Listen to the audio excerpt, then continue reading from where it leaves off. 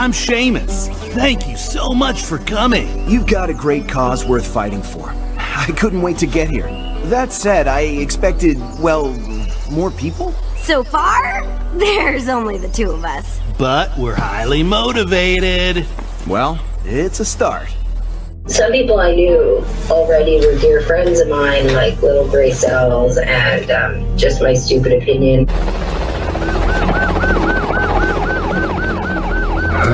Lots of interesting things. This is absolutely abominable, and the RCMP are really in the shit here, and they know it.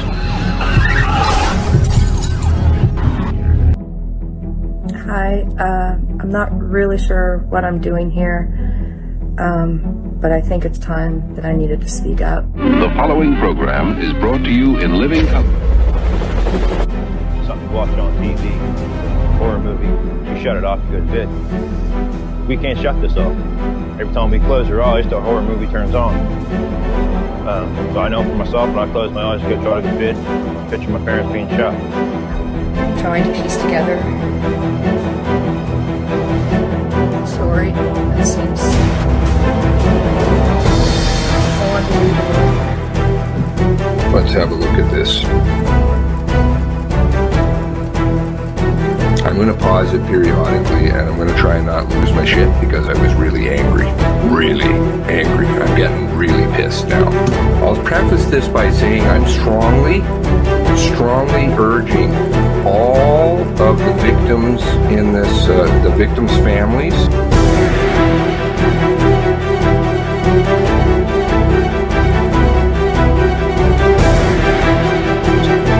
to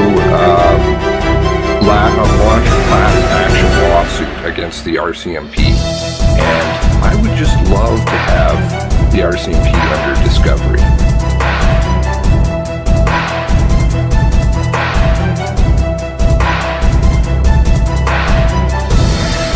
I have a lot of questions, and I'm sure a lawyer would too.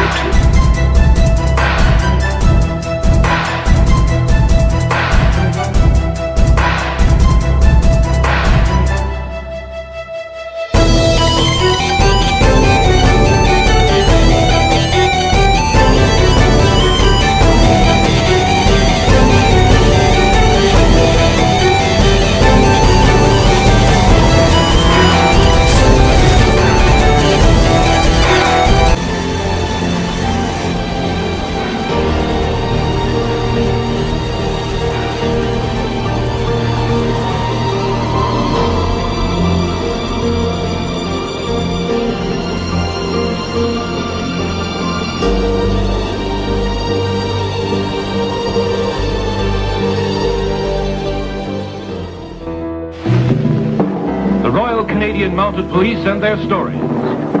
Stories of their courage. Stories of their lives filled with hazard, romance, and adventure. The RCMP story this week, Gunslinger. Oh my goodness, how many windows do I have open?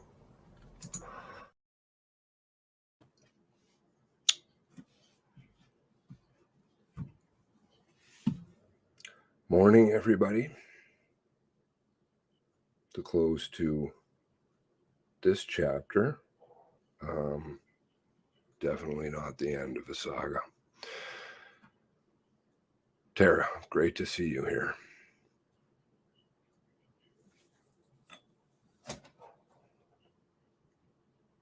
Grampy's Garage. Brenda. Joanne, good morning. All our thoughts are with the families this morning. I learned yesterday of certain somebody coming to steal the limelight away from the families. I think that's quite deplorable. It's been a real learning process in human nature. Blue Nose, good morning. MH, Brenda Grant, Holly Brown, Sarah G, Beth, Good to see you. Great to see you. Kendall, good to see you. Long time. Sad. Yeah. Very sad that all of this pain has been so politicized.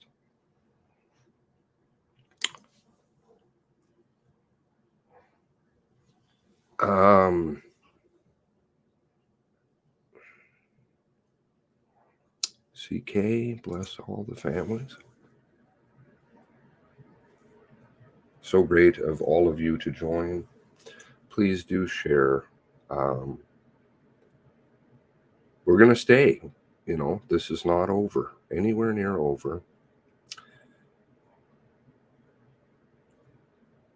Sandy, Christine, CK, okay. Tracy,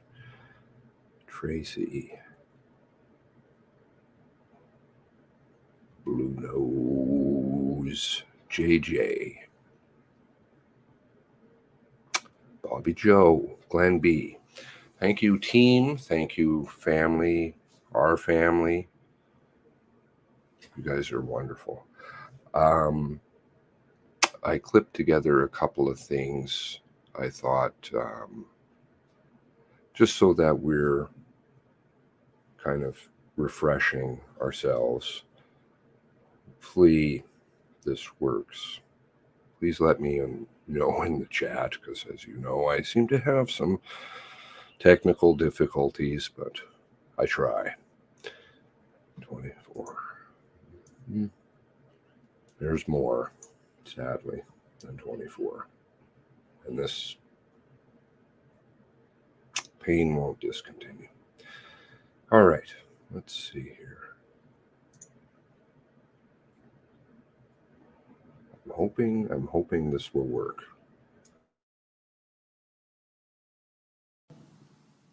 I know I wanted to feel a pulse, but obviously we wanted people to survive that day. I can't say for certain if I did feel a pulse or if it was mine, but there was no signs of life at that time.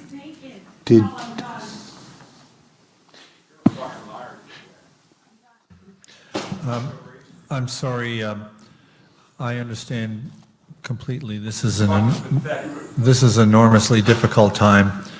Mr. O'Brien, I understand that. You can't go from I felt a pulse to I think I felt. Yeah, I understand. And you don't understand. Let that be your way for the day. Would you understand then?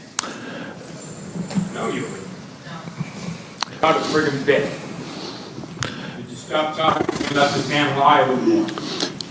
Mr. O'Brien, we're going to ask Mr. Burrell to continue with his questions, please. Thank you, Commissioner. I'll continue on. I know I wanted to feel a pulse, but obviously we wanted people to survive that day. I can't say for certain if I did feel a pulse or if it was mine, but there was no signs of life at that time.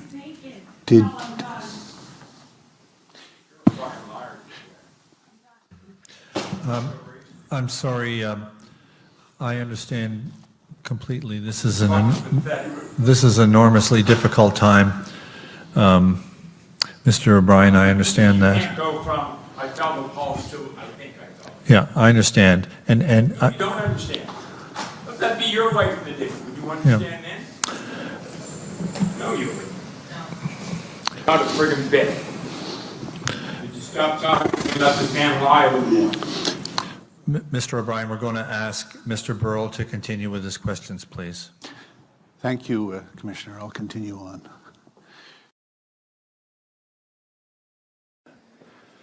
Ms. Long, whenever you're ready.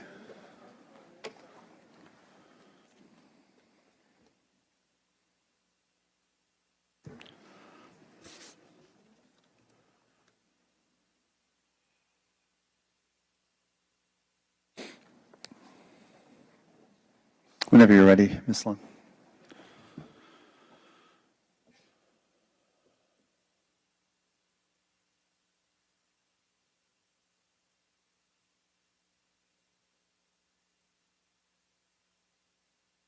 Hi. Good afternoon, Commissioners, Council, family members, and friends. My name is Tara Long, and I am Aaron Tuck's sister and closest living relative, blood or adopted. To my knowledge, I've tried to find Aaron's birth father, but I have been unsuccessful. I'm here because on April 18th, 2020, my brother Aaron, sister-in-law Jolene, and niece Emily were murdered. And after more than 2 years and millions of dollars spent on this inquiry, I have more questions than answers. Let me be clear, I don't want to be here. None of us want to be here. I'd rather be spending my time in Truro with my family, hearing about Emily's job as a welder. That's what she wanted to do. I want to be looking. Sorry.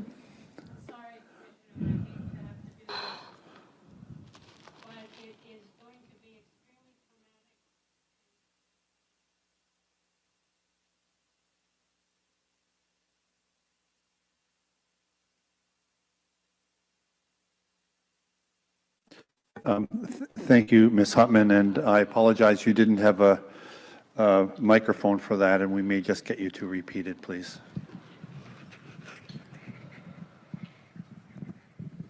Commissioners, it's unfortunate that I have to interrupt this presentation, but in our to uphold our obligations to our client and our representation of them, I must object to any connection or any suggestion of a relationship between Jolene Oliver or Emily Tuck and Ms. Long.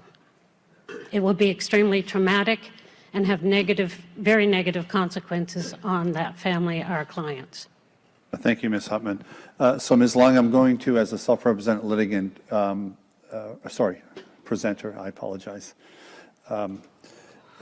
try to give you some guidance. We're here, just bear with me, we're here to hear what your experience has been as a participant. You've put on the record, it's already on the record, why you are a participant. So I would ask you now to start telling us about your experience as a participant in dealing whether it's with the RCMP, whether or not, victim services or not. And of course, we're most interested in hearing any recommendations you have that would help us going forward to make communities safer in the future. Without the background as to who I am, I can't tell you about my experience. Well, we have your background, so now my experience is based on the fact that I was kicked out of my family when they died. And that Emily Tuck was my brother's daughter. That makes her my niece. Okay, you've put that on the record. So what I'm trying to do is help you get to the next step, and I presume you have notes there. Oh, I have notes, that deal with your is based upon. Okay, so I'm just. Excuse me, just 1 second. Based upon materials that are before the commission to assist us in coming up with appropriate recommendations. Okay, please. I hope that you people can live with yourselves. And Ms. Long, just to help you, commentary like that is not helpful. Please. So just... On Sunday morning, I woke up and I got a phone call from a mutual friend asking if I had heard from my brother, Aaron. I started calling and messaging Aaron on Facebook and I got no response. I don't have Twitter. I cannot describe the terror that went through me while I waited to hear back about what happened to my family. I called the RCMP to do a wellness check. I got a phone call from Corporal Rodney Peterson, who told me he had heard there was an evacuation center and he was going to find out if my family was there. Cobequid Court had been known in the command center since 2:50 a.m. The CIC boards for evacuation listed Cobequid Court, however, they never evacuated it. See foundational document, RCMP Command Post, Operational Communications Center and Command Decisions, COM 0057771.291. At the command post, boards were put up that listed addresses for possible evacuation on Portapique Beach Road, Orchard Beach Drive, Portapique Crescent, Cobequid Court, Bayview Court, Ferris Lane, and Coast Lane. Why is it, if there was no gunfire going on and other people could be evacuated, i.e. the Griffins, why would you leave Bayshore Road and Cobequid Court until the next afternoon, approximately 14 hours later? If you believe the gunman was deceased and there's a period of inactivity, why are you sending members home at 6:30 instead of evacuating residences?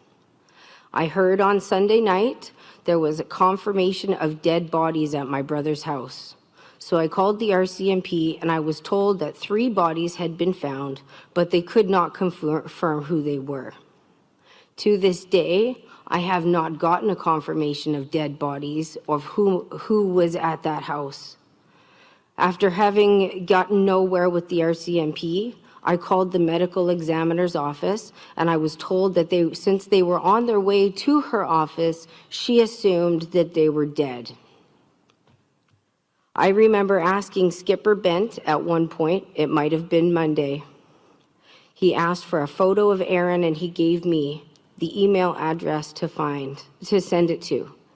In my state of mind, I typed in the wrong email address and the photo never made it to him. After that, he told people that I didn't send the photo and I was kept out of any communications that had to do with my family and treated like an outsider. He later testified that I set up the house cleaning for the murder scene of my family, but I was never even considered a family member, so I didn't have that kind of authority. Immediately, things didn't add up to me, and as time went by, they made less sense. The timeline of when events started is hard to pin down. Jamie Blair called 911 at 10:01 p.m., and we are told that the perpetrator left Portapique area at 10:48. During this 47-minute period, we are told that a single individual went to 7 locations and murdered 12 people and burned down 4 buildings. That gives 6.7 minutes per location, including travel time. Were the buildings set on fire before this person went to the Blair house? Ms. Banfield says that she was on a FaceTime call with friends, and the conversation that took place was the catalyst for the following events. However, there was no record found for this call that I have been made aware of, even though the FBI has searched. I've asked what time this call took place and am still waiting for an answer. This call would have been made using an app, so the time it took place should be easy to find. How did the RCMP rule out multiple shooters?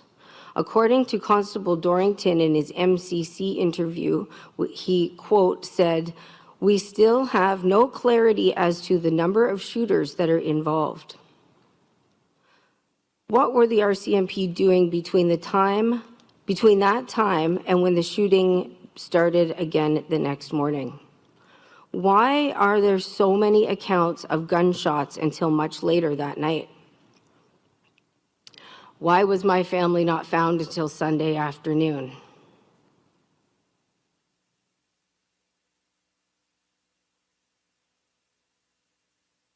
In Constable Dorrington's notes, he has a note about a wellness check called in from Cheryl Blakey at 11:10 a.m. GPS shows Constable Dorrington stopped in front of the Bond residence for 30 seconds at 10:26, and my brother's house at 10:27 for another 30 seconds.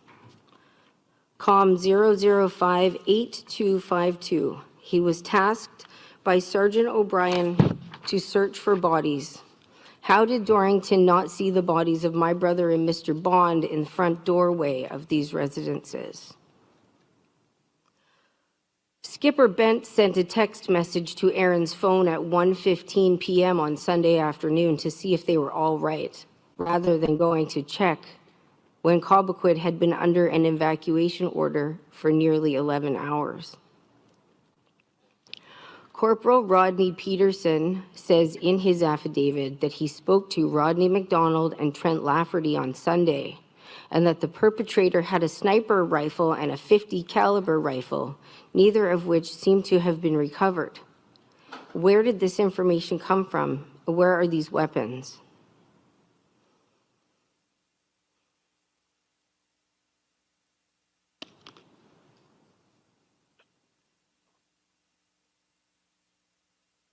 The East Hants radio logs show that Staff Sergeant Halliday says the perpetrator was a highly trained sharpshooter. Where did that information come from? Were there any inquiries by the MCC into these mentions of these sniper rifles or this perpetrator being highly trained? Aaron was found in the doorway of his home. In order to do the rest of what this person did, he would have had to walk over Aaron to get into the house to the other victims. There was no DNA from any of them found on him from Aaron.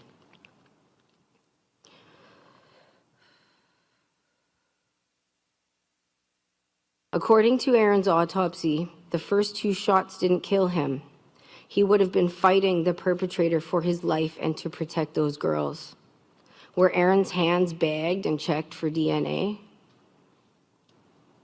Aaron rarely smiled in photos because his teeth were in poor condition. Just prior to his death, Aaron had his teeth fixed, and you can see that in some of his more recent photos because he was smiling. But his autopsy says that his teeth were natural and in good condition.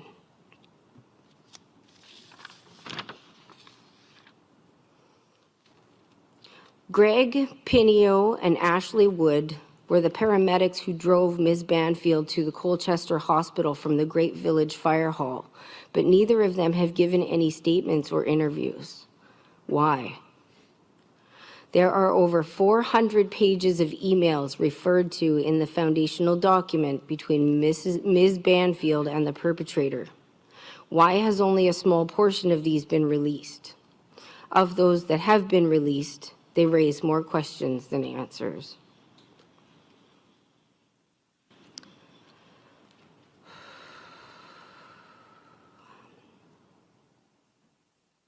In her affidavit, under threat of perjury and potential jail time, Constable Vicky Colford swore that she does not recall having a conversation with Katie McDonald about the Blueberry Field Road.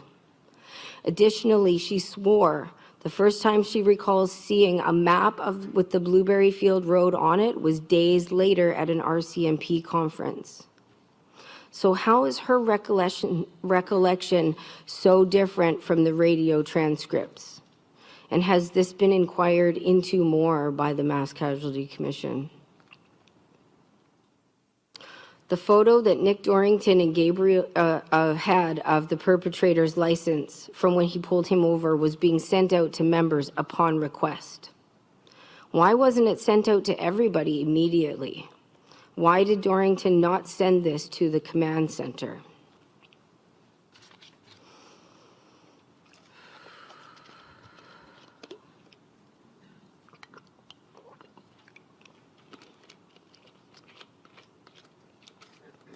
In COM 003892, Staff Sergeant Vickers, who to my understanding was at the time the head of the MCU, has 3 separate entries into his notebook for Cobequid Court.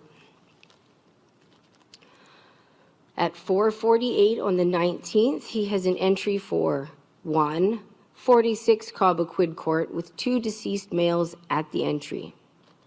2, 41 Cobequid Court for a deceased male and 1 female, and a separate entry for 45 Cobequid Court with 3 more bodies. There is no RCMP or MCC interview with him and no member report for him. What does he mean that there are 3 more bodies at 45 Cobequid Court? Has the MCC followed up on this? This is further validated in Chief Superintendent Janice Gray's notes. She attached Crops Officer Chief Superintendent Leather, COM 005-1382. She has an entry on page 6 of her notes for 41 Cobequid Court with 2 victims, a female and a male, 46 Cobequid Court with 1 male, and subsequently at 6:40, 2 hours after the bodies were discovered, on page 7 of her notes, she has another entry for 45 Cobequid Court with possibly another 3 bodies. Underneath this entry, it appears she has a subsection listing 3 RCMP regimental numbers, which are 56169, which is Chad Morrison, 45161, which is Heidi Stevenson, and 44900, which is Inspector Daniel Ulmer. Why has she written this in her notebook? And has this been followed up on by the MCC? Why has Janice Gray not given testimony in front of the MCC? This leads me to the issues management team and H Strong 2. COM 0018505, the forensic report on page 7, crime scene report, states, Forensic Identification Services investigator Sergeant McKenna gains entry to the secured property at 45 Cobequid Court. The previous day, he had gone to 41 and 46 Cobequid Court. 45 sits in between these residences. Why does Sergeant McKenna return to 45 Cobequid Court when it isn't a crime scene?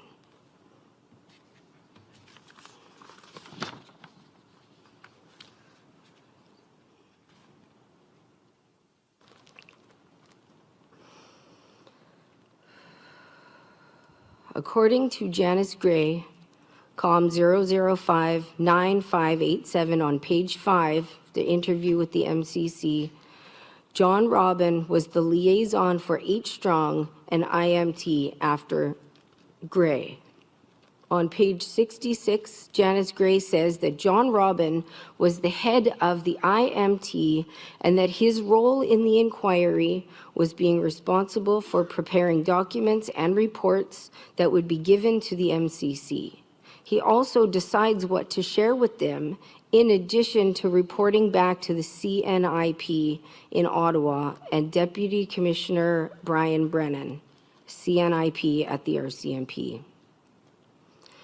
Mike Butcher was an RCMP disclosure analyst, and John Robin, who was head of H Strong IMT, as well as overseeing disclosure to the RCMP, internal Hoyt investigation, the external ESDC labor investigation, and to the MCC.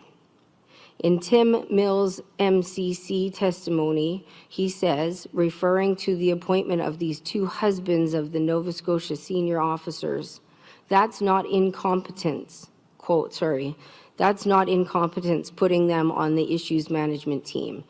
You can't be that stupid. That's cover up. That's corruption. There's no 2 ways about it.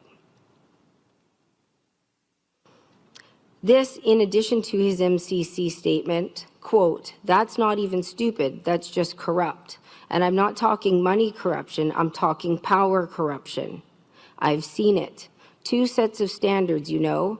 We'll investigate the general duty members or, you know, the rank and file. You're not touching an officer, commissioned officer. We're protected. What exactly was H Strong 2 IMT and what was their purpose? And most importantly, did their roles of disclosure liaison hinder or interfere with the MCC's mandate?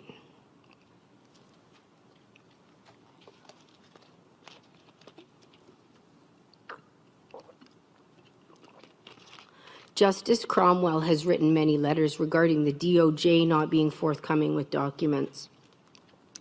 How much more information are they not sharing with us? Why is the DOJ hiding so much from the families and the Canadian public? On March 17th, 2021, the MCC and the DOJ entered into a clawback agreement. What are the details of this agreement? Why aren't they public?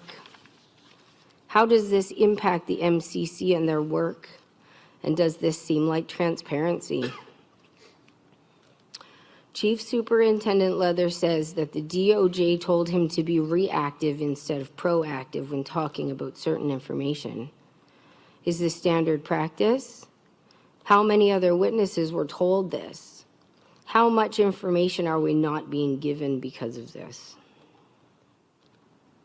There is no doubt that Heidi Stevenson was a hero, a real hero, and the kind of person who should be an RCMP officer.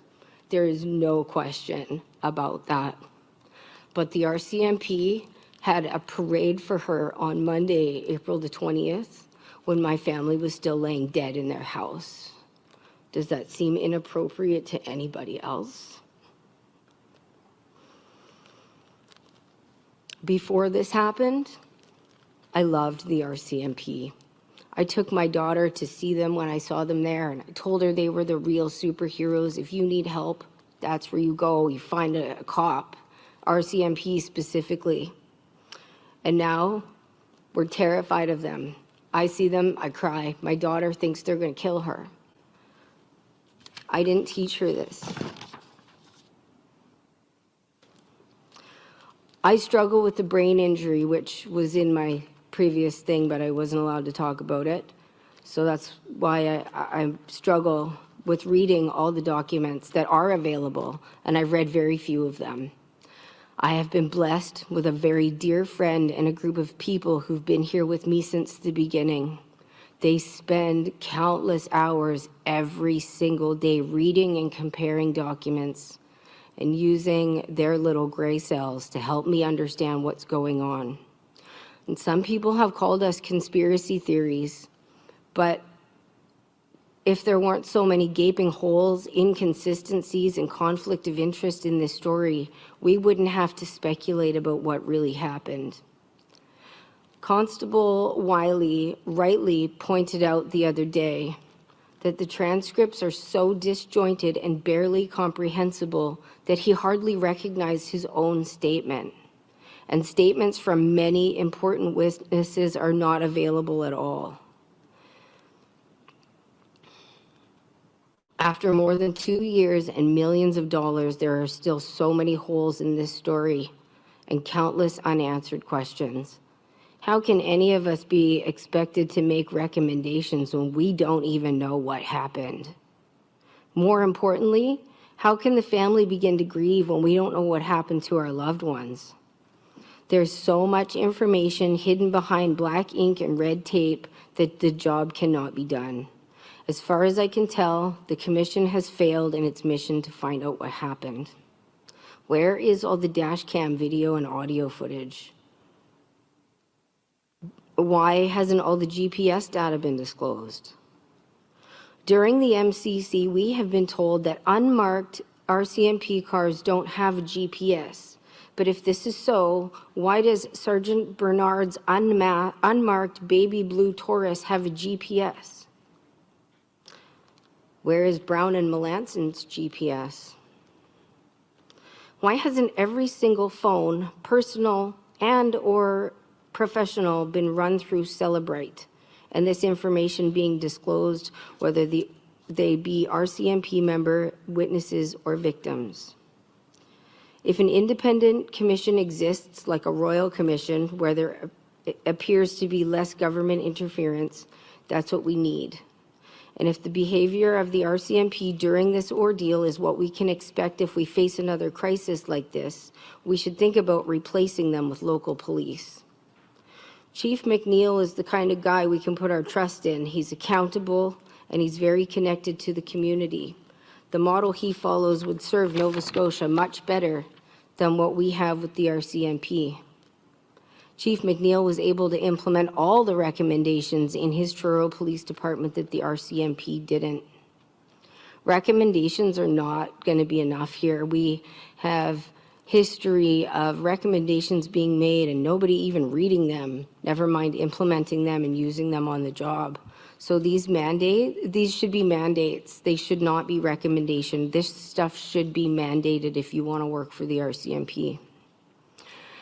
Within days of this tragedy, the government tried to use this horrific crime to help push the gun ban that they had wanted for years. This perpetrator had no legally obtained guns. Criminals, by definition, don't care about the law, so a gun ban is only going to make law-abiding citizens more vulnerable to violent criminals. There are numerous lessons that have come from this loss of life, and one of them is that the police don't always show up when you need them, especially in rural areas. So we must be able to protect ourselves. If Aaron had a gun that night, this tragedy might have stopped at his house, and all these other people, I wouldn't know them. And you people are amazing, but I'd rather that I didn't have to know you because of this. Let's remember why we're here. 23 people were murdered and their families want to know what happened. Since the beginning, the families have asked for all 23 victims to be recognized by the government, and they, the media, and the MCC all insist on saying 22. I bet that Kristen and Nick Beaton think their baby counts as a person.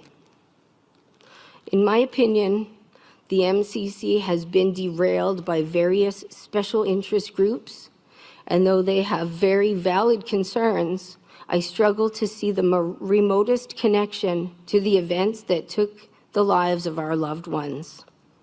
We have all patiently waited and listened to see when and how this process was going to provide us with answers, and we are still waiting. Time has run out. Thank you. God bless 23. Thank you, Ms. Lund.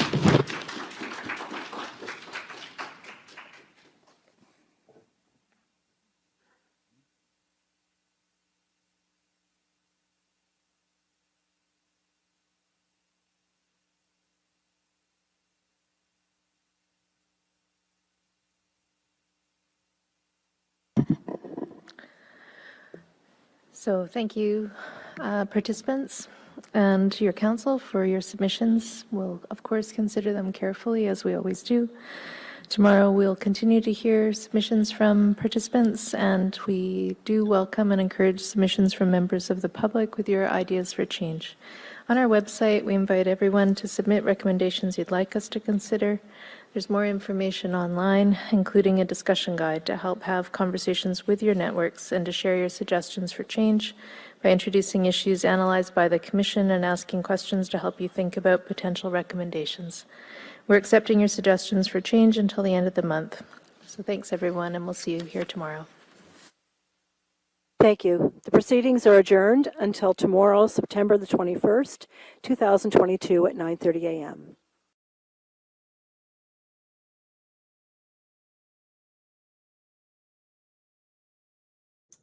Sadly, I didn't get to, something happened here, and there's a third one I wanted to put in.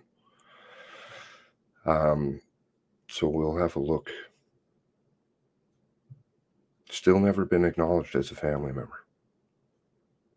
3 family members of hers, basically almost half her family, gone. And we know why you're a participant. That's as far as they'll go. Disgusting. Now you have politicians coming in, I don't care about what stripe it is, to rob family members of their time. When I was putting stuff together this morning, I was like, oh, you know, talk about all of these different things, and there's literally thousands and thousands of things that we pointed out over time. But the thing is that this is about the families. Today is about the families, you know. Those topics can be revisited later. The third thing I wanted to include, one moment, how do I remove this?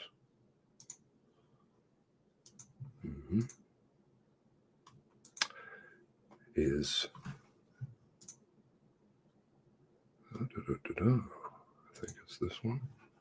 Is that right? Here. And my apologies.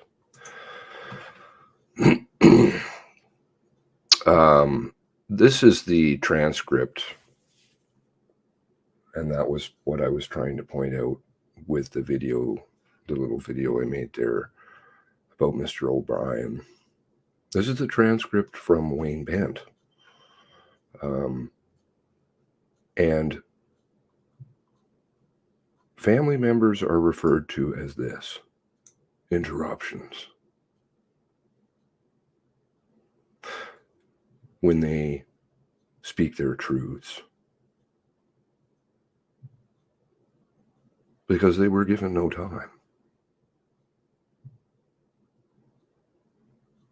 Passing feathers and getting into other things is what they wanted. Distract, annoy, get people to walk away from boredom.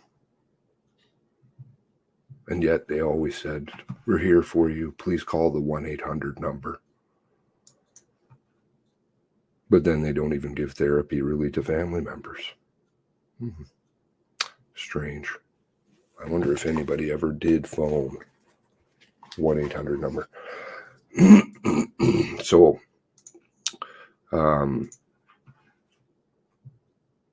please keep that in mind. When Mr. O'Brien, and I believe it was Darcy O'Brien, cried out, they referred to them as off mic. What was it? Off mic interruption. None of the actual words that Justice McDonald, non-QC, said were in the transcript. Other than, so to the record, the permanent record, just reads as an interruption. You know, one of those tisk things. Don't annoy us. And here again is the same thing with Wayne Bent.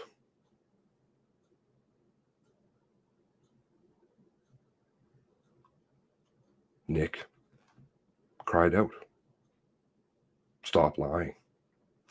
I wanted to boost the copy I have is boosted volume, so you'll have to listen very carefully. But I wanted to make sure that it was here.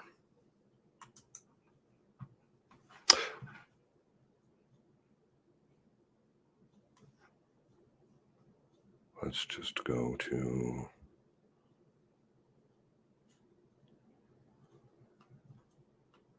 here. Hopefully the window is sharing, I hope. Okay.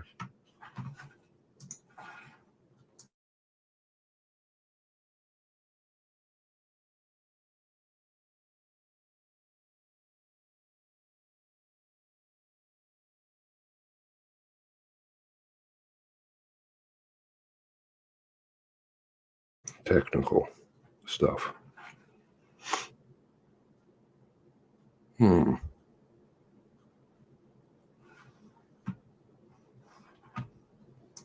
Let's just see if I can get this.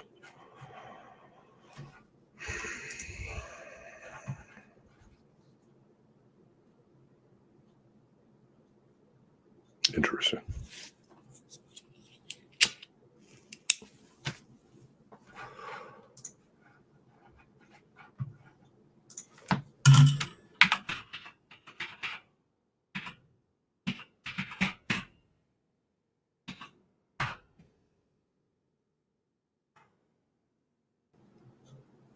This is not working.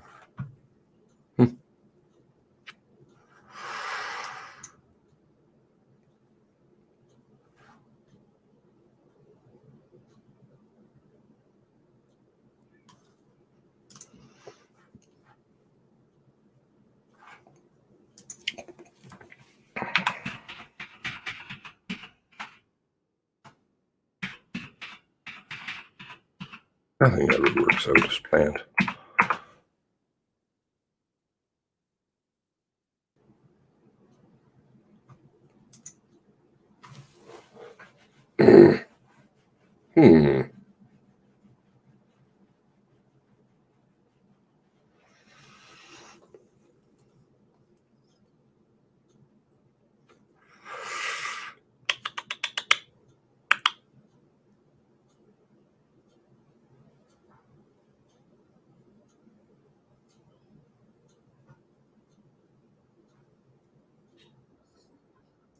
Okay.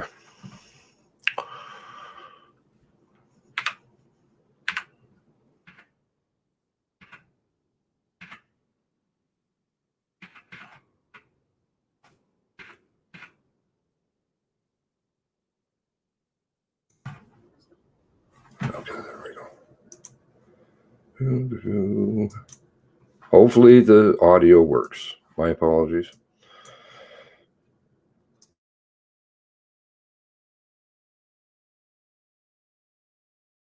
Constable Josh Burcham had gone through that vehicle to take out as much as we could to assist so that Mr. Beaton wouldn't have to go through that vehicle to take all the stuff out. But Mr. Beaton did go through the vehicle, did he not? He looked through the vehicle afterwards, yes. Right, and while it was still at the, I believe it was the Bible Hill. Correct. RCMP. Is there any reason why the items weren't taken out of the car? Why Mr. Beaton was sent to retrieve them from the vehicle? We were returning the vehicle to him. He has to sign for the vehicle. He had wanted to see the vehicle. Sorry. No interruptions, please. He's under oath. Yes, he is. No more interruptions, please. Mr. Scott?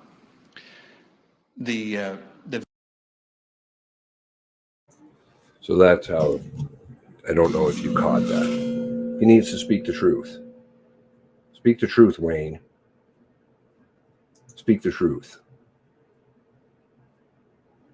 No more interruptions. No more interruptions. This is how you talk to family who have lost permanently something that we will never have. Sorry. All right. Versus something like this. Oh, wait. Thank you so much, Ms. Natchez.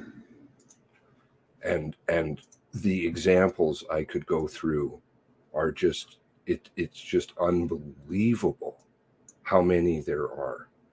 One moment.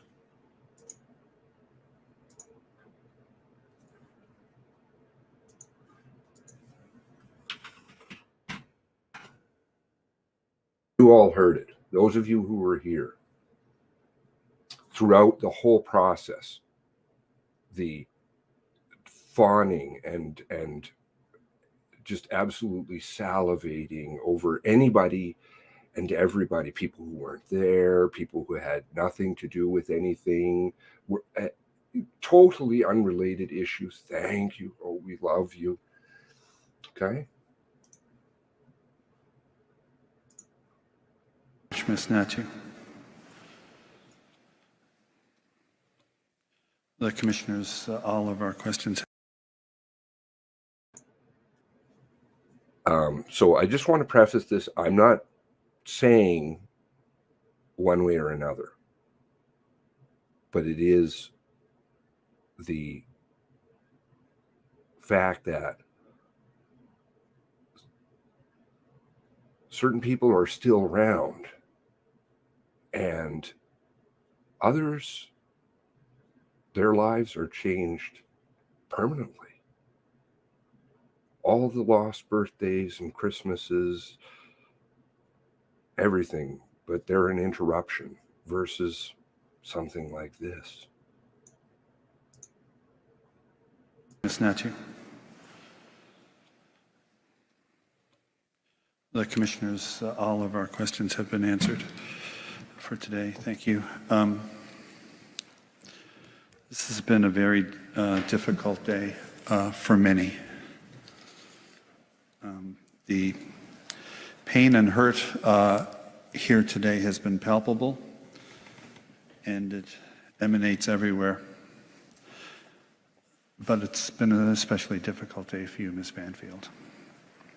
And wanted to thank you for assisting us, even though it meant you having to yet again relive some more of the horrific ordeal you went through.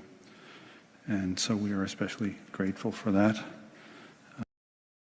Special chairs, support people. It's a bit of a two-tiered system.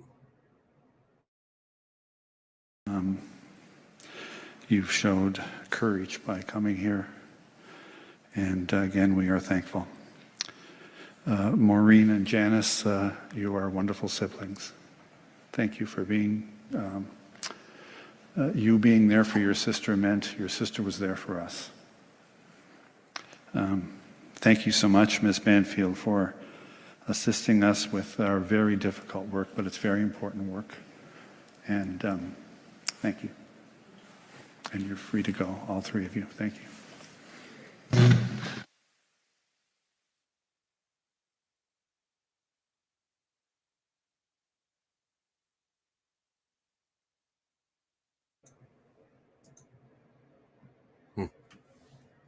Again, I'm not going to weigh in on this one because that's not what it's about.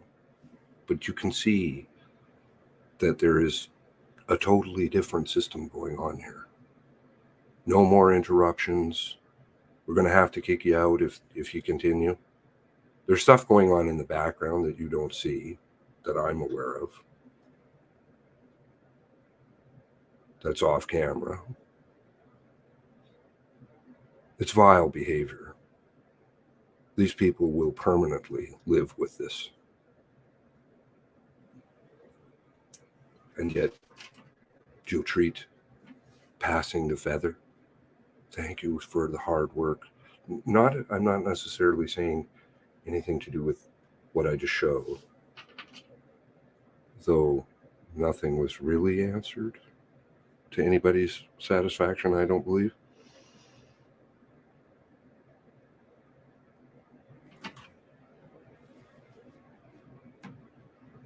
And yet, Tara's still not even a family member.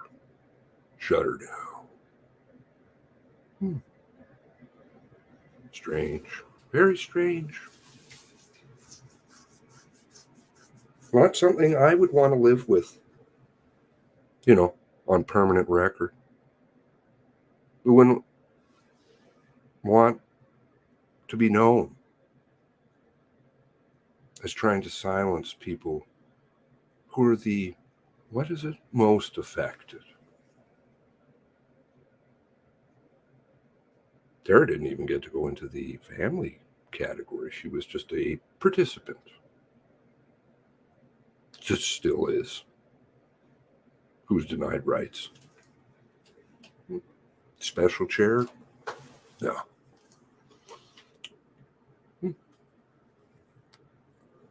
Anyway,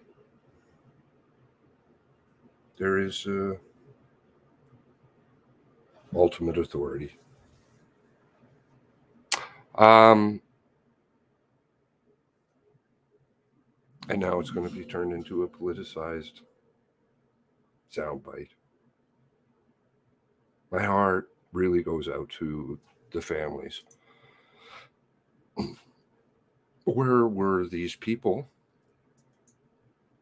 when families needed? Doesn't matter. I'm speaking of numerous politicians of different stripe.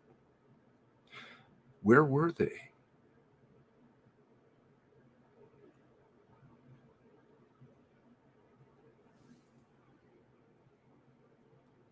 Did anybody come in and, I don't know,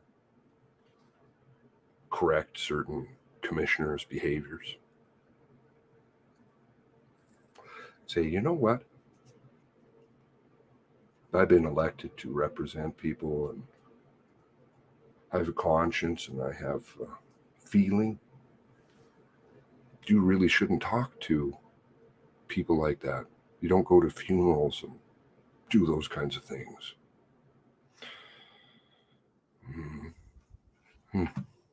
Strange.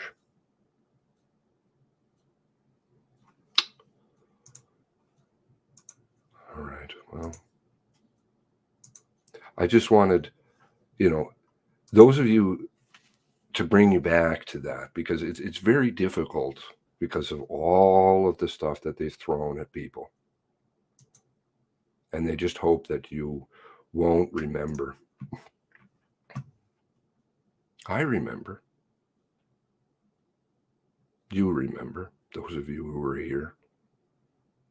And there's a permanent record for everybody else to look back at. And it's not going to be, I don't know.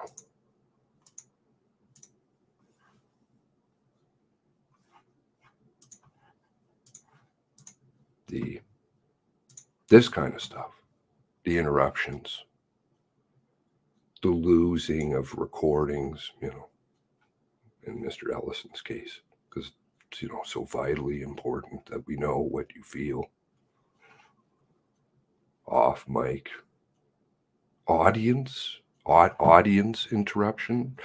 The words actually that were recorded by Commissioner McDonald seemingly are absent too, even if they wanted to claim it was a technical error. Where are those? They skipped ahead to, we're just going to let Mr. Burrow ask the questions. Why? Because they want people to see that and that alone. Just an off, there's some kind of something rustling around in the background. Those inaudible things like in interviews. Interruptions. That's what family members are. Interruptions. Yes, he is. No more interruptions, please. Or what?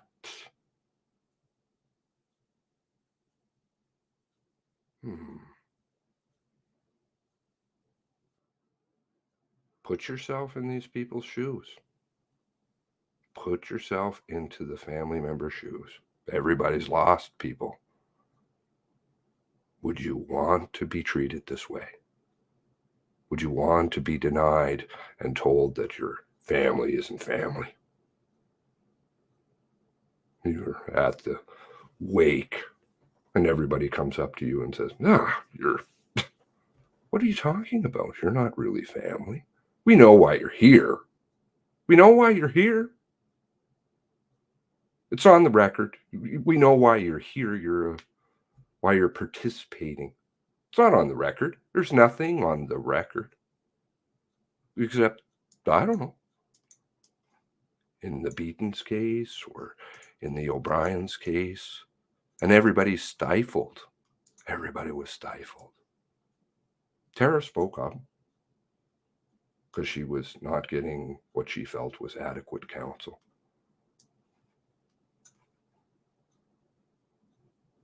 No more interruptions, please. Remember the days that you watched this and you watched.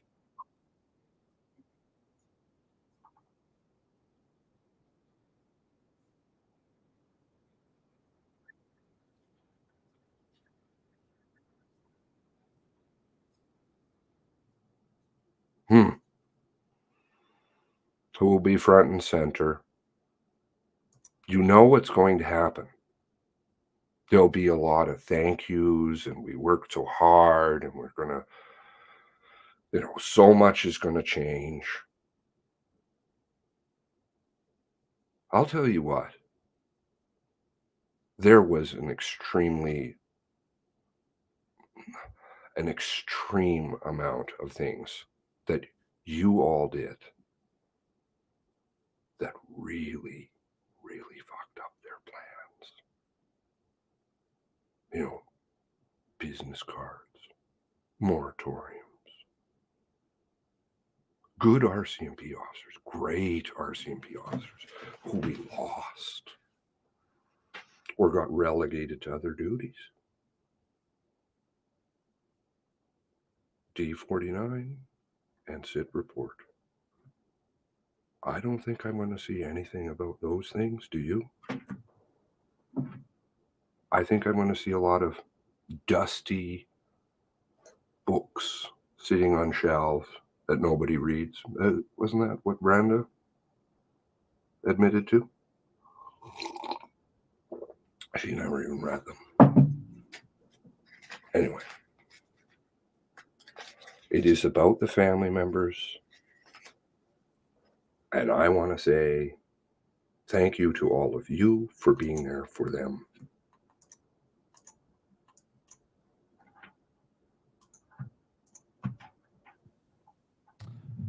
Good afternoon, everyone. Bonjour à tous. Walasi. We join you from Mi'kma'ki, the ancestral and unceded territory of the Mi'kmaq. We thank Elder Marlene Companion from the Halibu Mi'kmaq First Nation for joining us throughout our work and for coming this morning to smudge our space. I am Michael McDonald, Commissioner of the Mass Casualty Commission, and I'm honored to be here once again with my fellow commissioners, Leanne Fitch and Dr. Kim Stanton. Welcome to the family members, participants and council, emergency responders, leaders, policymakers, community groups, media, commission team members, and members of the public, both here in the room and taking part in the live stream. For those of you who are in this space for the first time, I want to share with you that typically we have tables here for our proceedings, and family members would sit at those tables day in, day out together, supporting each other, looking out for each other. And it's different today, not seeing those tables. In a way, I miss those tables because you were such a great inspiration to us with your courage. Thank you. We are also pleased to be joined by Prime Minister Justin Trudeau, Premier Tim Houston, Public Safety Minister Marco Mendicino, and Federal Minister Sean Fraser. Thank you for being here. It is so important that you are here. Our recommendations call for transformative change. They call for collaboration. They call for leadership.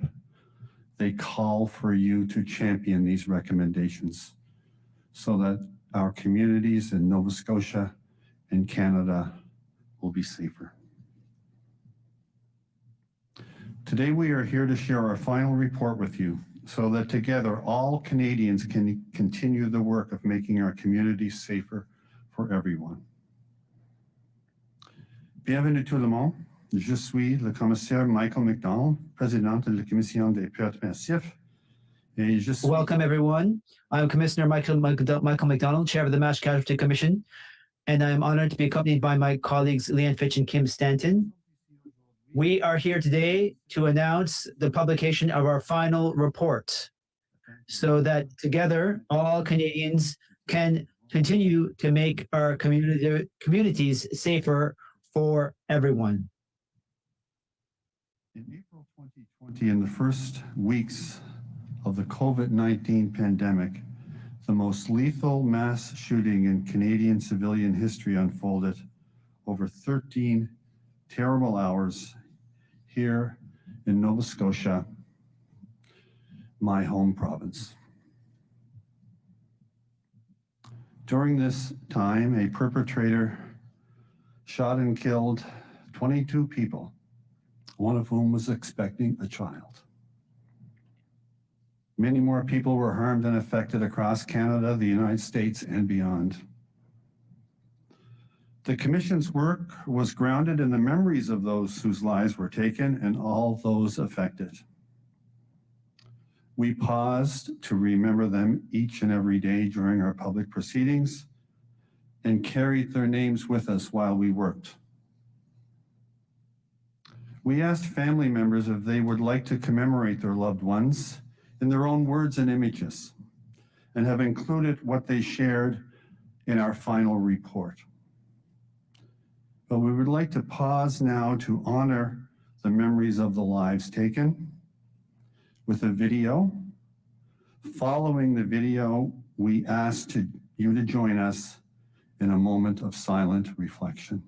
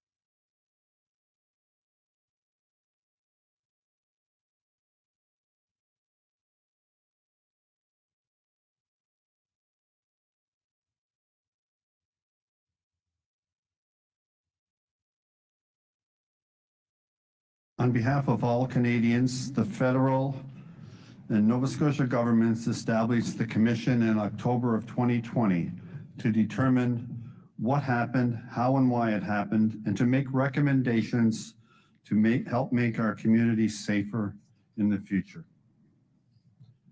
You will recall that the commission's mandate was broad in scope and ambitious in timeline. It required us to investigate the causes, context, and circumstances giving rise to the mass casualty, police responses, and steps taken to inform, support, and engage victims, families, and affected citizens. We were also required to consider related issues, including gender-based and intimate partner violence, public communications and alerting, the perpetrator's prior interactions with police and social services, communications between law enforcement agencies, access to firearms, the relevant police actions, policies, procedures, and training. This mandate was extensive, but it also showed the existing understanding of both levels of government that the mass casualty was not an isolated incident, but the product of a complex web of context, causes, and circumstances. After 2.5 years of independent, comprehensive, and collaborative investigation into every aspect of our broad mandate, today we share with you the culmination of our work. Turning the Tide Together, the final report of the Mass Casualty Commission, provides a thorough account of what happened and the causes, context, and circumstances that gave rise to the mass casualty. Our 7-volume report, including 130 recommendations, is now available on the Commission's website. Among our recommendations, we are calling for major changes to RCMP oversight, processes, and culture. A process to rethink the structure of policing in Nova Scotia, a national review of public alerting, greater focus on addressing and preventing the root causes of violence in our communities, including gender-based violence, intimate partner violence, and family violence, and a much expanded and more collaborative model to ensure community safety and well-being. As we have said before, the role of a public inquiry is not to assign blame, but to investigate what happened, study contributing factors, and provide meaningful recommendations for change. Our focus and findings are on how institutional structure and systemic factors shaped or were reflected in the actions of individuals.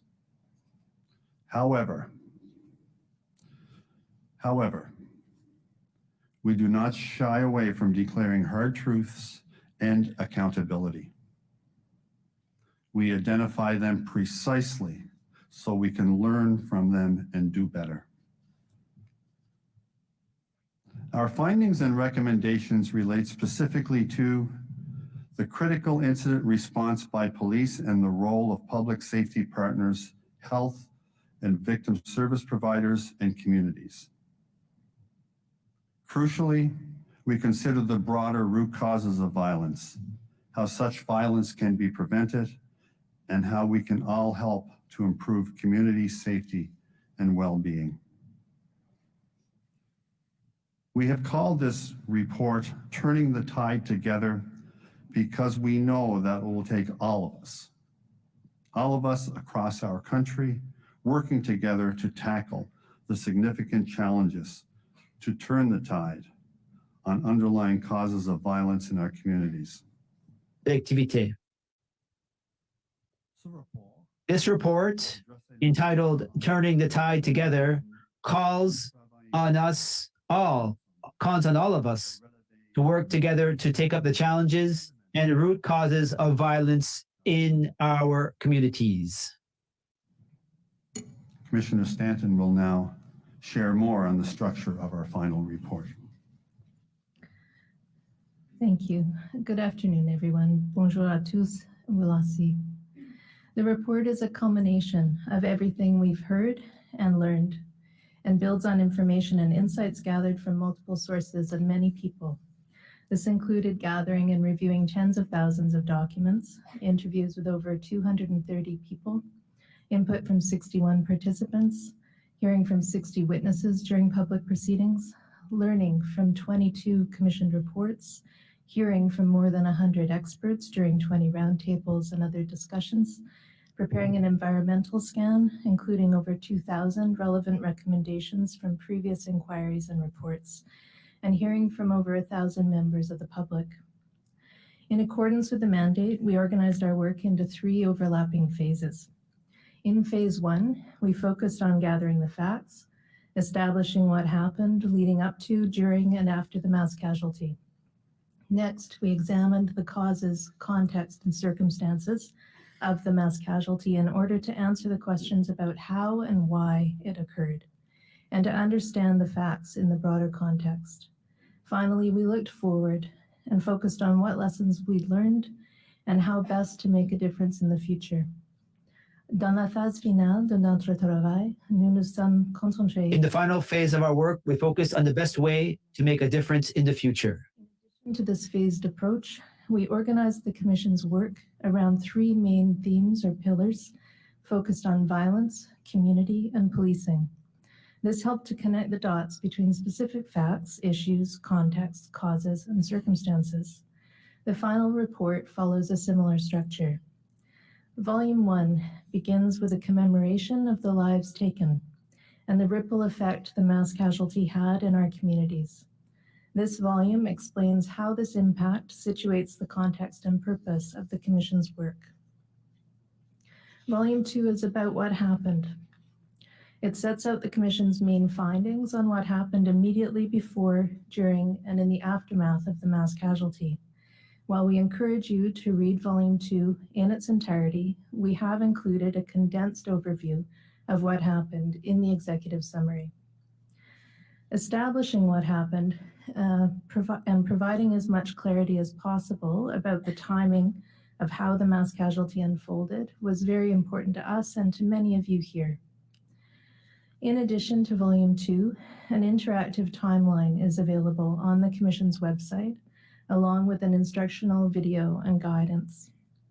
Having set out what happened in Volume 2, we use those main findings in subsequent volumes as we focus on how and why things happened as they did.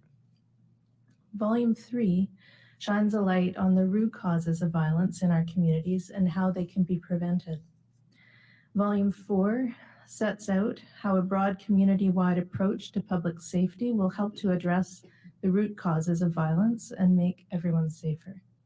In Volume 5, we bring forward ways to rethink policing in Canada as part of an expanded community safety approach. In Volume 6, we consider how best to implement the many recommendations we've made in the final report, ensuring that actions are taken and sustained. Finally, in Volume 7, we describe the various processes involved in leading and designing the Commission in order to be of assistance to future inquiries. Commissioner Fitch will now share more about our approach to findings and recommendations. Thank you. Thank you, Commissioner Stanton, and good afternoon, everyone. Bonjour tout le monde. As expected, the final report includes many findings and recommendations. These are woven throughout the report in context and also included as a complete list in the executive summary. Our recommendations are designed with 2 objectives in mind. 1, how can we prevent violence from happening in the first place? And second, when violence does occur, how can we ensure we have an effective approach and, when need be, an effective critical incident response? Achieving these objectives will reduce the likelihood of mass casualty incidents and minimize the lethality of critical incidences. Together, we can substantially decrease the threat and impact of violence, including mass violence. We have designed the recommendations to be clear and pragmatic so that people across our governments, institutions, and communities can begin to take action right away. Nous avons conçu les recommandations pour qu'elles soient claires et pragmatiques et pour que les gens puissent agir immédiatement. While we cannot cover all of our findings and recommendations with you in detail today, we would like to share more on how we have thoroughly responded to every aspect of our mandate, highlighting some of our main findings, lessons learned, and recommendations.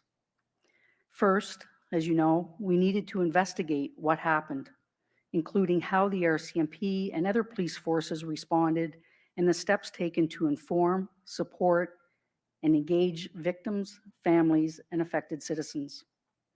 Volume 2 focuses on what happened and contains the Commission's main findings in two key areas: how the mass casualty unfolded and the institutional and systemic failures in the response, including missed opportunities to prevent violence.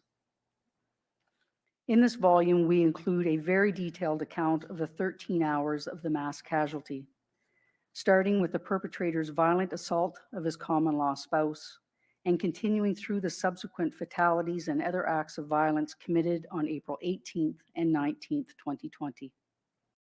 The investigation made clear that there were many warning signs of the perpetrator's violence and missed opportunities to intervene in the years prior to the mass casualty. Next, we focus on the gaps and errors in the critical incident response to the mass casualty as it unfolded. While we acknowledge and commend the individual actions and courage of many first responders, the overarching approach and response by the RCMP as an institution had many shortcomings. This must be addressed, and responses must be improved. It is also important to note that community members played a critical role in responding to the mass casualty, often putting themselves in harm's way to help others. However, the information they shared concerning the perpetrator was often not properly recorded, shared, or acted upon by the RCMP. There were failures in communications with the public during and in the aftermath of the mass casualty. These must be addressed. That is why in the final report, we call for a national review and redesign of the public alert system. In addition to learning what happened, we were also directed to examine a number of related issues in our mandate. Many of these related issues focus on relevant policing structures and processes. This is why policing has been a pillar in our overarching work and the focus of Volume 5. In Volume 5, we share specific steps that the RCMP, municipal police, and other public safety partners can take to improve critical incident preparedness, planning, and response. These changes will help better protect Canadians and community members and the police officers who step up to respond to critical incidents in the future. We set out principles of effective critical incident response based on preparedness, the uncertainty, community engagement, working together across agencies, and learning from experience. Next, we determined that the future of the RCMP and of provincial policing requires focused reevaluation. There is a need to rethink the role of police in a wider ecosystem of public safety. Significant changes are needed to address various community safety and well-being needs in the 21st century. To do so, the existing culture of policing must change. To ensure greater transparency and public accountability, we have recommended a range of measures. These include amending the RCMP Act to clarify the relationship between the RCMP Commissioner and the Federal Minister of Public Safety. We recommend clarifying the role of the RCMP Management Advisory Board. The bodies that hold police agencies accountable also need to be properly resourced. We recommend strengthening the role of the Civilian Review and Complaints Commission. We also call on the RCMP to adopt a more strategic and coordinated approach to contract policing and core policing functions. For Nova Scotia in particular, we call for a community-wide process to discuss and decide the future structure of policing services in this province. A culture of interoperability between emergency responders and other community safety agencies is required. This includes improved information sharing between all concerned. In addition, we established that everyday policing practices, including decision-making, note-taking, and supervision, must be improved. This is important given all the ways that daily decision-making determines which crimes and which social problems come to broader official attention and how effectively social and criminal problems are countered. Throughout the final report, we emphasize that effective police agencies are learning institutions, capable of recognizing and responding to the changing expectations of their communities, and capable of learning from their past actions in order to do better in the future. To do so, a culture of learning and accountability within the RCMP and all police services is required. Term-limited training must be replaced with ongoing police education. To that end, there must be a complete overhaul of police education in Canada, followed by recruiting officers suitable for modernized policing. Such transformation is essential to improve all aspects of the RCMP's future work and that of other agencies. We also identify the need to make sure police understand the importance of securing the safety of all those who experience and are at greater risk of violence. This will entail a much greater focus on violence prevention and better ways to collaborate with other services. Most importantly, the RCMP must finally undergo fundamental change that previous reports have called for. Canadian society is at a critical juncture with respect to the future of policing. The road forward must include a reckoning with the unfulfilled promises of community policing and a commitment for community safety and well-being for everyone in the future. La société canadienne se trouve à un moment critique en ce qui concerne l'avenir des services de police. Nous devons faire face à la promesse non satisfaite de la police communautaire. Commissioner MacDonald will now say more about our findings and recommendations concerning violence. Thank you, Commissioner Fitch. Consistent with the related issues in our mandate, in Volume 3 of our final report, we focus on violence. And in particular, how it is critically important that we address the root causes of violence. One question we considered is whether mass casualties can be predicted. We concluded that rather than prediction, the focus has to be on prevention and effective intervention. While no person or institution could have predicted the perpetrator's specific actions on April 18th and 19th, 2020, his pattern and escalation of violence could have and should have been addressed. Many red flags about his violent and illegal behavior were known by a broad range of people and have been brought to the attention of police and others over a number of years. The perpetrator was raised in a violent home and became a violent man. We explore how his violent, intimidating, and coercive behavior extended ever outward to his intimate partners, to his relatives, to his friends, to his neighbors, to his business associates, and to his patients, to vulnerable and marginalized people, and even to individuals in positions of power and control, such as police officers. Mass casualties are rare, but women, children, and other marginalized people in communities experience violence every day. Perceptions of where the real danger lies is largely misconceived. Our society ignores the hard truth of the normalcy of violence between intimate partners and within families, and the ways in which this violence spills out and escalates to affect other people too. Gender-based violence is also widespread and underreported in Canada. For far too long, our society has misperceived mass violence as our greatest threat without considering its relationship to our other more pervasive forms of violence.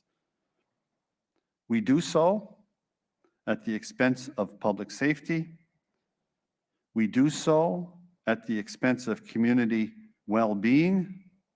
We do so at our collective peril. The evidence shows clearly that those who perpetrate mass casualties often have an unaddressed history of gender-based intimate partner or family violence.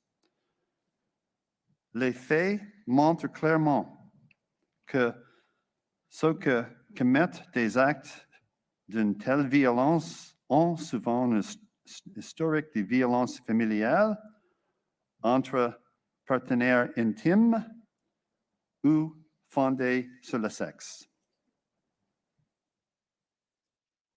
Many mass casualties begin with an act of such violence. That was the case here in Nova Scotia in April of 2020. And that was the case last fall in September of 2022 in Saskatchewan. Throughout our work, as we have learned how the perpetrator targeted members of marginalized communities in Nova Scotia, we realized that it provided but one example of the ways in which historic patterns of violence are sustained and amplified. The inescapable conclusion is that ensuring the safety and security of everyone will assist in minimizing the risks of mass casualties. La conclusion incontournable est que le fait d'assurer la sécurité de tous nous aidera à minimiser le risque de pertes massives. Valuing all members of our community from childhood onward will contribute to making our communities safer for everyone.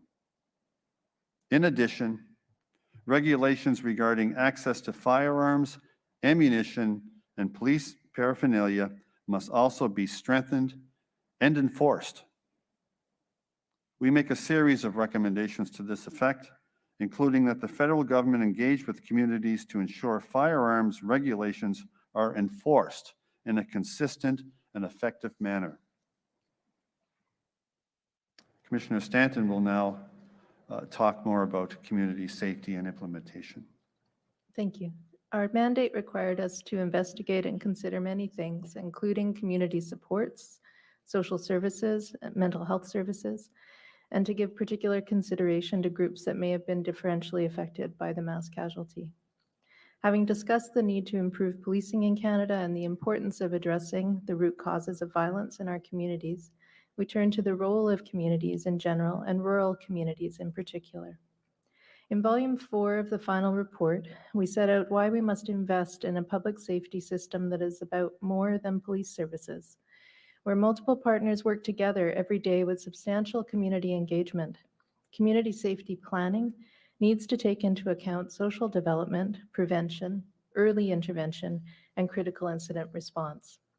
We find that the social determinants of health, including equality, access to housing, health and social services, adequate income, and education, are also the social determinants of community safety and well-being. It follows that a public health-based approach to community safety is the best model for the future. This means community safety planning should address 4 areas: social development, prevention, early intervention, and critical incident response. It means public policy and funding should put crime prevention on an equal footing with enforcement of the criminal law.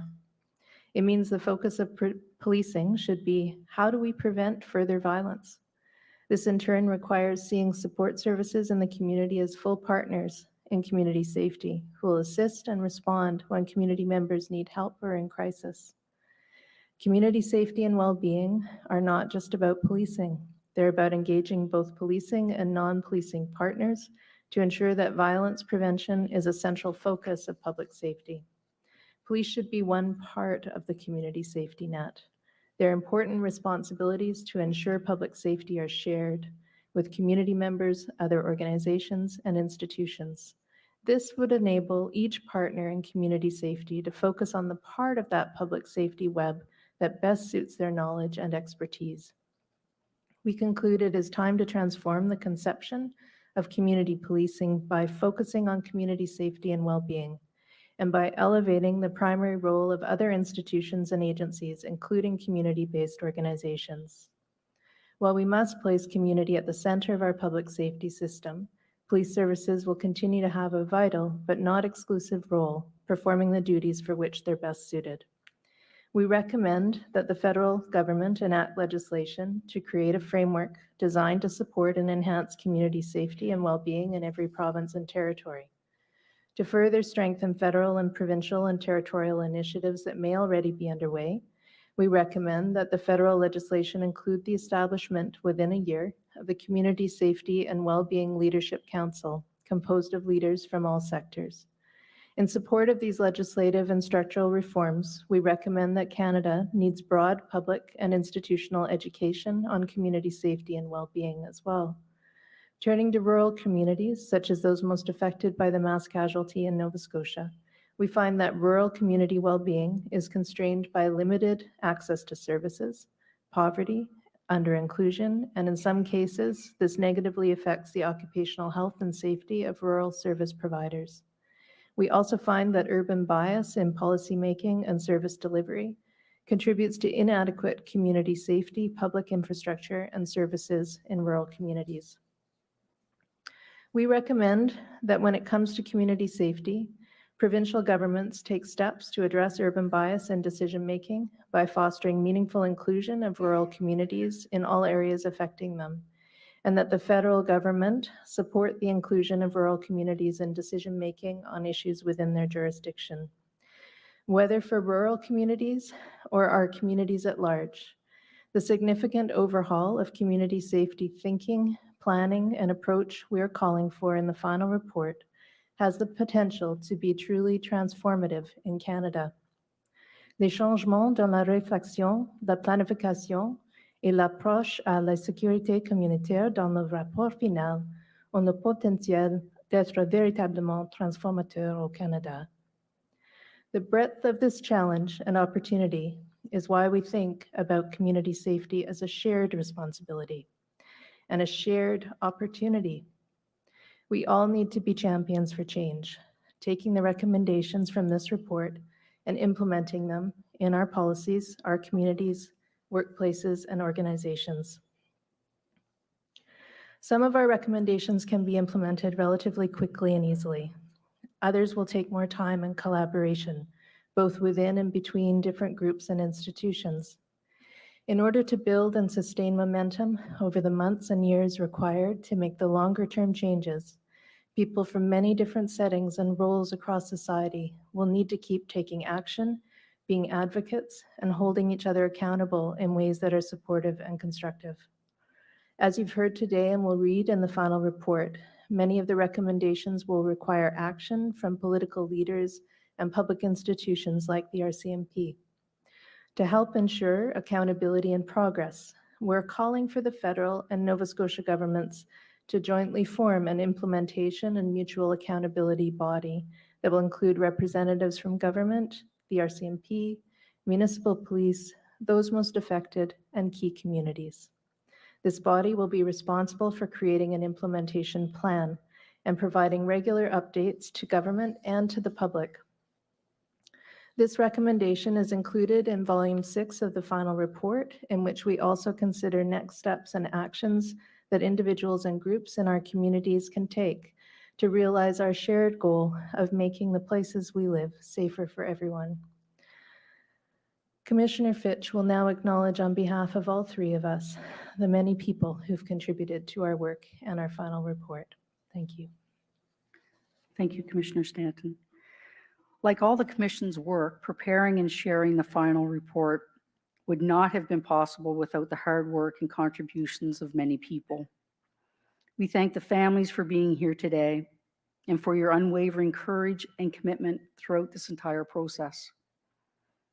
We continue to extend our deep and lasting condolences for your losses, and we share your dedication to making communities safer in their memories.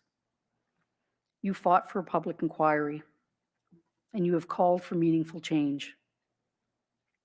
The final report can be the blueprint for that change. We encourage you, if you choose, to keep speaking up to ensure that positive change happens.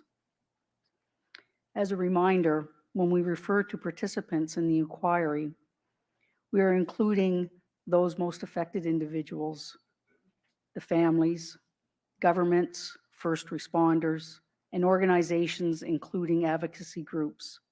We want to thank all participants and their counsel.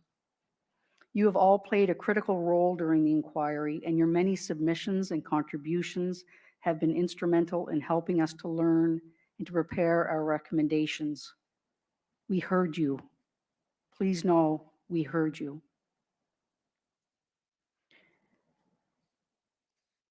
Now the final report is ready. Please continue to be champions of implementation. We also thank the many other people who have contributed to this work, including emergency responders, witnesses, roundtable members, commissioned report authors, community organizations, the media, service providers, members of the public, and every member of our commission team. The quality and breadth of the final report reflects all your incredible contributions over the last 2.5 years. We could not have done it without all of you. Now that the final report is here, we call on you to continue stepping up so that the great harm caused by the mass casualty can be transformed into great hope and great good for our communities in the future. Commissioner McDonald will provide some concluding remarks as our commission's chair. Commissioner McDonald. Thank you, Commissioner Fitch, and thank you, Commissioner Stanton. It's been truly an honor to serve with each one of you, and I know you feel the same. To all of you joining us today and to all Canadians, we are pleased to share the Mass Casualty Commission's final report. It comprehensively responds to every aspect of our mandate. It sets out what happened. It sets out our findings and how and why things happened as they did. And it provides a future-focused recommendations that when implemented, will change our country for the better. It is a substantial report and a comprehensive roadmap to a safer Canada. Please take the time to read it, to reflect and determine how best you can support its implementation.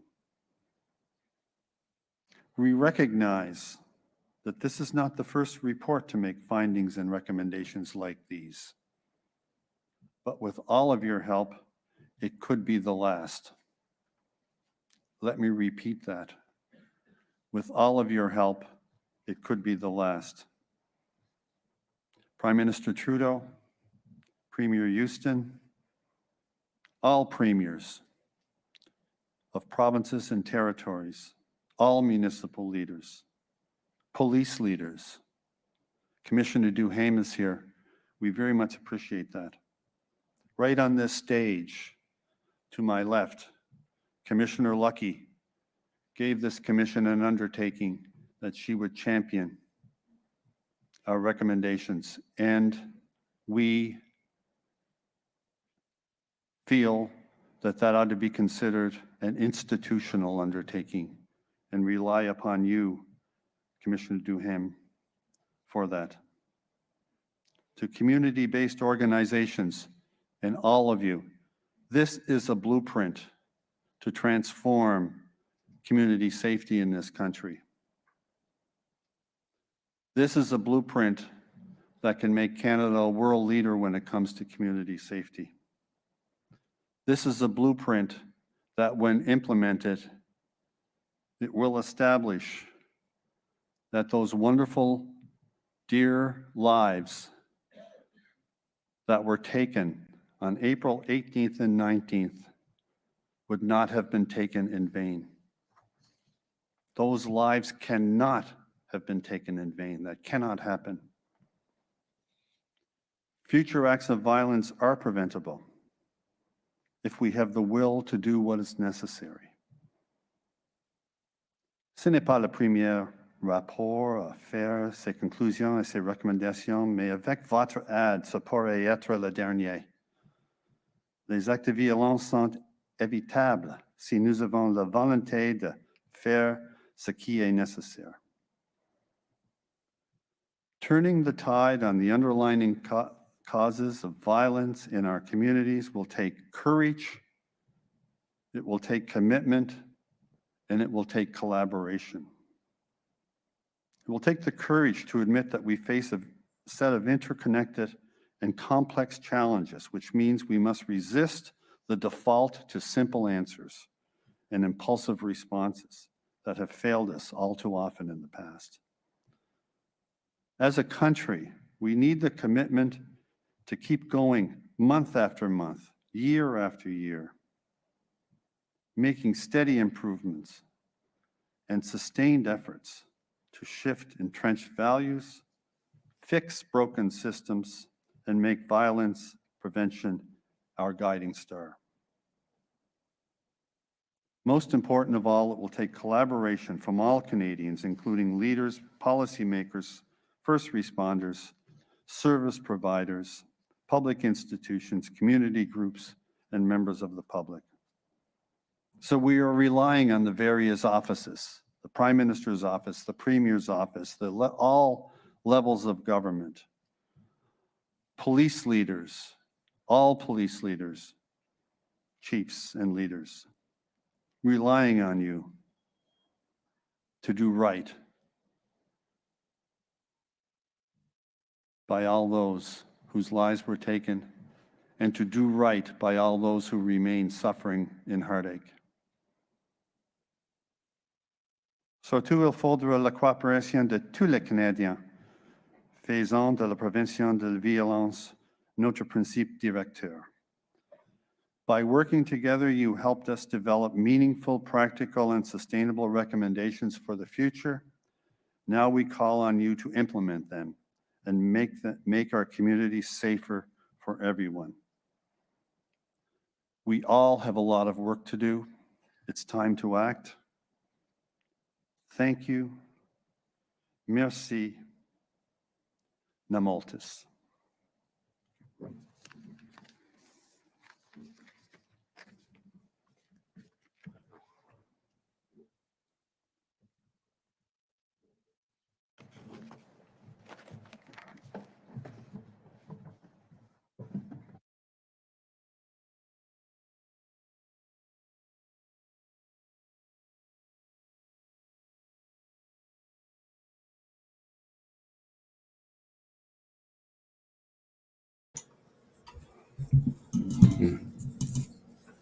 I'd like to hear what you have to say. You know, it's a toss-up, right? Because that's the game. It's the emotional manipulation. It's very carefully done. You know, obviously, I don't want to talk about things that are political or any of this stuff. Hold on one moment, please. Oh, I will take a break here in a second. But that's what they want. Hiding behind people, you know. And this is how they've done this the whole time. Manipulate. Certain key words, you'll always hear them. Sustainable, these kinds of things. And I'm not getting into because there's a lot of different things that they're going to push. But apparently I got word that the gun stuff in this report is outrageous. Remember Blair? You'll all understand when you see it. I've seen it, says Blair. I've seen it. You'll all understand why we're doing this gun stuff. That was a lie.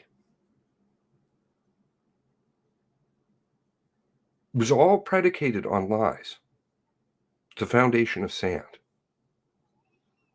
to take people's rights and freedoms away.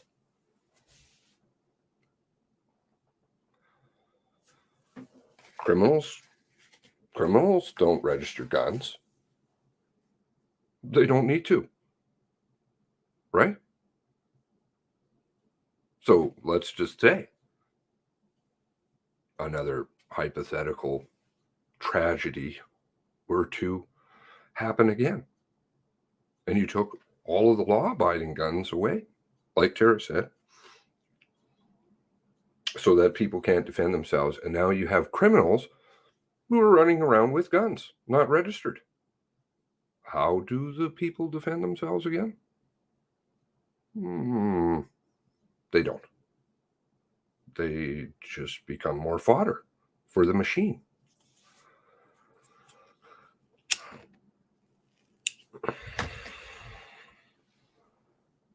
So I'm not going to lose myself in the emotional stew. I always am reticent to say anything because I can see through the bullshit. You can see through the bullshit. These things are written by psychologists, literally, so that it can prey upon people's minds. You know, here we'll play the video. Did they allow people to have family members to have photos of their loved ones? No, you couldn't. Really.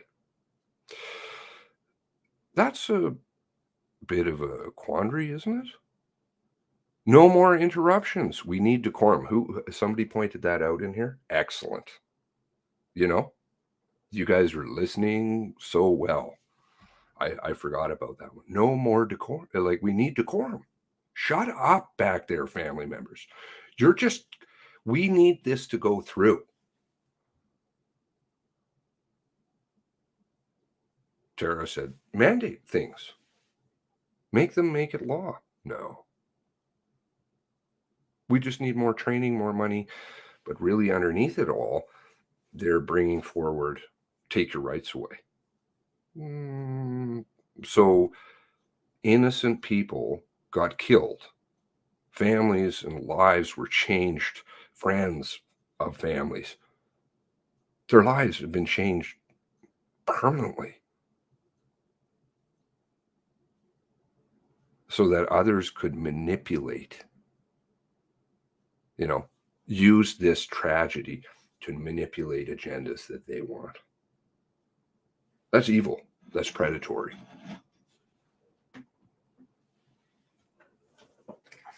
I should play Blair again. I'll find Blair, and you'll all understand. The tapes. Remember all the tapes? Brian. Oh, where was the rest of the tapes? Where are the rest of the tapes? From Lucky.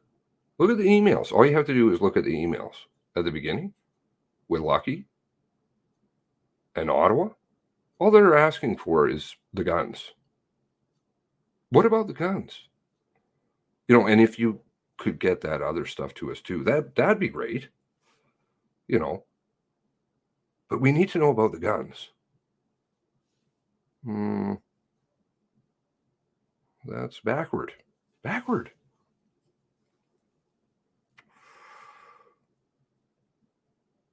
Big expensive show for media. Media also just furthers these agendas along, right?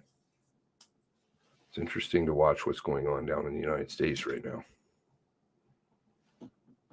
That's a total cluster.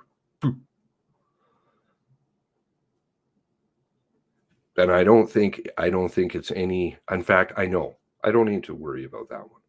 I know, in your heart, discussing other issues and not getting sidelined with their emotional garbage stew that they want people lost in. You guys, and I know for myself, really truly truly care about the families. Families are in here.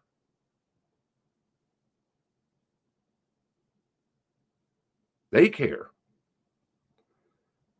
These people never did. They had a job to do. They sold their souls. And they did it. And then they try to say, oh, but we care. Don't you know? Like the politicians that come out at the last minute. Oh, hey, this is really important. No, it wasn't important to you. People who waited years to say something didn't say a word.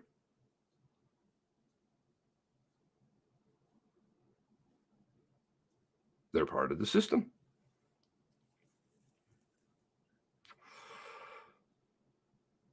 Pretend that this wasn't I'm not saying that obviously this was perpetrated so that they could take guns. I'm not, that's the total reach without proof.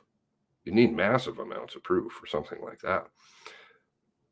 But piggybacking on things, never let a good crisis go to waste. Who was that said that? Never let a good crisis go to waste.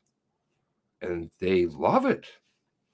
The government loves these things because then they can go and take things. Look at 9/11, right? Oh, guess we can bring in that Patriot Act. We can monitor everybody now. Yay!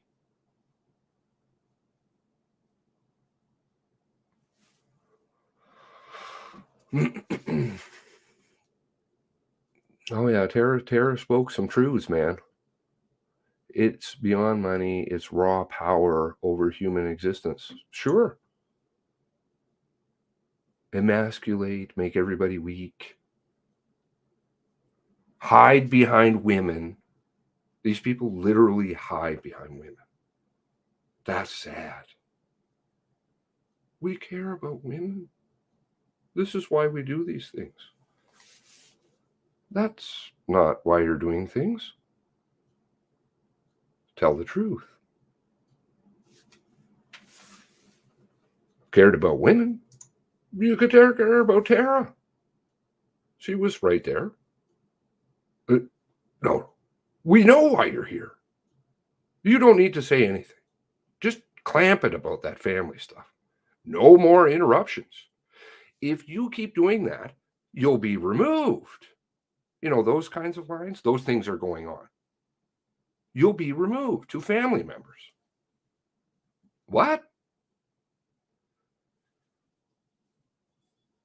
It should have always been right from the start. Families out there having their say, probably guiding the process.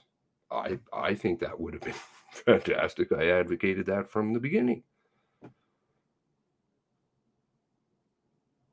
And then we're going to get the lawsuits, okay, right? I said way before the lawsuits, sue the hell out of these people, which is us, me, you,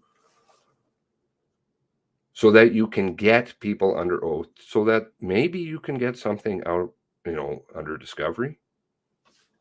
Because then you can subpoena all kinds of people and you can't say, well, we lost this and we didn't follow up. And, oh, that person just refused to do an interview. Or you can go through the transcript and actually delete anything that you want.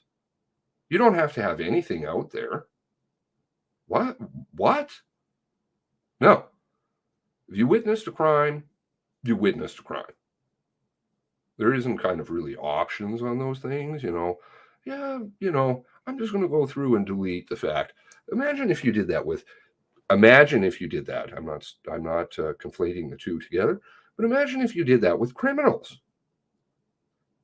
Oh, we have your statement here and you've confessed to doing the following, but you can delete whatever you want. That's not investigation. People's notes, follow-up interviews weren't done, even during the mass casualty, right? Well, we pre-recorded things, we screened it, made sure it was, sterile. Oh, Max, you don't need to come back for that second day that we promised. Don't worry about that. One thing, and I want to talk about that at some point further, but I'm going to say it now. I don't think I mentioned it the other day. So the warrants, right? 3-year process to get these warrants. Ongoing. I don't know if it's totally concluded yet. There was an interesting thing in the decision the other day.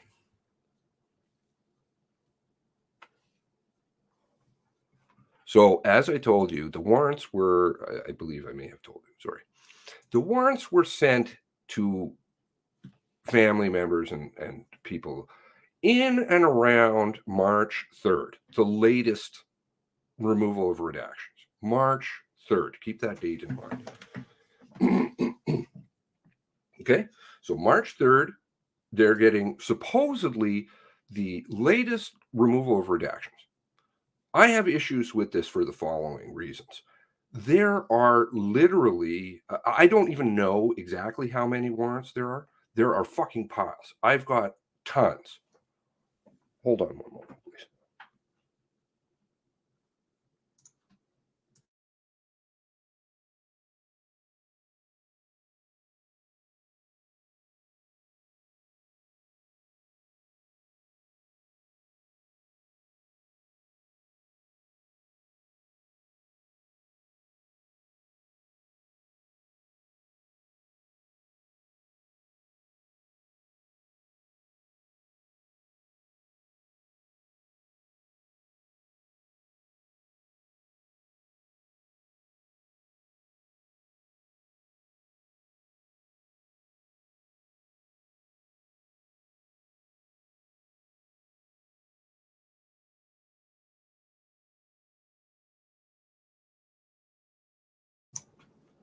Okay,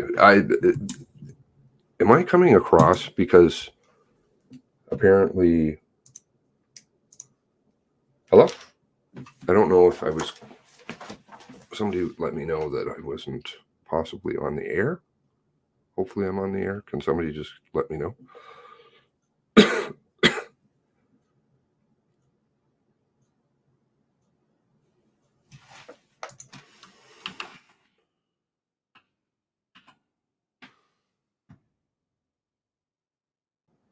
Oh, I was fine? Okay, so I've been fine the entire time? Okay. Apparently, somebody's having difficulty. Maybe there's funny games going on. Those things never happen. Right. Okay, so the warrants, was I on the air? Oh, I was off the air for 10 seconds. Okay, good. But I was there the entire time before. That's good. Okay, now, thank you. Well, somebody else is letting me know. Thank you. Apologies to those of you who have problems. I guess I can't control those kinds of things. Now, so the warrants came out March 3rd. Okay, 3 years almost in. Now, if we go to Canley, which is a directory, Canley, Canlaw, I know that will make sense to somebody. I'm used to Canlaw. Okay, now if we go to Canlaw, let's do this. Okay, now can I do this? Share screen, share. Okay, there we go. Now this is Canlaw. So this is the latest case of the removal of redactions. March 9th, right? Remember I said the last batch of warrants was sent out March 3rd, which was a snippet of warrants. Of the actual number, there's quite a number. I don't even really know how many. March 9th, though, there was a case. about the actual removal of redactions. And certain redactions were removed. But that's post March 3rd, 6 days after the last batch was sent out. So that means that there's more redactions that have been removed, I would think. Number one. Number two, within the decision, okay? Remember those black pages and white pages? Let's look up this date. March 17. Okay, go to the second one. As in Meritus 1, the decision 1, the court is adopting the direction. Okay, I'm not going to cite the specific cases, the case law, though they may be interesting. There shall be a delay in the release of information over which I have lifted the sealing order. This is Judge Halfpenny Macquarie. Bejan got the boot right away.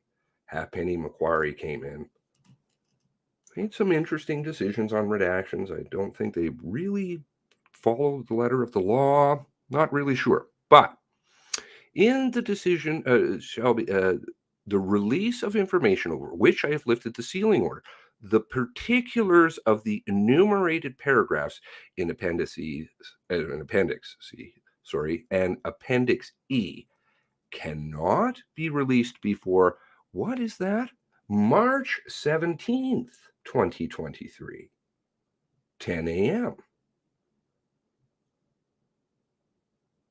So the families are provided supposedly the latest warrants. March 3rd in around that date. However, the case to unseal was actually on the 9th, 6 days later. So I think that there's more. And then we have this interesting holdback until March 17th. What happened on March 17th? A certain person retired.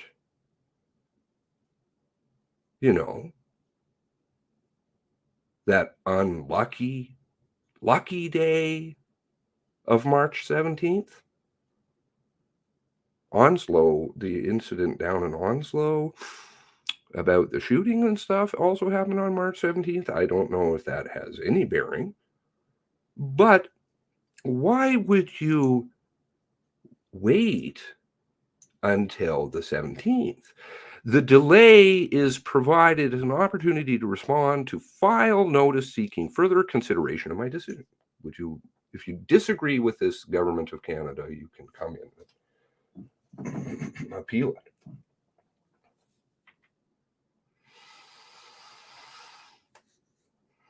So my question is, why?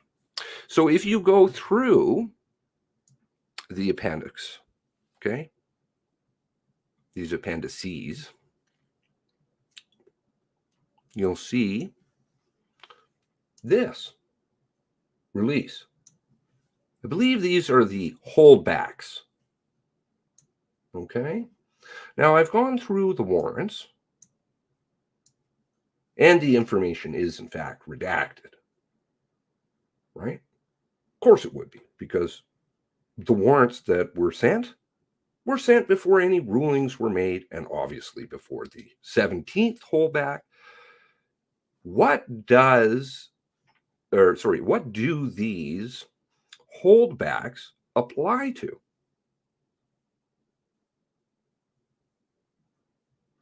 They apply to what appears to be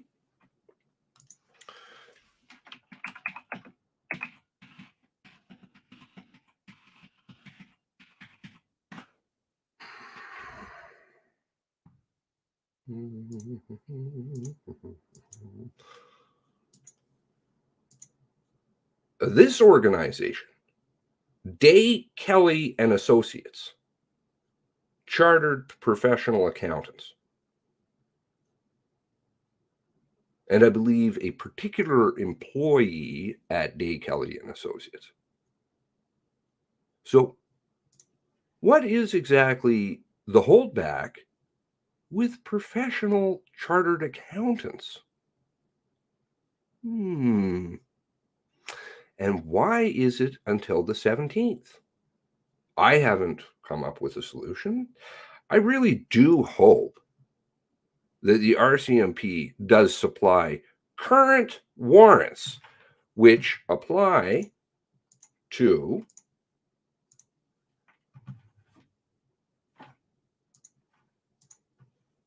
Halfpenny Macquarie's current ruling and inclusive of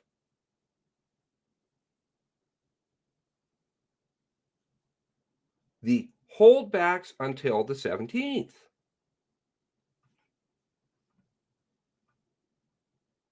This is rather critical information because they don't want people to know the truth. You know, these warrants aren't very difficult. I can understand releasing certain people's names, etc.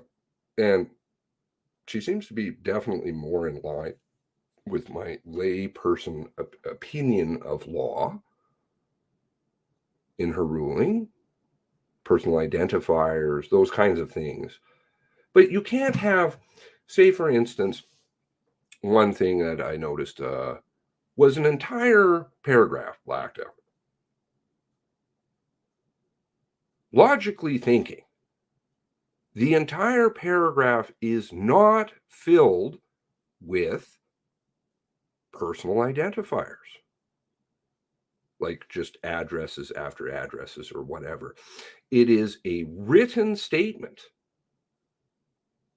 In this particular case that I'm thinking of, and there's a few of these, it has to do with Bjorn, or sorry, not Bjorn, Kevin von Bargen, completely blacked out.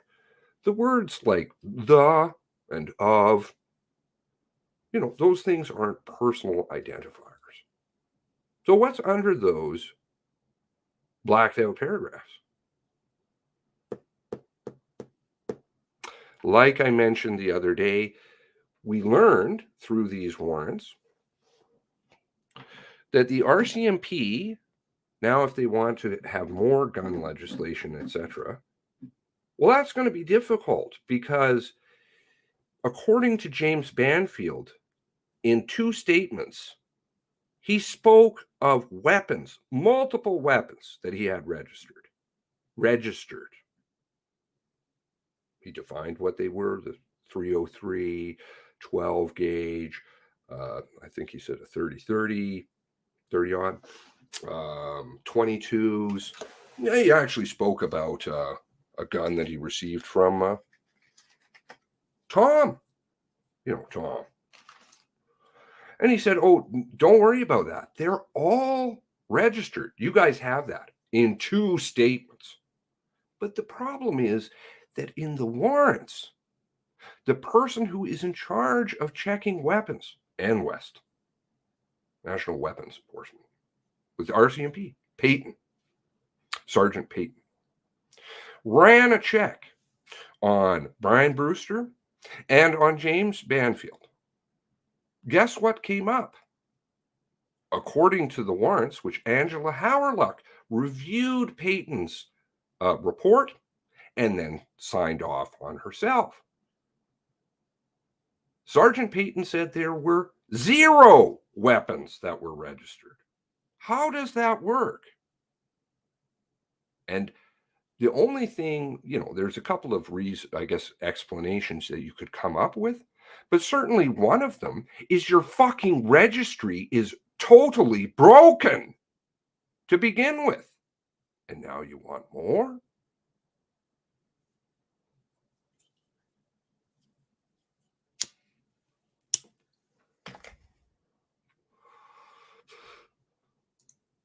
I hope you guys caught what I'm saying. Those are big things. This case and the warrants, big things. We still have the SIT report, totally unresolved. And that is corruption to the highest level. And certainly I would think that maybe some of this might have to do with number 2 in the RCMP, Brian Brennan, being that he was your former commissioner. He may be able to shed some light, and he's number 2 in the RCMP in Ottawa. You know, the guy who was about the tapes and all that interesting stuff. Then the tapes got released after he was there. Everything's about timing with these people. Feds are pushing through online internet bill right now. Imagine that. Yes. Under the guise of what we need, Canadian content.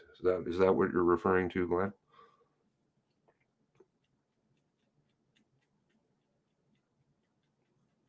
They're all covers and lies. These people are cowards. They hide behind skirts. Look at down in the States. They're shitting their pants because of the exact same issue that I was just speaking about, warrants. I saw an interesting piece about the manifesto. You know, that thing that's just kind of supposed to disappear because that doesn't really go along with the narrative. Those people don't like guns, right? But I don't know. There's something funny going on with all that. However, not seeing the information, not seeing the manifesto is a very serious problem, which funnily enough, they seem to really glom onto. Like they're more hyper-vigilant and aware of many people down there. And many people, obviously, I'm referring, you guys are aware because they're not indoctrinated with the system, understand that the mass media is just a tool to further their agendas. But many people do buy into what the media says still. And here in Canada, more so. Why would you register firearms if you have a PAL? If you don't have a PAL, it's a pretty crucial point to justify the gun. Well, exactly. It's all predicated on a hill of sand. One moment. Let's see if I can find it.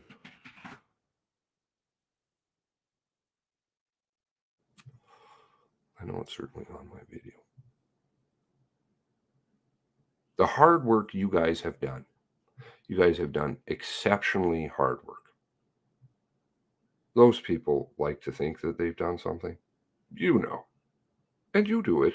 And you don't get a paycheck. You're not going to get an advancement. You do it because you literally care. Those people don't. As evidenced by their treatment of family. You do it because you have a heart and you have a soul. Let me see if I can.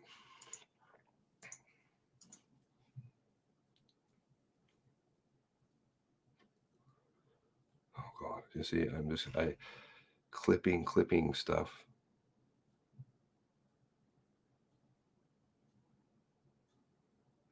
Well, I mean, we can play a few of these. Okay. Let's do. Okay, so band. Let's look at band.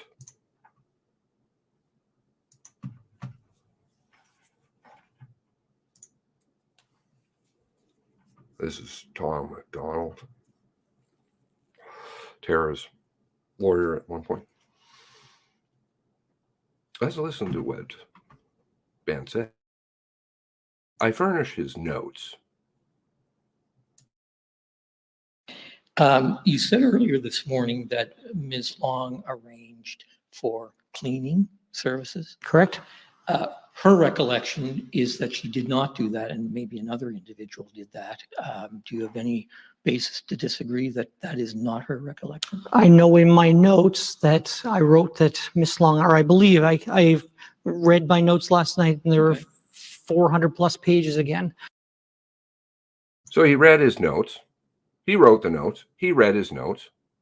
The night before, he reviewed his homework. Okay, good. That's good. Let's see. I believe it was Miss Long who called about that house in particular and making the arrangements for doing the cleaning, not knowing who Miss Long was and wanted to find out whether or not this was actually something that had actually been arranged. Not going to let just anybody into a house. I believe it was Miss Long who called about that house in particular and making the arrangements for doing the cleaning.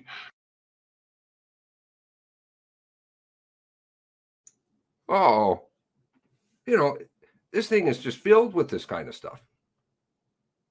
His notes that he took, not terribly long, because, he kind of stopped speaking to her because she was asking questions. Everybody stopped speaking to her.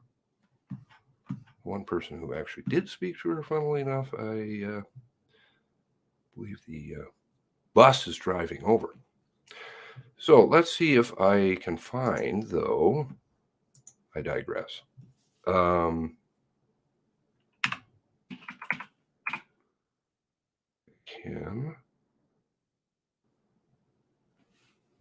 You will understand. I put that together.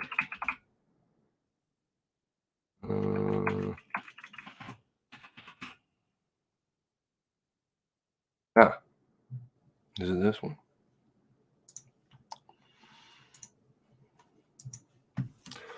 Okay. Jessica Zeta.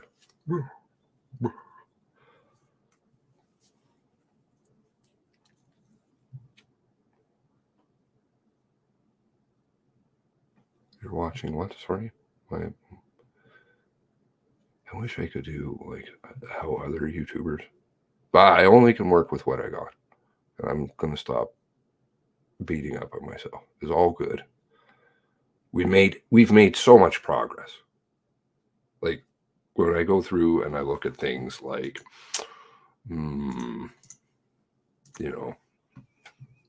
things that we've done collectively. Oh, things like, I don't know, this little doodad. The one thing that got mentioned ever so briefly, I believe it was once, never introduced as a piece of evidence.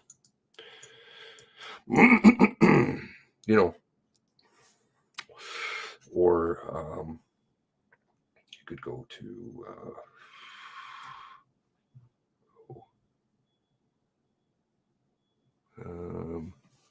one moment. Business cards really fucked things up in Ottawa. Bad day. That's because there are people who are working really hard in behind the scenes and stuff. They know things, a lot of things, intranet type things.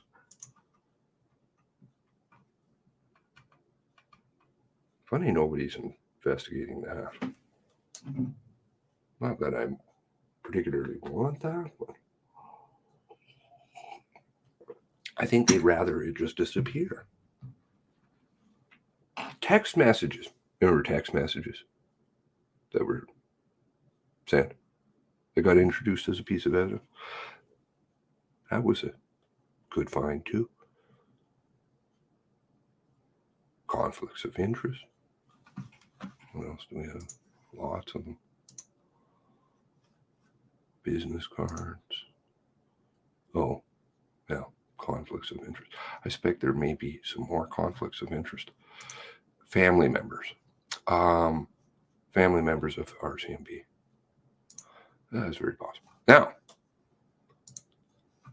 let's try this.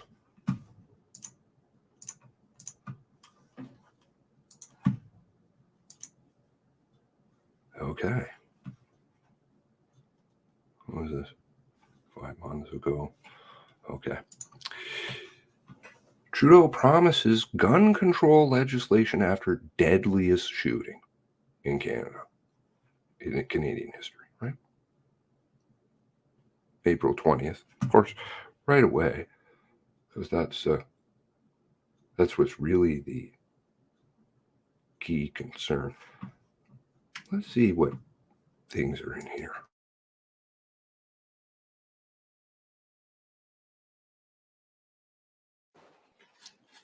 Morning, Prime Minister. Tom Perry, CBC. You've promised a ban on assault-style weapons. Given what we know about the shooting in Nova Scotia, could that have prevented these crimes? And if not, would you consider even tighter gun control measures? As we know, this is very much an ongoing investigation that's in its early stages in Nova Scotia right now. So I don't want to jump to conclusions or make characterizations about what happened until we get a full accounting from the authorities. But in regards to gun control, we took very serious commitments in the election campaign and have moved forward and are moving forward on them to ensure that we're strengthening gun control in this country. I can say that we were on the verge of introducing legislation to ban assault-style weapons across this country. It was interrupted when the pandemic caused Parliament to be suspended. But we have every intention of moving forward on that measure and potentially other measures when the Parliament returns.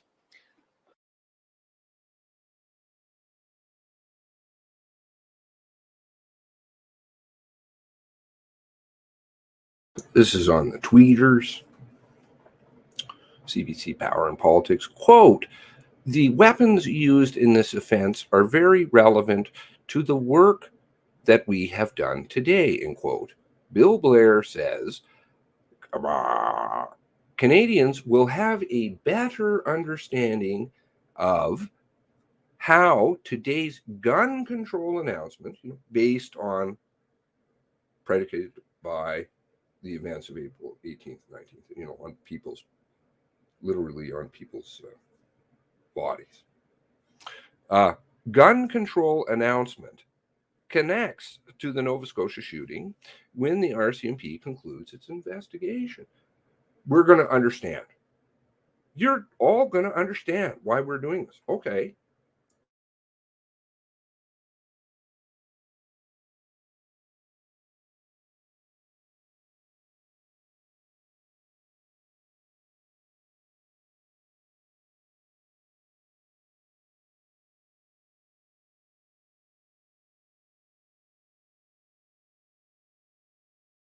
May 1st. Oh, okay. 2020. The RCMP will, at the completion of their investigation, be able to advise all Canadians where those guns come from and what type of guns were used. But I will tell you, I have sufficient information to know that when Canadians have that knowledge, they... Why does he have the sufficient information? Because he knew. Because, of course, that was what they were really concerned about that day. What guns were used? Again, provable from the literal emails going back and forth between Ottawa and Nova Scotia. But what about those guns? What is the guns that are being used? Well, I'll get that map to you and I'll get the chronological. Yes, but what about the guns? We really need the guns right now. We need them. We're getting the pressure from above. We need to know. Right? And that was, of course, openly confessed to, or sorry, not confessed to, testified to in front of the Parliamentary Committee on National Safety. They will understand the very clear and compelling connection between what happened in Nova Scotia and the weapons that we prohibited today.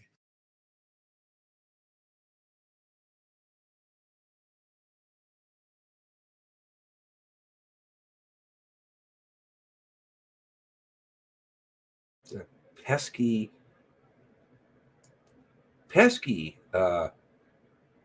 memo,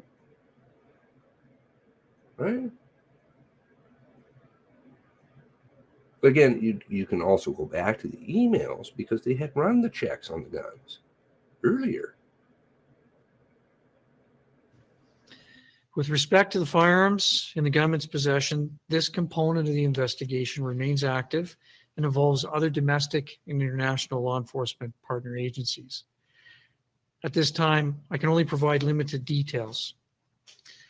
What can be confirmed is that the government had acquired. Okay, is this on CTV Live?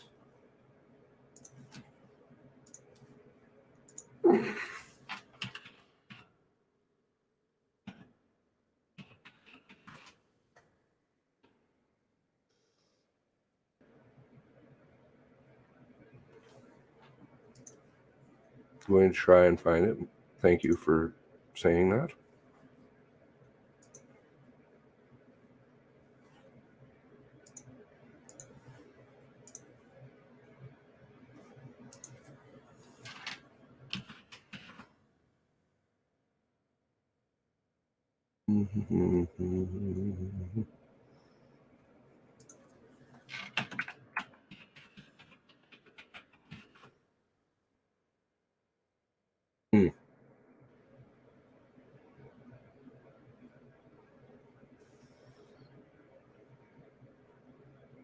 I don't have a feed.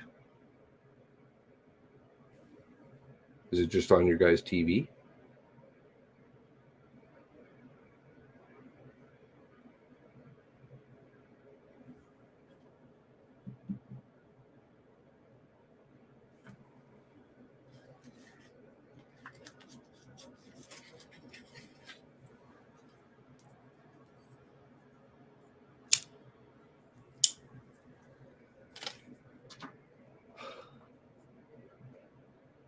How are you guys watching Scott McLeod?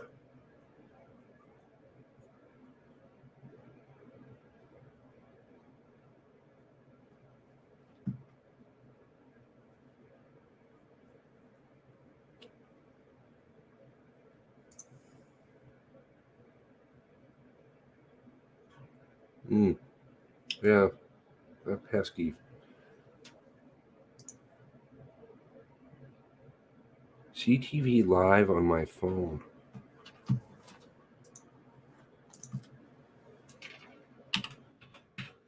Well, there's all kinds of pesky things. You know, like the truth. The truth really seems to bite them in the ass. Oh, I got to sign in? I don't do any sign-in things.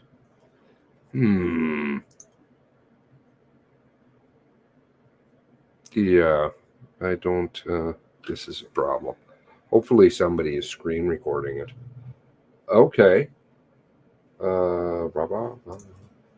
There's a link. Thank you. All right. Well, let's see what the article says. Oh, my apologies. Thank you. Who knows? Nova Scotians' sense of safety was rocked. Quote unquote. RCMP failures dominate our inquiry's final report. 2020 mass shooting. All right, let's cue this. The backing of the federal government for something like this and the provincial governments. So it should be great to have things move forward and having that support. Like it's a, you know, just to know that you've got a governing body that is backing stuff and willing to work with everybody else to get things done. 1 second, please. Scott, today with the release of this final report, that's the end of the Mass Casualty Commission. A lot of folks are going to start turning their attention elsewhere, for better or for worse. What happens with you now? What happens with the other victims' families now? I feel that this is just a chapter that's being closed now. There's still a lot of stuff to be done, especially with the recommendations and such. And I know there's a lot of other things it's going to give some sort of closure because this chapter of things is done. So I know some families just want to be, they want to finish and have them, try and get their lives into some kind of normal routine again. It'll never be the same for anybody, but just to have this report and know that the families and the public have been heard is a fantastic thing. Nothing can be changed, but we gotta move forward with everything. You said that you'd be pleased to help out with the committee. Does that help you in sort of processing all this? It does. I've tried to be on the positive side of a lot of stuff from the beginning of this. Hasn't been easy for a lot of people. I know a lot of the family members that I've met through this ordeal, they're never going to be the same ever. I work in the federal law enforcement system as well. And I mean, I deal with the ones that have caused the issues for a lot of people. So, I mean, I've seen a lot of that too. And it's, we just need to get this fixed. I mean, there's just so much that can be changed. I know it can't be changed overnight, but, this is the start. So, new chapter. One last quick one. You mentioned you're a triage of things. What to your mind is the you said start with the worst and then go on from there. What to your mind is the worst? Where do you start? What's the most important? I think a big thing right now would be the communication piece. I know there was lack of communication between interagencies, first responders, the public, and the victims and the families, survivors. Some of that communication, especially the communication within the agencies, would have made a huge difference just with that. Moving on to being part of that, I guess, the Alert Ready system. Now, I know they've been using that a lot since then, and I think it's great. But I think it still needs more work. I had met at one point during the commission with a gentleman who helped develop the system in Australia. And he was telling us a lot of different stuff, like personally while we went out for supper. And just the stuff that could be changed and added to that system to make it more robust and more user-friendly, I guess, not necessarily user-friendly, but available for the public, and make it a better system for the public, because there's different levels of alerts that they can put out, and some of it, yes, intrusive, like what we receive now, some of it non-intrusive, so you can get a message and it'll let you know certain details. And I've said since the beginning, I mean, people are always looking to, well, when do we use it? Well, if you've got a situation that you feel is needing that alert, put it out, and you can always close it up, shut it down afterwards if things have changed. You can, or put a non-intrusive out, and if it needs to be pushed up to an intrusive alert, at least people are getting that, and it's not just something out on Twitter or a news feed, a media feed of some sort that not everybody's going to follow. Thanks for telling us, Scott. Hello, Adjournment with Radio Canada. You had the chance of saying a few words to the Prime Minister. Would you mind sharing with us what you wanted to tell him? I managed to talk to Mr. Trudeau just for a few short minutes.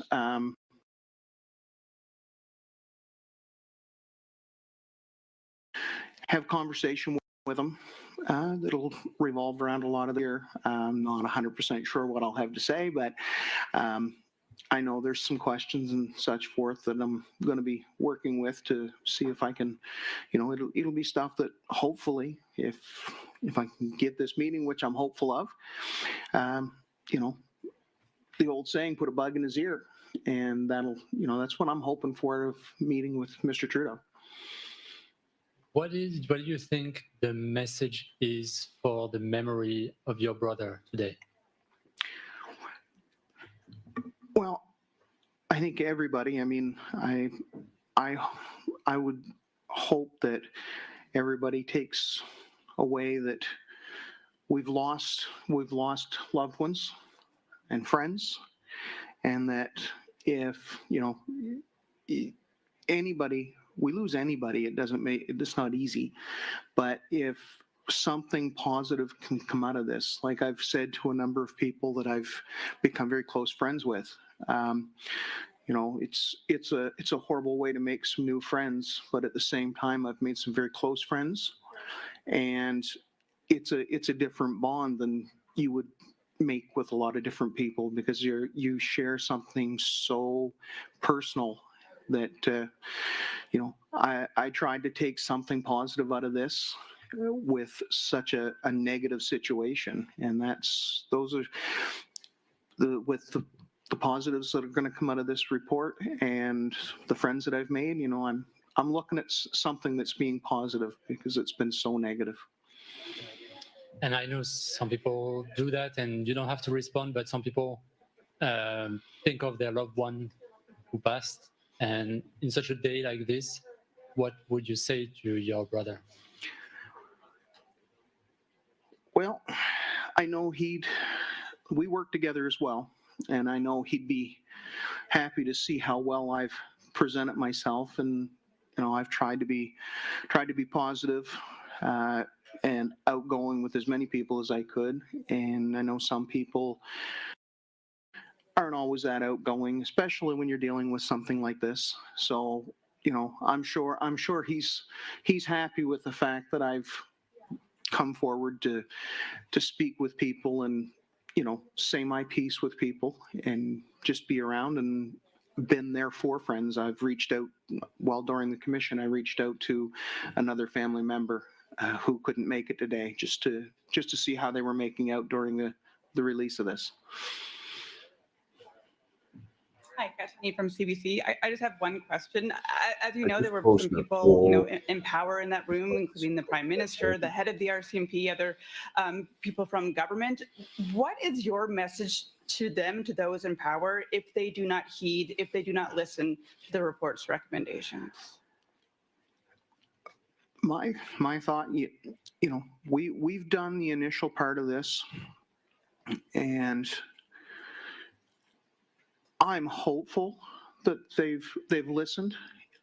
If they haven't, this has been such a publicized event right from the get-go that I feel it would be a major hit in any of their careers to not at least work with the people to get stuff done. To ignore this at this point would be, I think, very detrimental to any of their careers, because it would just look that bad on them. Any more questions? Sir, thank you very much for your time. I appreciate it. Thank you. Next up, Nova Scotia Premier, 2-minute warning. Nova Scotia Premier, 2-minute warning.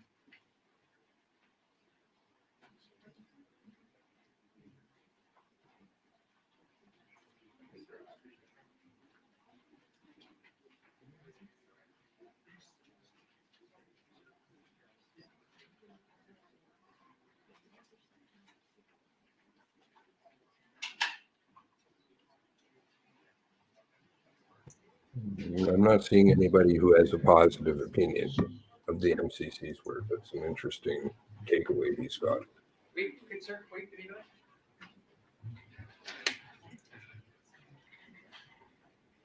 Please hold. 1 minute to Premier. Everybody has thoughts on this one. Premier, when you get in there, we're just going to check your microphone.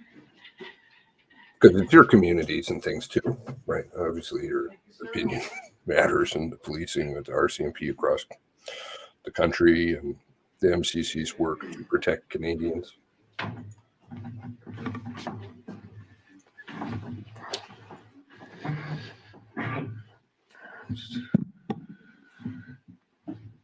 Afternoon. Tim Houston, Premier of Nova Scotia. Good? Sounds good. Good afternoon, everyone. What a day. I mean, certainly, first off, I just want to say our hearts are with the families. It's been such a the emotions of the last 3 years, I guess, the lows that they've experienced, and just to be here with them today was really important to me personally, and it's important for the province. So they're never far from my thoughts and from my heart. So it was nice to see some of them today and chat with them. But a significant day with the tabling of a report. So happy to take any questions. Premier, do you commit to implementing all of the recommendations in the report within the province's purview and within the timelines laid out in the report in such cases where there are timelines? Yeah, so 3,000 pages for sure. There's a lot. I mean, I thank the commissioners and everyone who contributed to the compilation of the report. So lots of recommendations, lots to think about. So what I would say, the commitment of the province is very strong for safer communities, for sure. And starting with one of the recommendations that the Commissioner McDonald, I think, was talking about today, was just to have an oversight committee to make sure that things get done in cooperation with the federal government. So we're on board for that, starting there for sure, and our commitment to safer communities is strong. So we'll be going through the report. We'll take it. There's a lot of work that's gone into it. We'll take it with respect, and we'll do what we can to make communities safer as quickly as we can. The report says that funding for preventing gender-based violence has been inadequate for many years and has contributed, and I'm quoting, to endangering women's lives. What are you going to do about that? Yeah, so we'll take, certainly we work with a number of groups and not-for-profits and listen to people, Nova Scotians, every single day. So, we want to address that. I know we have a few projects we're funding at the moment, I think, but I guess what I would say is there was a lot of talk from the commissioner today, which really caught my attention, and it was just about the needs around gender-based, but the needs around rural, supporting rural as well, across the urban bias and things like that. So what I would say is we take this report and take it very seriously. We have a great respect for the findings of the report and what is possible to make our communities safer. We will be acting on for sure. Premier, good afternoon. Brett Ruskin, CBC News. It's still very early in the formation of different programs for mental health support, but one of the recommendations in the report says that the federal government should be providing money to the province of Nova Scotia for a mental health program, and that amount should equal the amount of subsidy that the country that federally provides Nova Scotia for the cost of RCMP policing. How much is that cost? I mean, look, we'll go through. There's a number of recommendations in the report, specifically around funding, specifically around cooperation with the federal government. I did have a chance, to speak to the federal ministers and also the Prime Minister, and assure them that we're in Nova Scotia, we're committed to safer communities. We're committed to acting on the recommendations, and I believe they are as well. So all of these things, there's a financial cost to them. To every one of these implementations, but that financial cost, I mean, we only put that in perspective of the emotional cost, the cost of feeling safe in your communities, the value of that. So I think what I would say on behalf of the province is, we're committed to working through the recommendations. We're committed to working through the federal government. We'll work on the funding arrangements, but the funding arrangements will never outstrip the public safety element of it. One other question falling kind of directly into the provincial mandate, and one of the earliest deadlines is a May 1st deadline for a mental health support network for those counties, for those communities affected, Colchester, Cumberland counties, by May 1st. Is that something that the province will provide, can provide? I did speak to a few community members this morning, and they've already shared some ideas with me on what's possible. So we'll have those discussions. I guess what I would say is we'll work as quickly as possible. I mean, this process, we're almost 3 years, almost a year now on this particular process of it. So there's a lot to consider, and to give it the appropriate time, to give it the respect that it deserves on the consideration, we'll do that as well. But there's only a desire to move faster for quicker communities, or faster for safer communities. Premier, you expressed some criticism about the process involved in the inquiry and the early going. Are you satisfied now that things have gone the way they should, and that we have a good report here? Yeah, so I was always very focused and remain focused to this moment, and even in going forward from here on respecting the families, respecting their concerns, the need to get the answers that if we can get answers, we should get them. That's always been the guiding thing. So in the early days, as the inquiry was being started and stood up and stuff, I had some strong thoughts on some of the process around cross-examination and some of these types of aspects of it. So I think right now we have a report. We have a comprehensive report. I was encouraged by the words of the commissioners today. I accept their challenge to implement it. So we'll work through that report, and we'll do what we can. So I guess I have great respect for the amount of effort that's gone into this, and over the next days and weeks, we'll certainly be working with the families to get their thoughts, and make sure that we're keeping them center of our thoughts as well. Last question, please. We have to do a swap after this. Okay, Premier, this report is very critical of the RCMP. How do you see the role of the RCMP in Nova Scotia right now?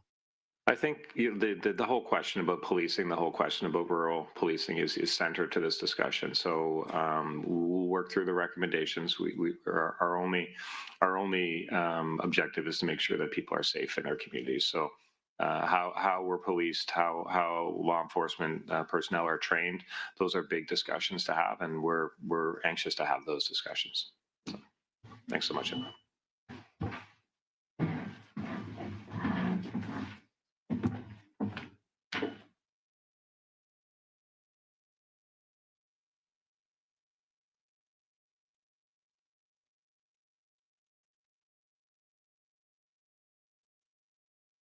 This is real good, all this stuff.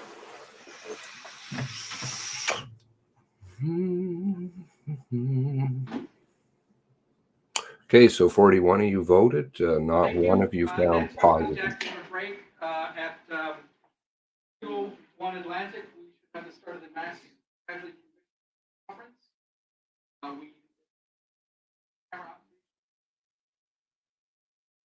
We're going to do a background swap. We're going to move in some signs, etc. So you have a 6-minute break,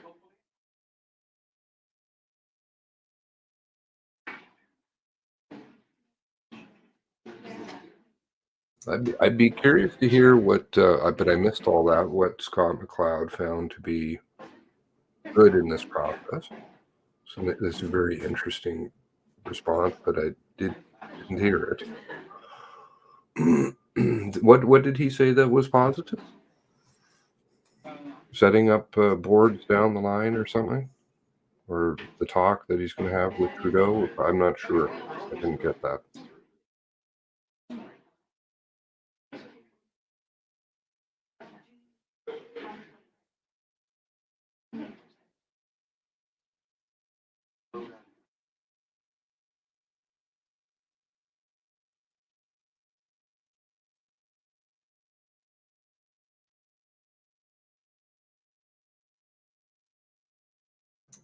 because I didn't see it. So could somebody share with me what that was? What Scott McLeod was saying was positive?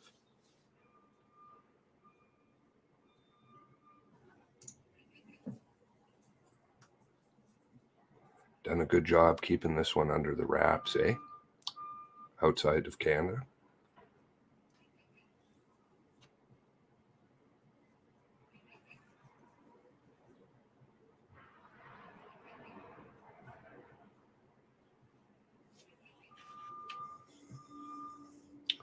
How to keep safe, trouble starts.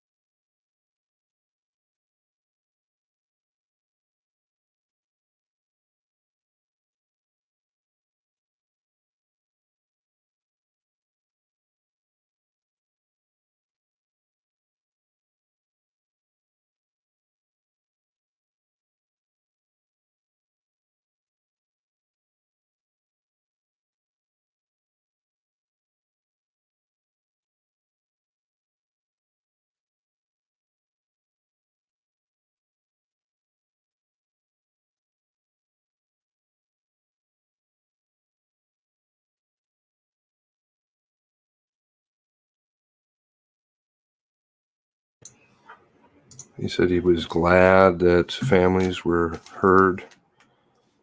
Something along those lines. Okay. Something about, I heard something about that he got a position. Is that correct? Advocated for a member, a board?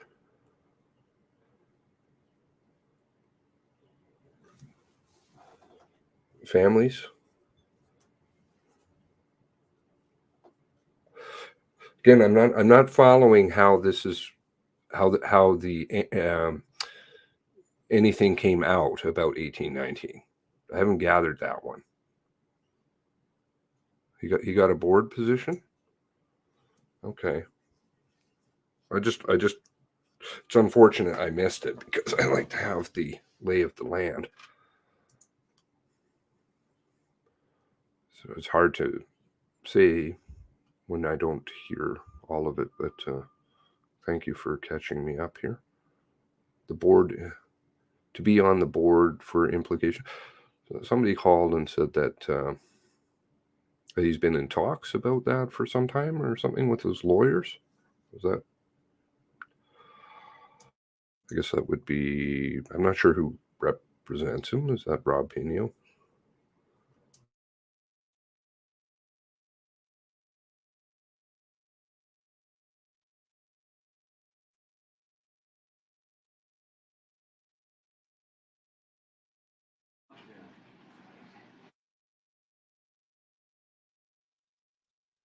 He didn't say anything that was positive? Oh, okay. I'm sorry. I just tuned in and he was saying positive, the positive experience, and said that there was a lot of negativity, but these promises of things down the line are at least I hope people see that. That's total and utter horseshit, right? I think we all know that.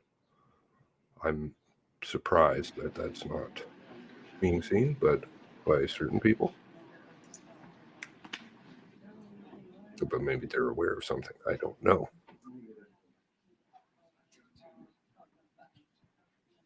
Oh, that's right. Tom McDonald represented. I apologize. That's right. Tara,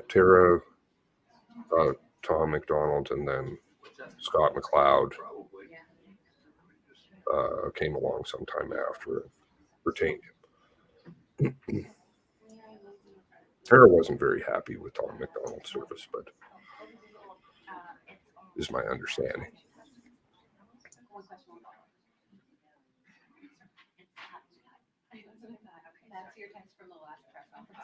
Use of the alert ready. He was positive about the use of alert ready. I didn't think it got really used.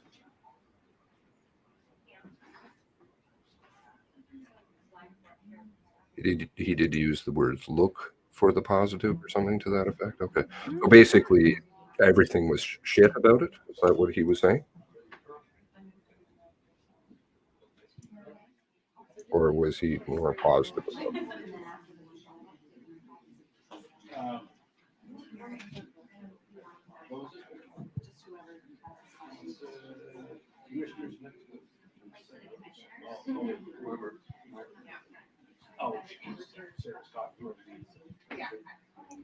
It's going to be good to hear the scripts written by psychologists and the prearranged questions. A lot of these questions are prearranged to anybody.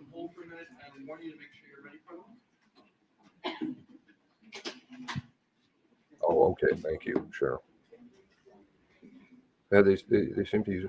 Well, I'm wondering, you know, that test that they ran, the guinea pig test about like Canadian Tire. You know, so that they could say that the 911 system was the problem. Sure. Yeah. Hello, bonjour. That was not a positive. That was utilizing. Is that all right? Using people. Okay. And you're still recording the camera. Thank you.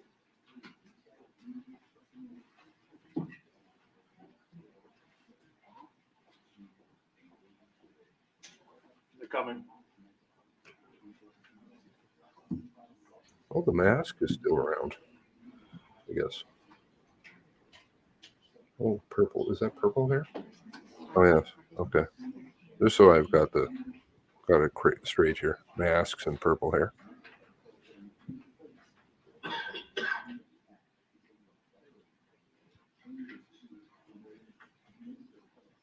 Mike.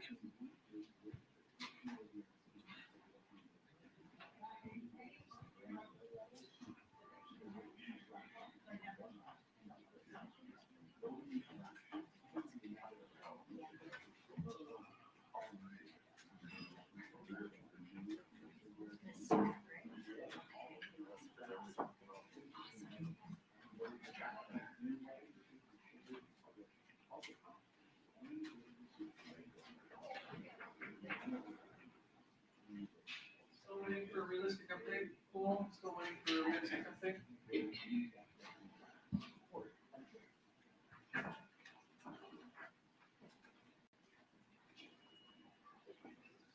We will not make 05. We will not make 05.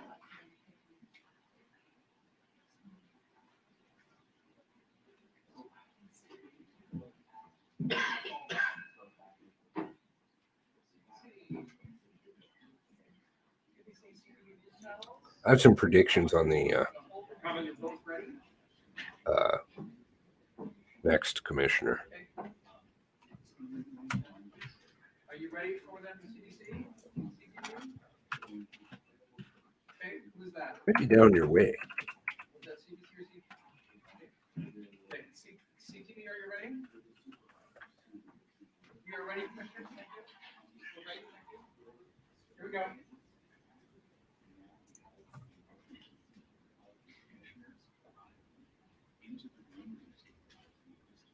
Rockets up the range pretty fast. Here? It's too late. One. Forerunner.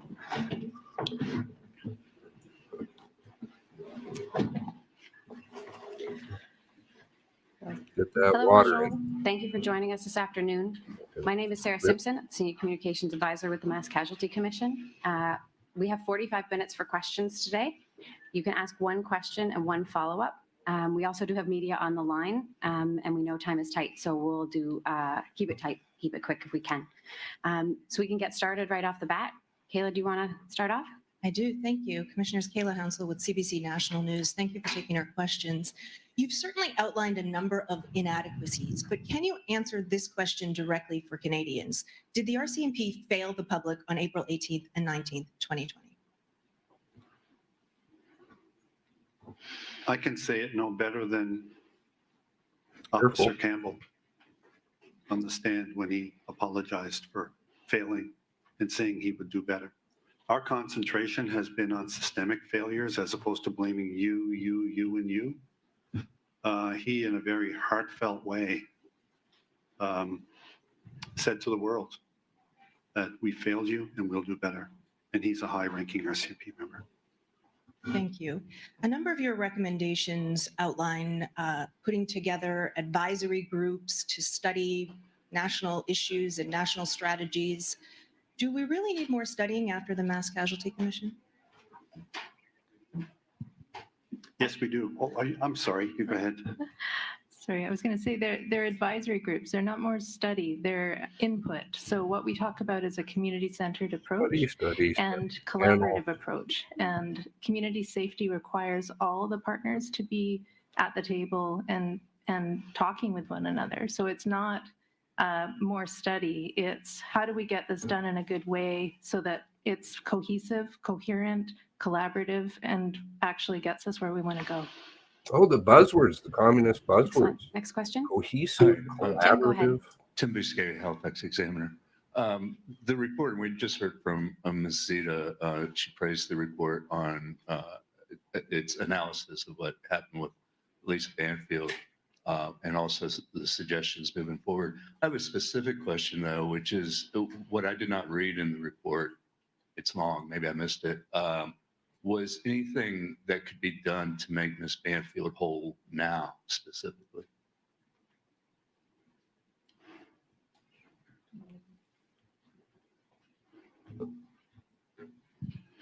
Well, we're limited, Mr. Busquet, in terms of our mandate and of course,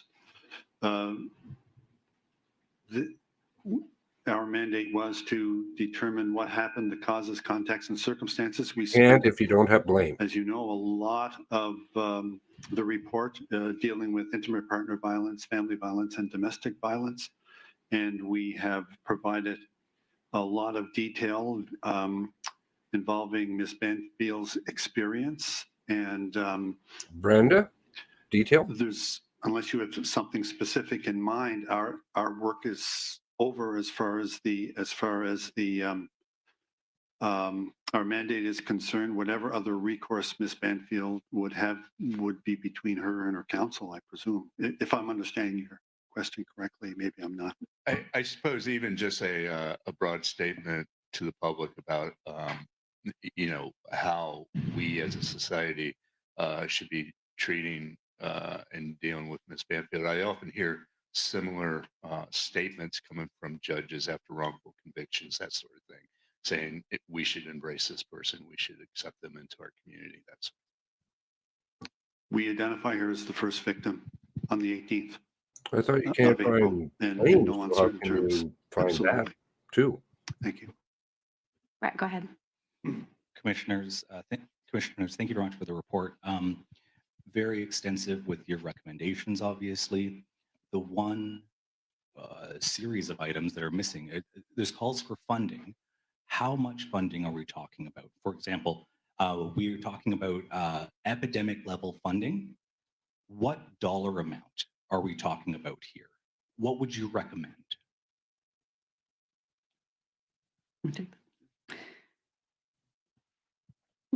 As you mentioned, we've done very extensive report with a lot of recommendations. There'll be a study we on didn't do a cost analysis on our recommendations. That's the job for those that are going to be picking up somewhere the recommendations and the lessons learned, getting together collaboratively to determine what that will look like as they move forward. So there's a lot, as we said in our remarks, there's a lot of work left to be done and costing some of those out. One of the things I think is really important is that we did call for governments and institutions to put crime prevention and law enforcement on equal footing.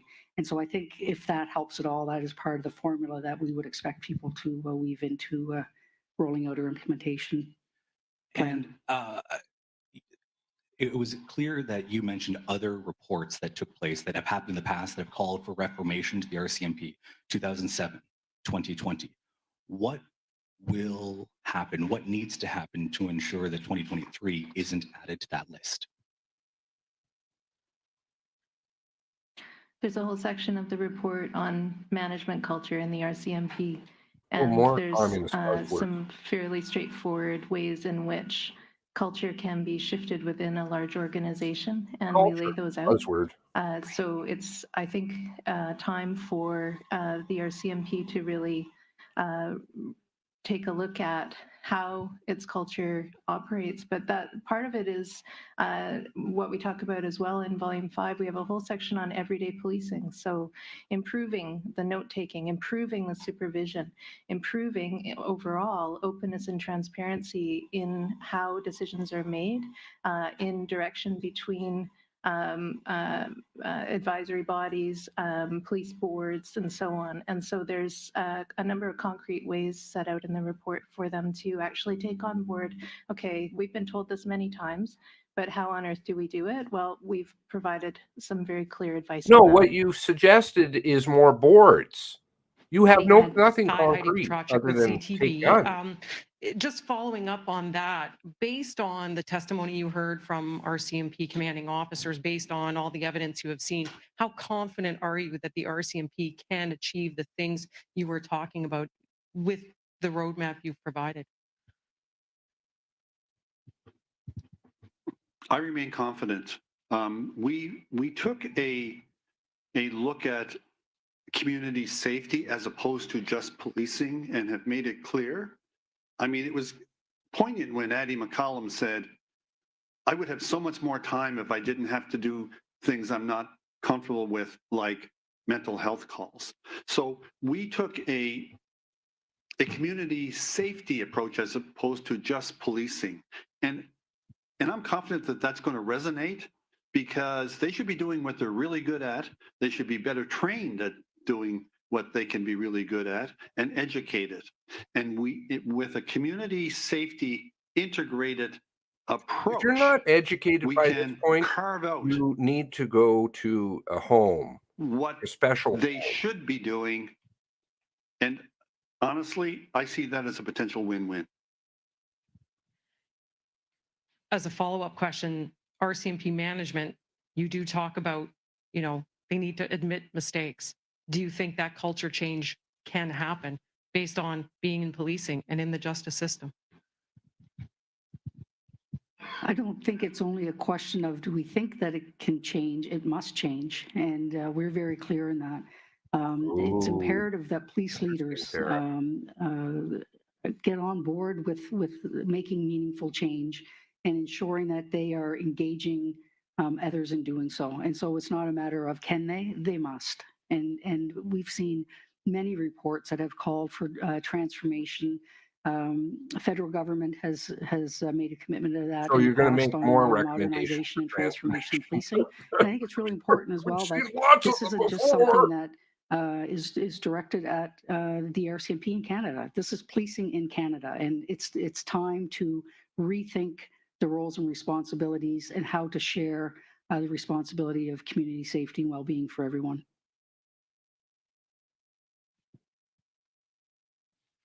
How confident are you that your report won't join previous reports gathering dust on a government shelf somewhere? And what measures do you think should be taken to ensure that doesn't happen? Oh, this is... So Volume 6 of the report is called Implementation, a We shared recommended a responsibility panel. to act. And what we suggest, and a number of the participants provided contribution to that recommendation, that there be a mutual accountability body that the federal governments and the provincial government set up, but that includes members from key communities, that includes representatives of those most affected, and has the responsibility to report publicly on the implementation of the recommendations. We've had commitments from governments today that the recommendations will be implemented. So the first thing they should probably do is set up that accountability body and make sure that it happens. Could But have we've asked for mandated it. transparency and Couldn't. accountability in the Same implementation of the thing, rinse, recommendations. repeat, And we've also every provided fucking time. guidance or suggestions to people Except now who we're are gonna take individuals more in guns. communities, who are members of community organizations, who are leaders in policing, in Oh, I see. provincial departments and federal departments, of what they can do to start right away. Voluntary. How many stakeholders, I realize that they've only had a few hours to look at it, but have you had any feedback from any stakeholders about their willingness to become involved in this oversight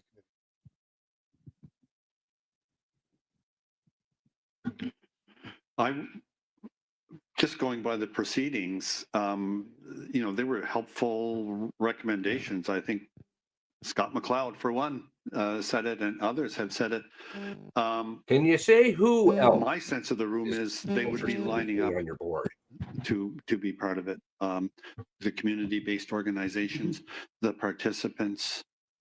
Surely, is it just nobody one? would turn down an invitation to make communities safer, given the group we've identified.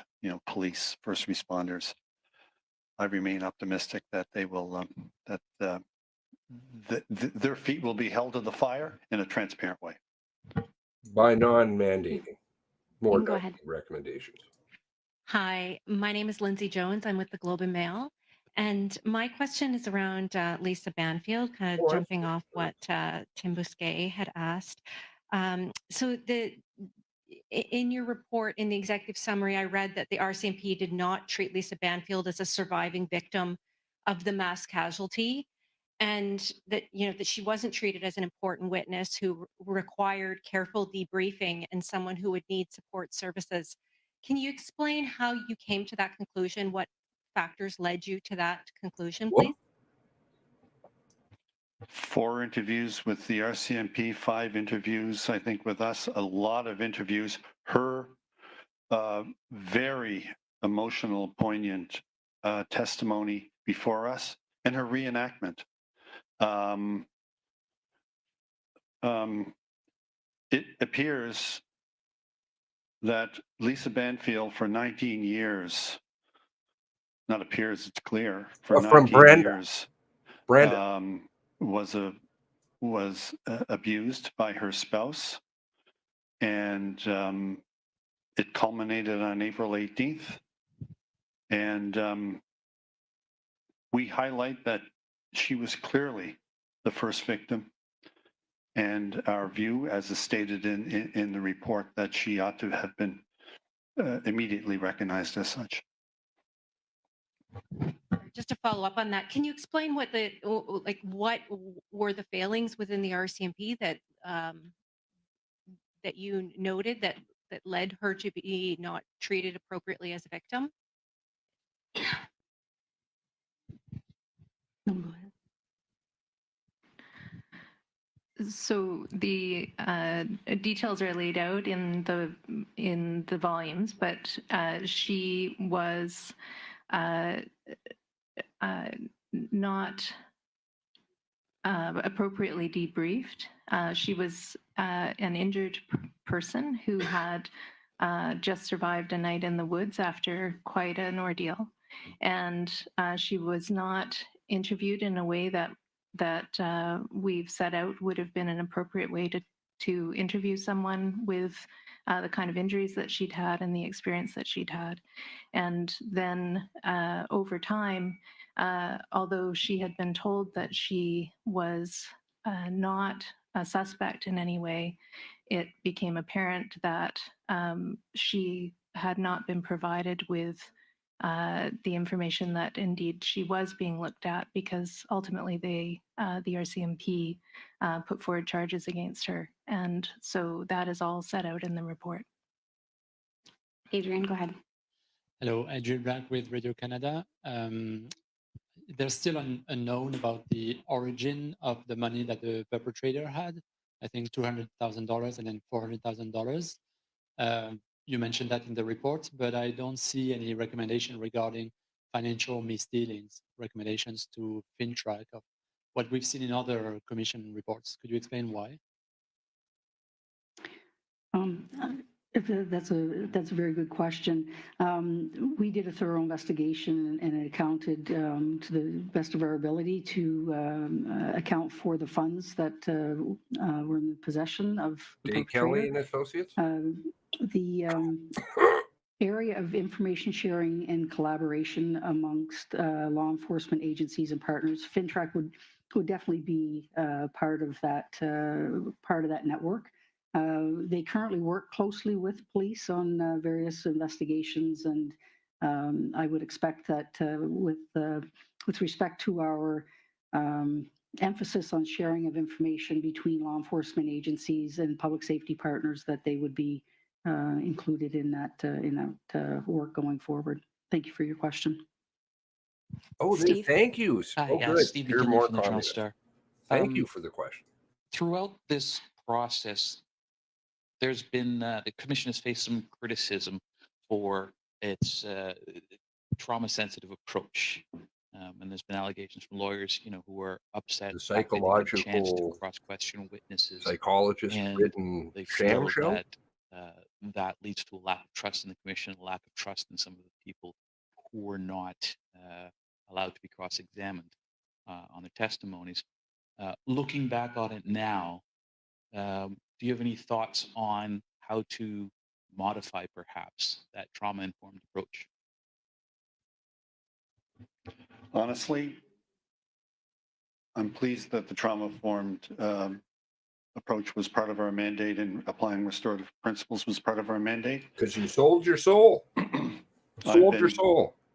Remember? A lawyer and then a judge, and a judge on the Court of Appeal for over 45 years, day in, day out. I've dealt with No witnesses. QC. No Questioned my own QC. witnesses. I've cross-examined witnesses. That's not even I hard have, to get anymore. as a judge, witnessed examinations and cross-examinations as appeal court judge, looked at thousands of people. Respectfully, I have some experience in how to get information from witnesses. And the default that cross-examination is the only way to get at the truth is just wrong. It's important. Don't get me wrong. It's important. And I said this in my opening remarks. If someone's trying to mislead you, yes, it's very important. But our goal as an inquiry is to set witnesses up to get the best possible information from them. If you're a lawyer and your client's being cross-examined, the typical advice is don't volunteer anything. Tell the truth, don't volunteer anything. Say yes, no, or I don't remember. Wow. If you don't Turn remember. red. He's obviously to be truthful. That's not what an inquiry is all about. An inquiry is all about getting the information they have, calling them in instead of calling them out. I guess you learned inquiry in law. It's just wrong, respectfully, to say that everybody has to be cross-examined. No, everybody, we owe it to the people, the memory of the lives taken, the people of Nova Scotia and the people of Canada to get the best information. And we got I'll guarantee you, and I'll guarantee the people of Nova Scotia and Canada, we got the best information because we didn't use a cookie cutter approach, one size fits all. We took each witness and we set them up to get the best information we could from them, including every participant having the opportunity to to tell us through commission counsel, or not a great percentage of the time they of course, participant counsel questioned the witnesses, but in those cases they didn't. They had an opportunity to make sure that their questions were answered, and we set up a system. No, set up for you. Tailor-made, that got the best information from them, and I believe our report dispels any criticism in that regard. It's thorough, and I challenge anyone to suggest that we did not get all the information. We did. Oh, I can help you On with the that same right topic now. of I've got gathering all kinds of information, proof. I noticed that you, the commission mentioned during the process that there were some difficulties in getting evidence that you wanted from the RCMP.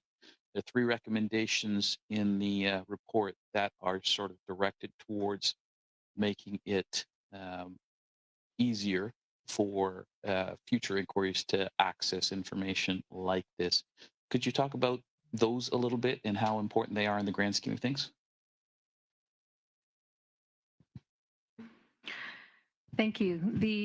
Thank you for that. RCMP, DOJ are frequently the subject of processes that require information from them. And we see an opportunity for the government and for its agencies to streamline how they go about cooperating with processes like this.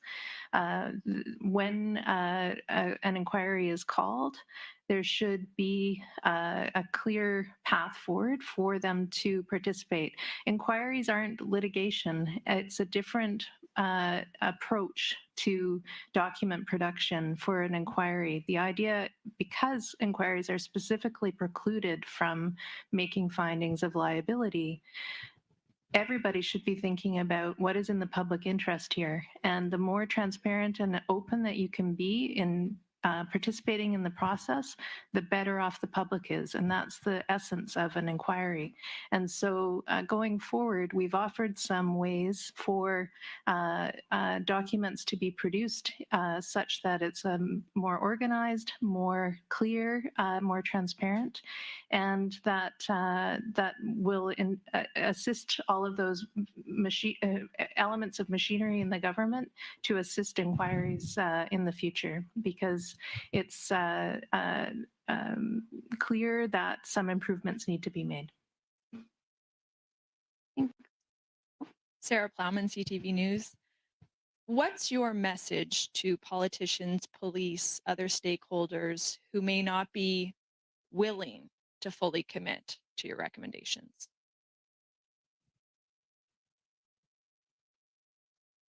I'll speak certainly on the police messaging, and others hopefully will hear the same message, is that we've laid it out very clearly that there needs to be a commitment to prevention first.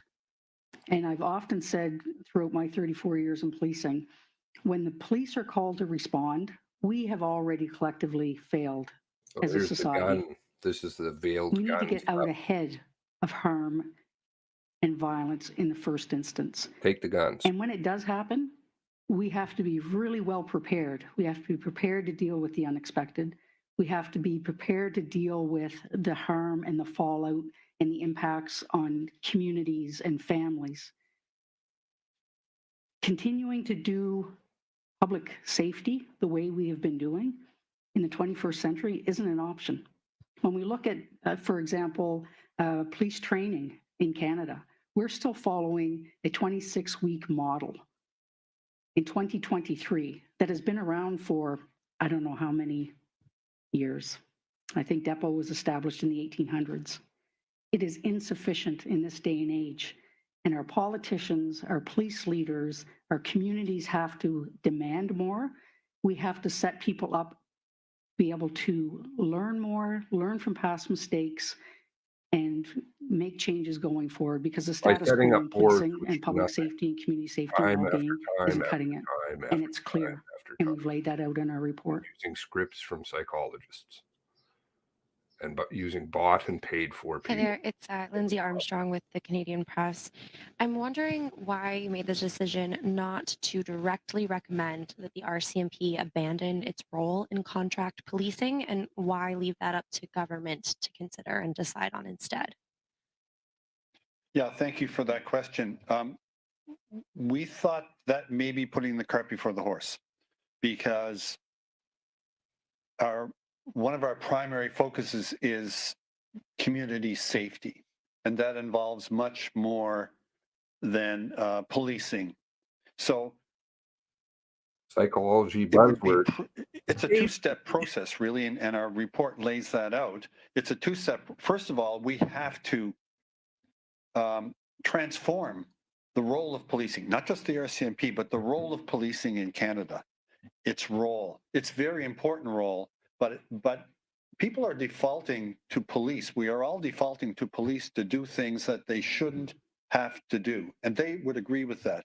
So this probably the simplest thing we could have done was a recommendation like that, but the the first thing you have to do is identify what their role would be. And then, and we say this in our report, then you're equipped to say, okay, what's the role of the RCMP in this province? Now that we've identified what the role of how community safety is best achieved, once you do that, you identify the role of policing, then you identify the role of the RCMP. It would be starting with the second step, if you will, as opposed to the first step. Thank you. Are you concerned at all that in the meantime, there will be continual issues in the contract policing model? Well, we've, I think it was Haley Creighton, I think, spoke to us several times.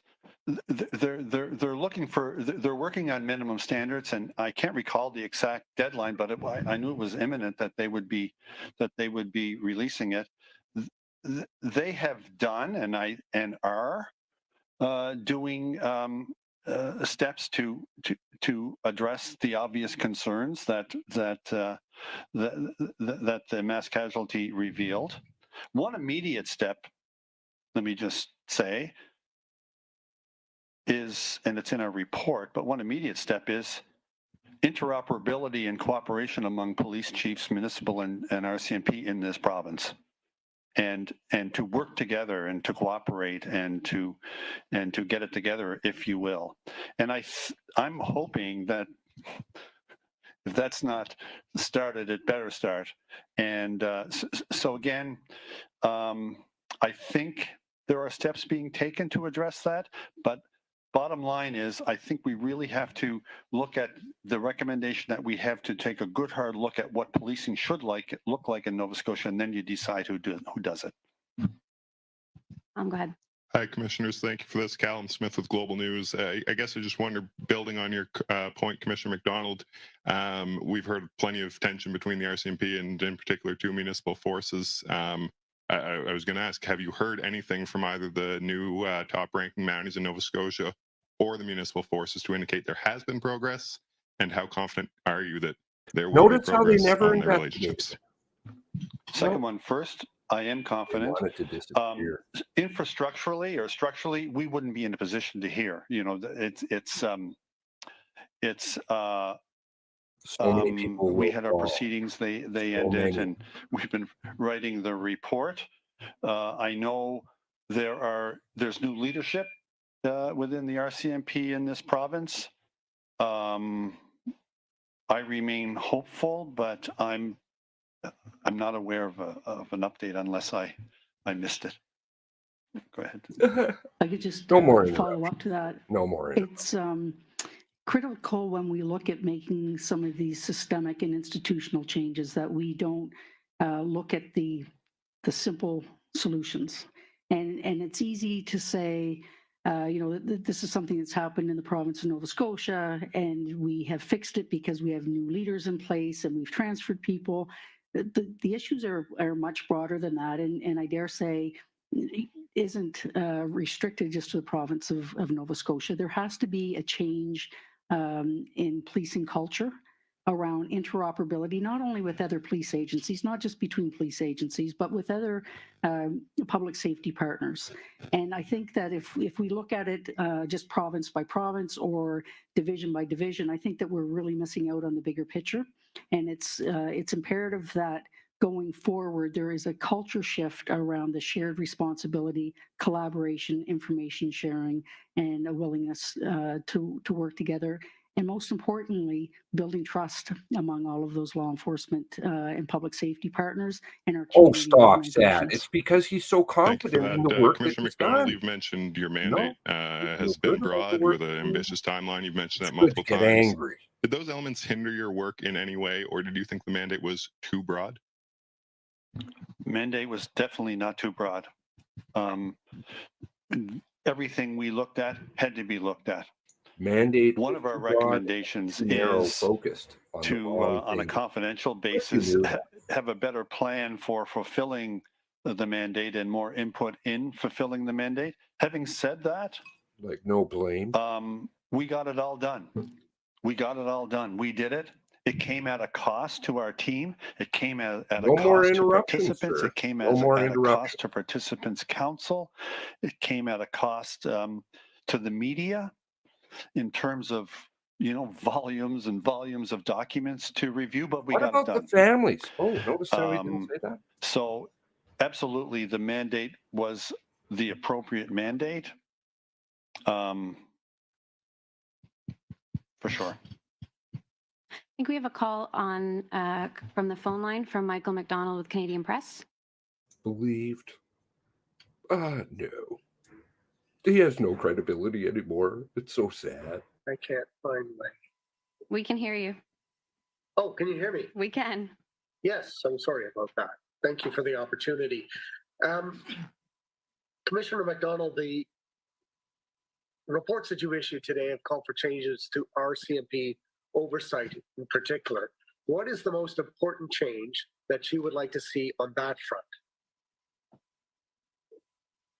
What struck me during the proceedings was that the civilian, I'm probably going to get the name wrong, but the Civilian Oversight Review Board for the RCMP was budget dependent. In other words, he doesn't even know the name of the board. We will look into something if we have the money. Now, I realize you can't give a board a blank check, but there has to be some kind of independent way to make sure that they are objective way, I should say, to make sure that they are independent enough to investigate what they feel they ought to investigate. And surely bad police behavior cannot be sacrificed at the altar of not having a budget. I mean, how did he write the report? So if that's, he doesn't know the if your question is, board? what's the most important thing? That's the most important thing in my view. You wrote recommendations. Michael, did you have a follow-up? The final report says there needs to be a greater focus on addressing and preventing the root causes of violence in communities. It says that over and over again. What does that look like in terms of actual changes that people can understand? Thank you, Mr. McDonald. It's Commissioner Fitch. I'll take that one for starters. Don't allow him near When guns. we talk about violence prevention, we also talk about it in terms of a public health approach. And we have to address the root causes of violence because as we know, it spills out. And to use the metaphor we had for the commission, the ripple impact that violence has in our communities. And it has to start at a very fundamental level. And I've often said, you have to have safe homes and safe individual relationships in order to have safe communities, because it really, literally and figuratively bleeds out from individual relationships that go wrong. And we've seen in our report, and we laid it out in terms of the perpetrator's background, generational patterns of violent behavior. And Commissioner McDonald mentioned in our opening remarks, right? He came from a violent, traumatic childhood, and it made him into a violent man. Now, do all violent people go on to commit atrocities, such as mass casualties? No. But we know that violence and harm impacts our children every day. And it influences communities and families and schools and workplaces. But it takes all of us. And I can tell you from my policing experience, the unsafe emotional how painful it was over the years to see people slow down, and pardon the expression, but would rubberneck at traffic accidents. Everybody would slow down, take a look. They talk about the accident. You read about it in the headlines. When it comes to intimate partner violence, gender-based violence, family violence, people still in this day and age look away. Where's the people proof? still look away, and that allows that harm and violence to continue to seep out into our communities. And we really truly believe that the best approach to stopping violence and to preventing mass casualties to the best of our collective ability is to do it from a whole of society response. And that is beginning with prevention of violence. Take the guns. There we go. Time for just one more question. Oh, Brett's already got dibs. Sorry, just drilling down back into that idea of a holistic approach. For folks who are watching this, who aren't a politician, who aren't upper management for RCMP, the majority of folks watching and listening, what can they do today? What can they do right now in response to your report? Be powerless. Mr. Stanton, would you like to take that one? Powerless. Well, just even with what Commissioner Fitch was just saying, we have a whole section on bystander intervention. So people can choose not to look away. People can choose to intervene. So we talk about Like, not prevention, give we talk interview? about early intervention, and we talk about if things don't get prevented, how to have a better critical incident response. But people can take part of what we've done here is said, let's take responsibility for one another in our communities, in our homes. And we can all say when we're seeing something that shouldn't be happening, and how can we help those people to be in a healthier place. So there is a focus in this on taking responsibility and caring for one another. And that's something we can all do. We don't need a government to tell us to do that. Oh, that's a whole bunch. Commissioners, if you're okay, we're going to take one more. Safe. And we're done. Go to your Thank safe you. state. One of the recommendations, to follow up on Brett's point, is not directed at government or policing, but on individuals, particularly men. And you're calling on them to take up individual and concerted action against what you call the epidemic of gender-based violence. What do you want them to do? The epidemic of excuses. I was struck by emotional Sue manipulation. Bookchin of Be the Peace in a September group session that we had, participant group session, and she said it's time for men to step up like the men in this room. And I was a man in the room. And what it means is to get help, educate yourself. Women, is this a man? Be humble and honest with yourself. And I think men have a leader, like women have been carrying through community-based organizations the burden of protecting women almost exclusively for far too long. It's time for men to step up in leadership roles and speak out. We spoke out in our report. I'm speaking out now. So men who would be perpetrators, we have to educate. We have to have services available for them. But men who are leaders in society have to call it out for what it is. It's an epidemic. I'm want to learn my masculinity skills from him. He's quite an example of morals, ethics.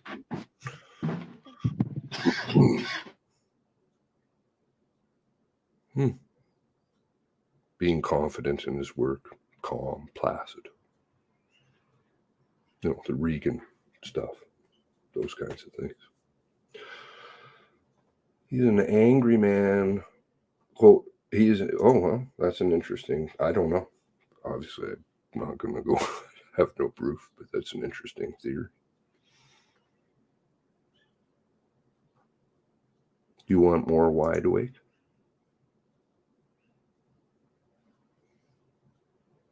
A narcissist, ouch.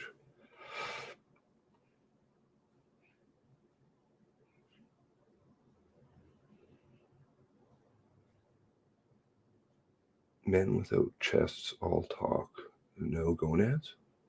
Hello, Luann. Welcome aboard.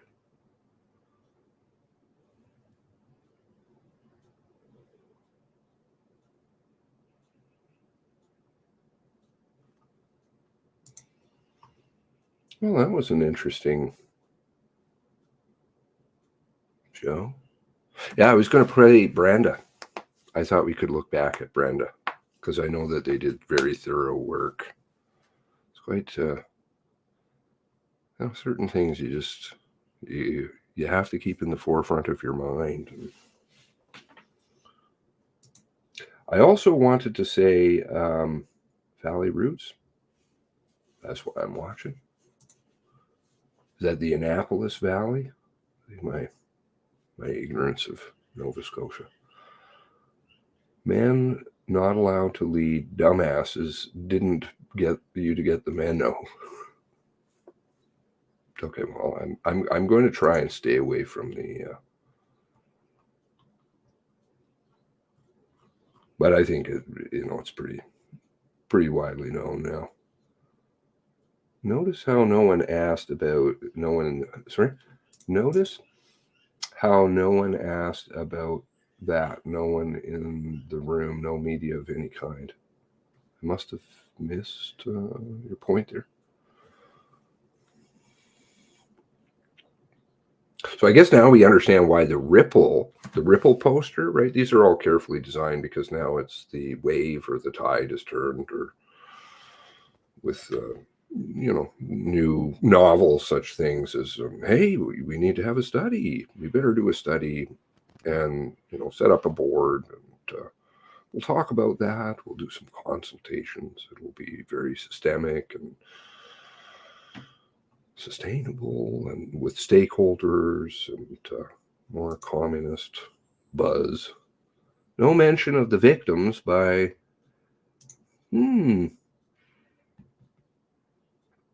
As I did notice that it was very painful for everybody. I may have been talking at the time, which I do apologize for, but I don't believe that Commissioner McDonald mentioned the victims.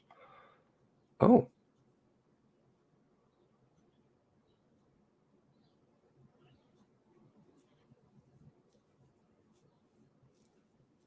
Maybe we should just stay watching this.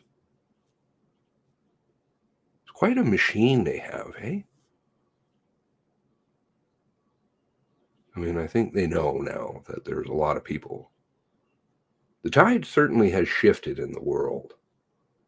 Shifted some time back, but it's kind of gaining momentum slowly.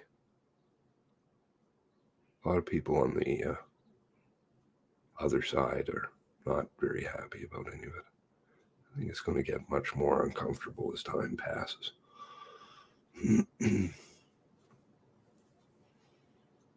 Victims and survivors.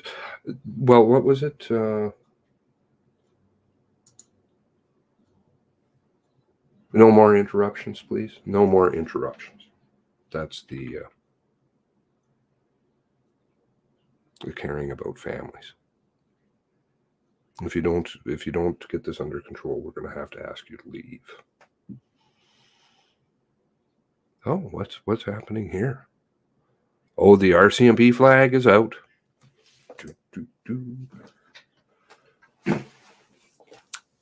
See, they should have put a pause after Leather let that fly. Leather and Diamopolis let that fly about the July 10th sit rep report. But I think that may bring in Brennan, which would be bad news. I wouldn't want to happen. Because the Mass Casualty Commission should have absolutely stopped at that point and said, were the events affected at all, April 18 and 19, 2020, by the poor relationships and whatever criminality is going on at the senior levels, the serious criminality, quote, senior criminality, as Ottawa knows right away. Leather dropped, basically, I shouldn't say dropped, but he certainly got very focused on what transpired in that sit rep report in the middle of the largest investigation in Canadian history. He chose to look at that one. I would say that underlies how utterly, extremely serious that matter was. What was it? The media fallout will be significant. That was another one. Extortion, serious criminality, cover up, collusion. These are terms that were being used in that. Senior members of, I think it was multiple police departments. Pretty fucking serious, man. Oh, look, CTV caught on blocking out the feed to set their changes. What theatrics? They can't use the same background. Well, it's, fly the flag, Division 150 flag now. Or I don't know, they could bring in the pride flag. I don't know. That's a good possibility. And I mean that in quite being quite literal. That's a very good possibility. Vision 150 is quite wonderful.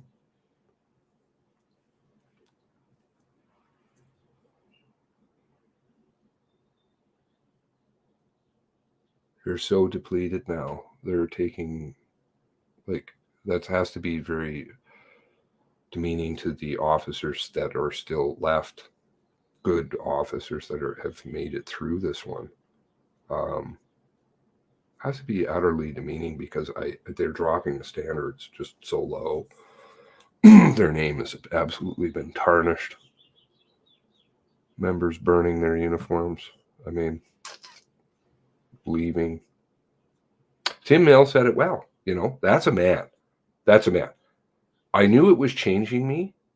He said that. I knew it was changing me, the stress and stuff, what was going on, how he was getting screwed with. It was changing me as a man. Around my wife, around my kids. I had to leave. That's a man. That's a man. A man who stands up and says the truth while other people fidget and bumble and fart and take money and become corrupt. Real men stand up.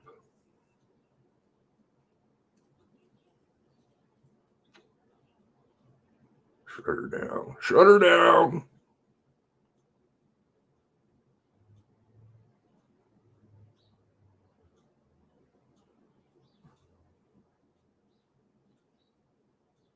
No mood for the feel of the RCMP. Well, I'm very curious. I suspect it's the same old rhetoric. They have a script that they run out. Oh, this is very serious. We're very, we take it very seriously. There's another communist buzz term phrase. We take this very seriously. Whenever you hear these words, you know who you're dealing with. Because you don't talk like that. I don't talk like that. Systemic, the psychology, communist goop built to manipulate. The truth lies in the members of the Discord. Well, that is true. There are certain members in the Discord which are truthful. The Discord, though, sadly, I think has some oversight. Who does own a piece of Discord? Oh, right. Is it the same? You guys know who has a stake in Discord?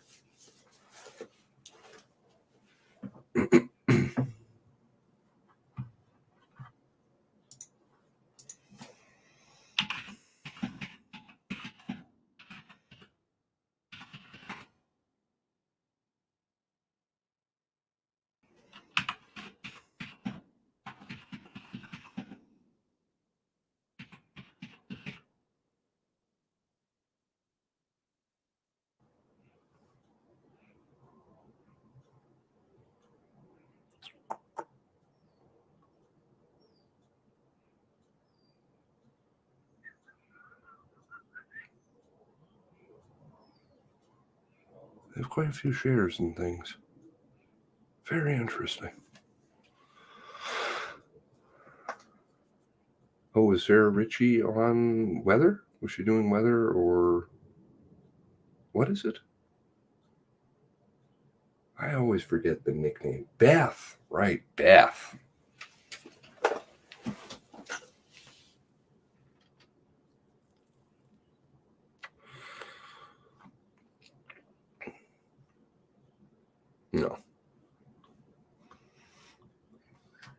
It's not that.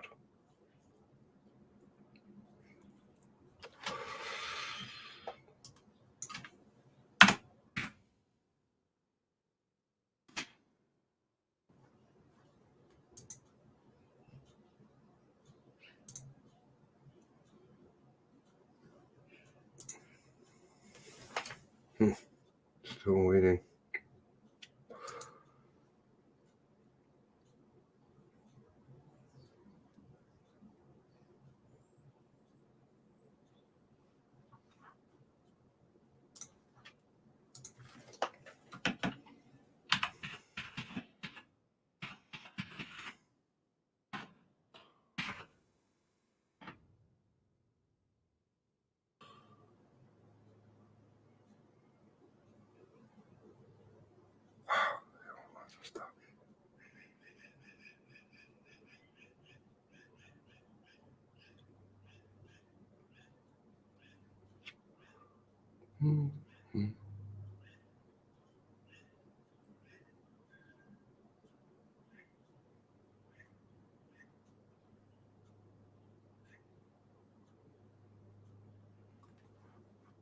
Anyway, point being that I've noticed a lot of things disappearing. Do you remember all the chat on those of you who are in the Discord? Do you remember all the chat about the moratorium? All gone.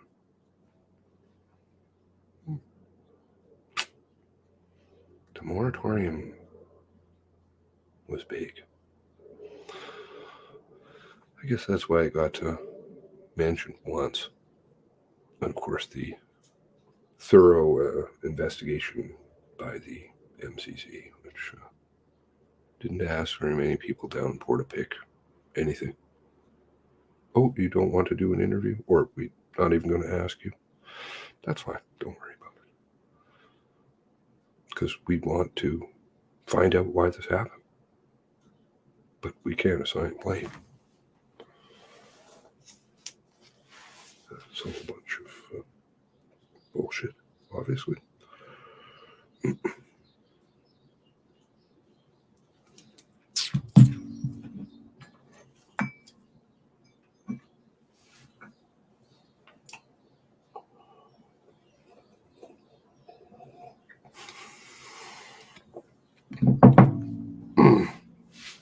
And that Clayfield.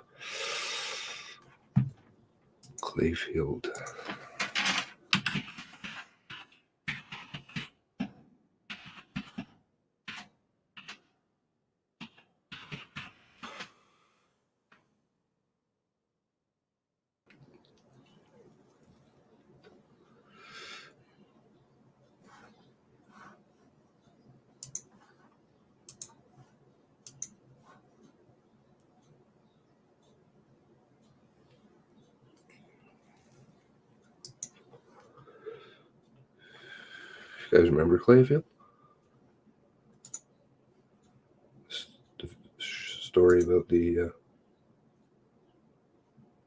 dental labs? You know, it's in warrants and things like that. The address is traced back.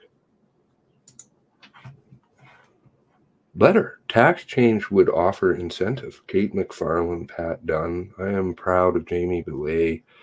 Announced, quote, earned rate reduction, part of the plan, lower corporate taxes, you know, blah, blah, blah, blah, blah.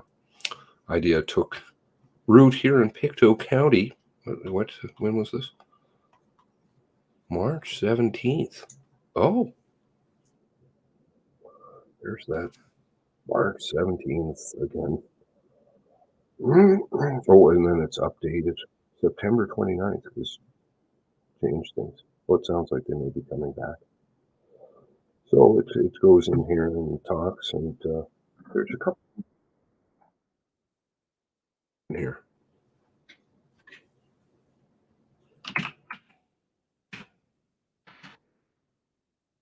With Paul Clayfield. Who's Paul Clayfield? Is that guy who knew Wortman? Clayfield Denture Clinic? Atlantic? Same mailbox, over there in Moncton.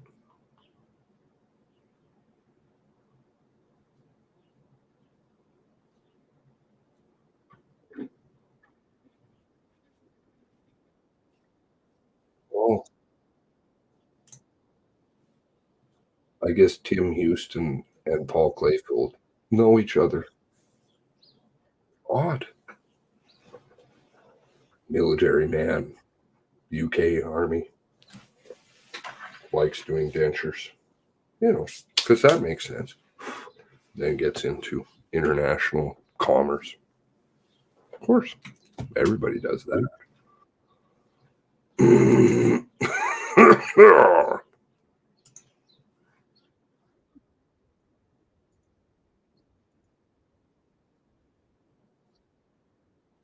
One moment.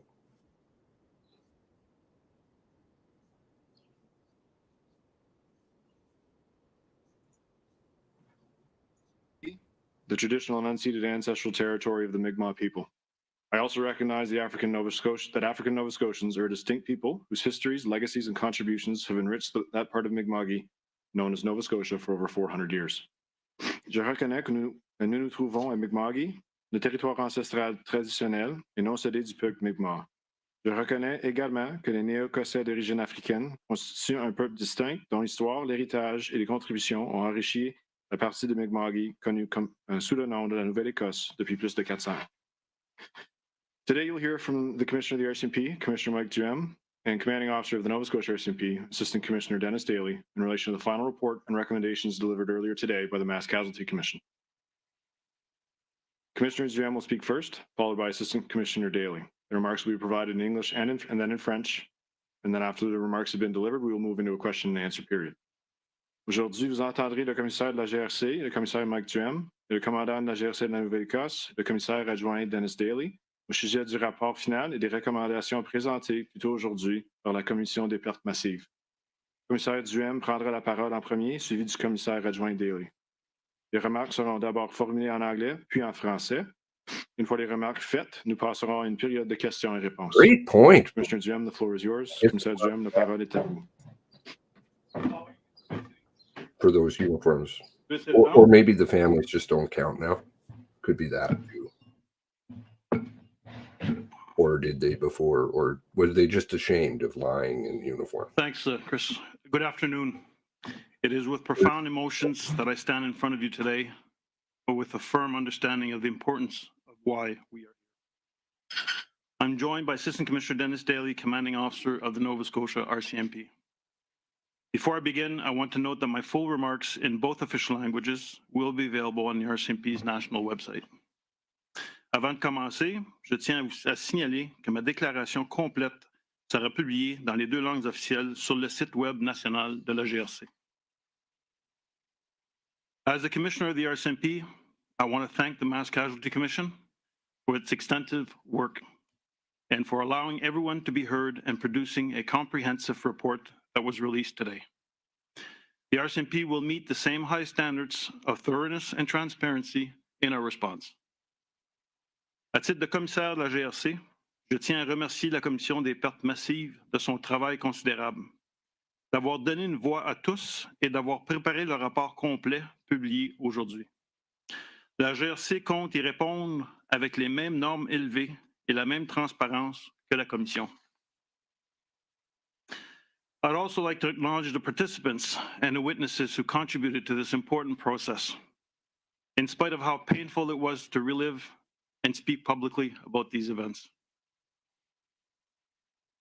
Today, we remember Tom Bagley, Kristen Beaton, who was expecting a child, Greg and Jamie Blair, Go with this one again. Joy and Peter Bond. Remember how they Lillian could Campbell, remember the names, even the officers. Corey Ellison, They didn't remember Gina the names. Goulet, Don and Frank Gullichin, Alana Jenkins, Sean McLeod, Lisa McCauley, Heather O'Brien, Jolene Oliver, Aaron Tuck, and Emily Tuck. Constable Heidi Stevenson, Joanne Thomas, and John Zale, and Joey Weber.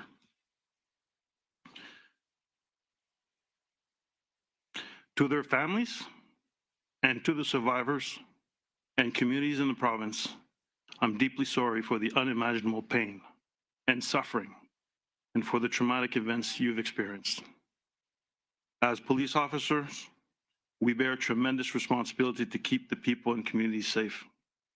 The April 2020 mass casualty event was something we had never seen before in Canada, and I can't even imagine what you have endured.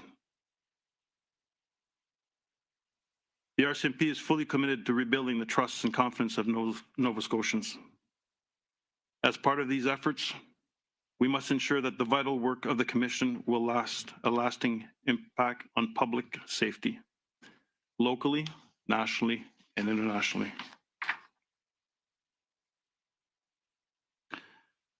To those RCMP employees who responded to these incidents, Constable Stevenson's family, Constable Morrison, and those directly impacted, I'm sorry for your loss, for your sacrifice in the line of duty. Aux employés de la GRC qui sont intervenus durant les événements, à la famille de la gendarme Stevenson et gendarme Morrison, et à tous ceux et celles qui ont été directement touchés, je suis profondément désolé pour votre perte et vos sacrifices dans l'exercice de vos fonctions.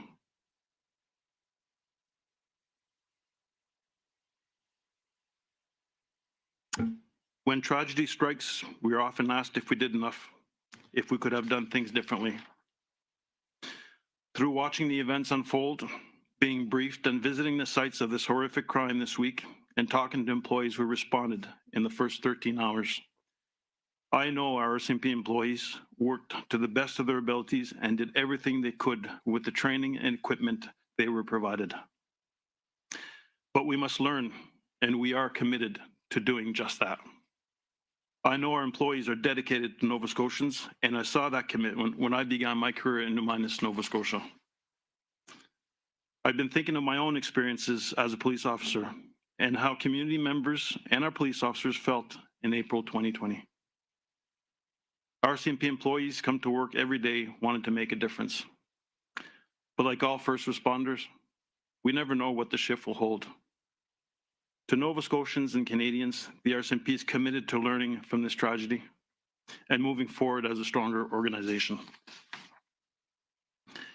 One of the many important issues raised during the inquiry was how the public was informed of threats in real time. I believe it is important for me to note that the RCMP has made significant advancements in the use of public alerting since this horrific incident in Nova Scotia. We now have robust national and divisional policies to help us inform the public quickly and effectively when needed. This was seen in our response to the James Smith Cree Nation tragedy in Saskatchewan, and it has had a positive impact on police agencies across Canada.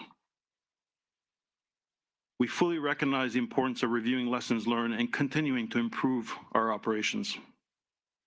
The RCMP will follow the advice of the Mass Casualty Commission to take the time to read and process the reports and its recommendations. My senior management team and I will move forward with conviction and commitment to act on the Commission's recommendations that fall within the scope of the RCMP's authorities, and we will work closely with our safety and security partners. This will add to the work already underway to improve our service to Canadians. We will act on these recommendations just as we have applied other lessons learned since April 2020.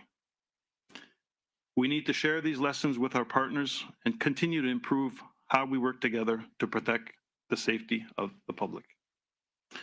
Nous donnerons suite à ces recommandations, comme nous avons appliqué les leçons apprises depuis avril 2020. Nous devons partager ces leçons avec nos partenaires tout en continuant à améliorer nos méthodes de travail pour protéger la sécurité du public. A key priority for us is to go forward in lockstep with policing partners in Nova Scotia and across the country. We must recognize where we need to make changes, and we are grateful for the Commission for its guidance. To make sure we get this right, the RCMP has put in place a team to study the report and recommendations, to guide our action plan, and publicly report on progress. We will continue to learn from this tragedy and do better. Please know that I am committed to doing just that, along with the senior management team and all employees of the RCMP.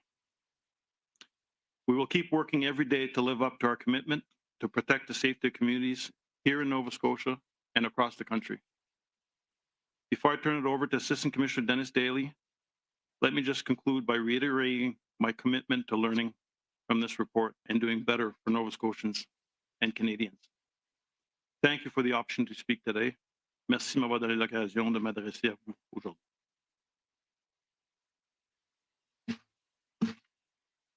No problem. Thank you, Commissioner Duhem. As the commanding officer of the Nova Scotia RCMP, I too want victims, families, and survivors to know that I am sorry for the pain and trauma you have suffered. The individuals who responded in April 2020 did their best while putting the safety and well-being of others ahead of their own. But I know our response wasn't what you needed it to be. And for that, I am deeply sorry. I cannot know your loss. What I hope I can do is provide assurance of our commitment to you. While we can't change what happened in 2020, we can and we will learn. And with that learning, we will improve. I echo Commissioner Duham's appreciation to the Mass Casualty Commission.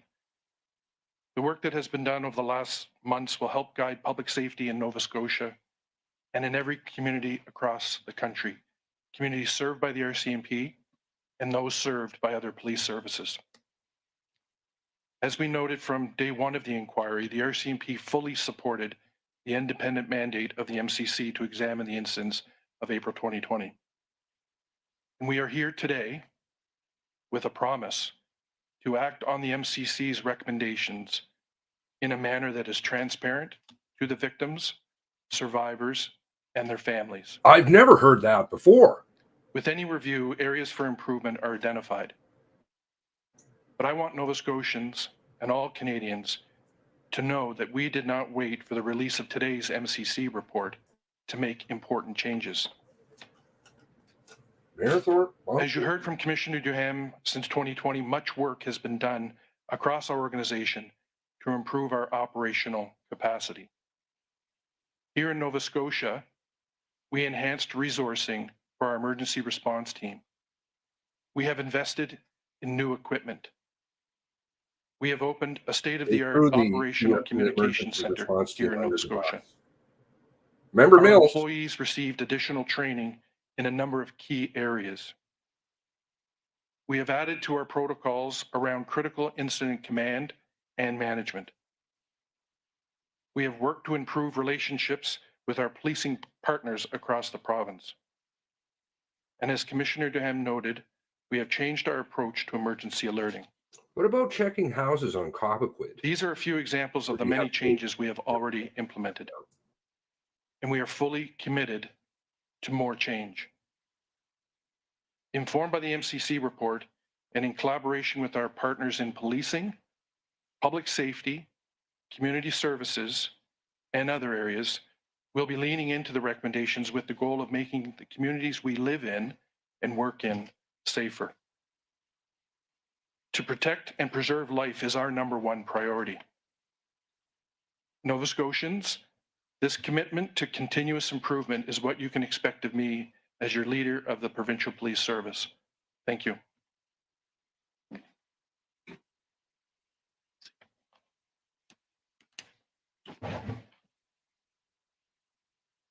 So now, excuse me, I will now deliver Assistant Commissioner Daly's remarks in French. Je vais maintenant vous transmettre les remarques du commissaire adjoint Daly en français.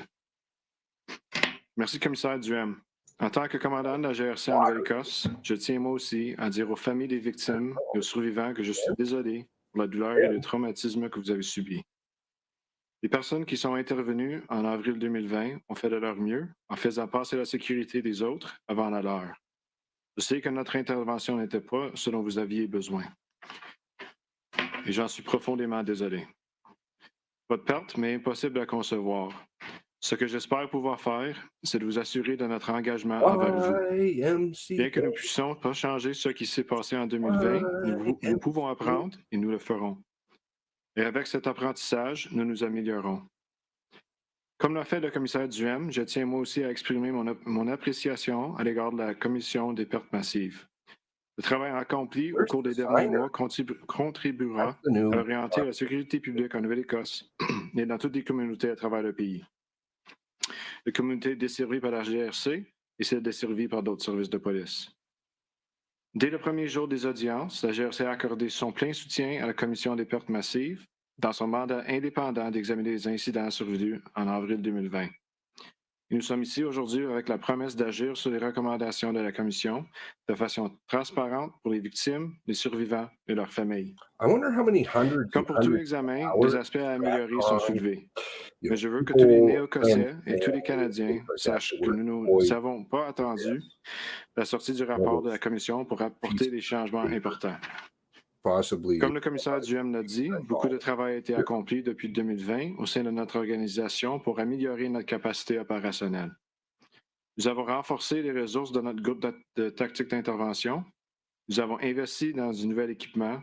Nous avons inauguré une nouvelle station de transmission opérationnelle à la fine pointe de la technologie ici en Nouvelle-Écosse. Nos employés ont reçu de la formation supplémentaire dans certains domaines clés. Nous avons élargi nos protocoles entourant le commandement et la gestion des incidents critiques. Nous avons travaillé à améliorer les relations avec nos partenaires policiers à travers la province. De plus, comme l'a mentionné le commissaire Duhem, nous avons changé notre approche. Did anybody ever hear how Dubai made out without Lucky being present? You know, with her exceptional shower curtain skills and things? You know, because she knows how to handle mass casualties very well from that, what is it, 10,000, 20,000 caramel bar view? Non, plus sûr. I never Protéger et heard. préserver la vie est notre première priorité. Néo-Écossais, cet engagement envers l'amélioration continue est ce que vous pouvez attendre de moi en tant que dirigeant de votre service de police provincial. Merci. So we will now proceed with questions and answers. We ask that you limit yourself to one question and one follow-up. For the benefit of all participants, please provide your name, the outlet you represent, and to whom your question is directed. Oh, I For certainly questions don't that are posed in put on French to our- Assistant Commissioner Daly, I will first translate them in English. Assistant Commissioner Daly will provide his response in English, and I will then provide the same response in stand French. up for good office. Nous prendrons maintenant à la période de questions. Nous vous demandons de vous en tenir à une question et une autre de précision. Veuillez indiquer votre nom, l'organisation que vous représentez et à qui s'adresse votre question pour le bénéfice de tous les participants. Pour les questions posées en français au commissaire adjoint Daly, je les traduirai d'abord en anglais. Le commissaire adjoint Daly fournira sa réponse en anglais et je fournirai ensuite la même réponse en français. We will now go to the floor for questions. Nous allons maintenant passer aux questions. Thank you, Kayla Hounsel with CBC National News. Commissioner, you've said that you're sorry for the family's pain, but are you sorry for the mistakes your officers made? Thanks for the question, Kayla. I am terribly sorry for the pain and suffering that the families went through. It was unprecedented circumstances. You've heard the Commissioner McDonald earlier saying it's the worst case of mass killing in Canada, in the history of Canada. I am, and you've heard the Assistant Commissioner Dennis Daly say that the mandate of policing is ensuring the community is safe. And on that particular day, in the circumstances that we were facing, we weren't able to keep the community safe. But the commissioners have very clearly now said that the RCMP made mistakes, many mistakes, and they think it's so important that the RCMP be able to admit when it makes mistakes, that they think it should be policy that as a member of the RCMP, you can't get promoted unless you are willing to admit your mistakes. And I hear you here today still, after all of that, saying your officers did the best they could. So how are you going to implement this, what seems like a cultural shift, to get RCMP officers to admit when they make mistakes? So Kayla, the first question is, as you can appreciate, the report was tabled a couple hours ago, and I have not gone through the review just yet and all the recommendations. But I am committed to go through all single recommendations. We have a team in place for the RCMP to look at every single recommendations, work with our clients and the stakeholders to make sure that we can put together a proper tracking mechanism that would be outward facing so that people can hold us accountable for what we're going to do. So I need to know, I will Listen need to the buzzword. take a little bit more of a thorough read into the recommendations, and then we go from there. Forward looking. Commissioner Brett Ruskin, CBC News. Stratcoms comes up with these. It's understandable that if you didn't get an advanced copy like the participants did, that you may not know any of the recommendations. You didn't list any of the recommendations in your remarks. You said there would be a study into the report.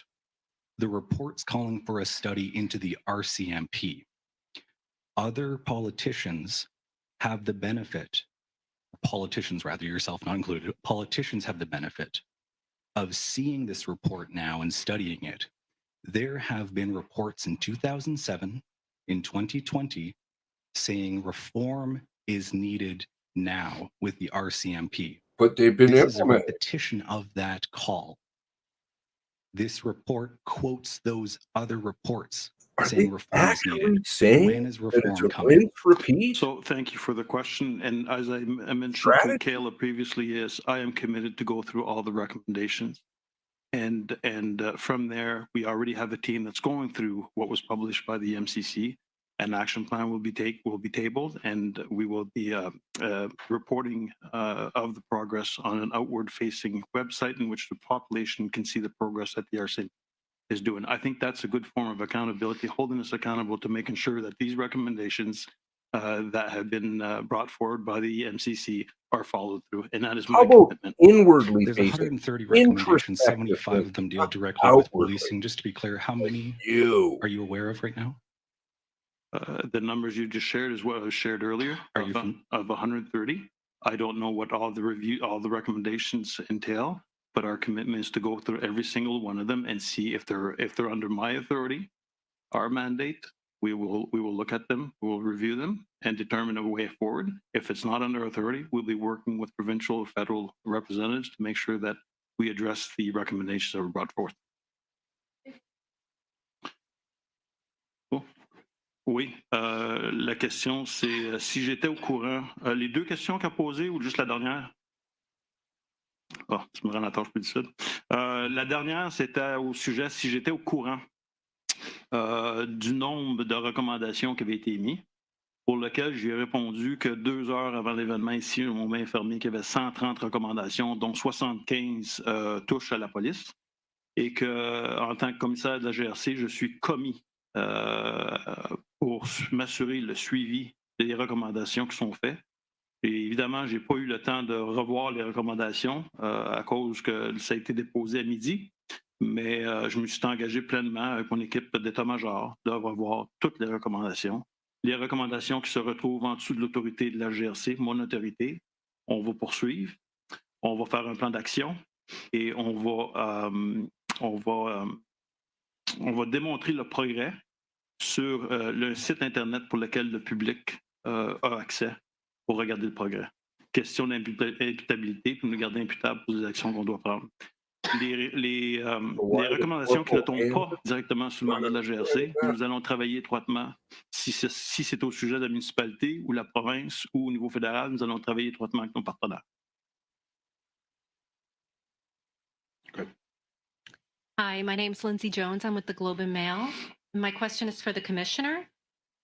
Do you accept that the RCMP's mandate has grown too sprawling, resulting in poor and unaccountable police service across Canada, as the report found, or as the commission found?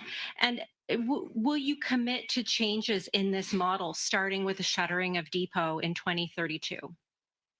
Thanks, Lindsay, for the question. And again, I haven't seen all the recommendations or gone through all the recommendations.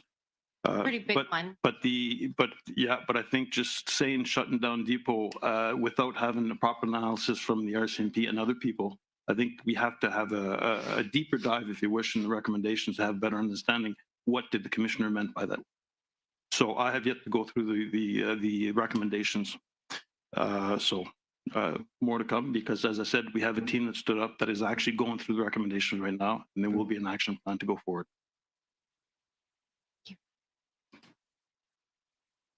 Hi, Tim Bousquet from the Halifax Examiner. My question was actually about the depot as well. The recommendation is to close it in 9 years and replace training with a 3-year university program.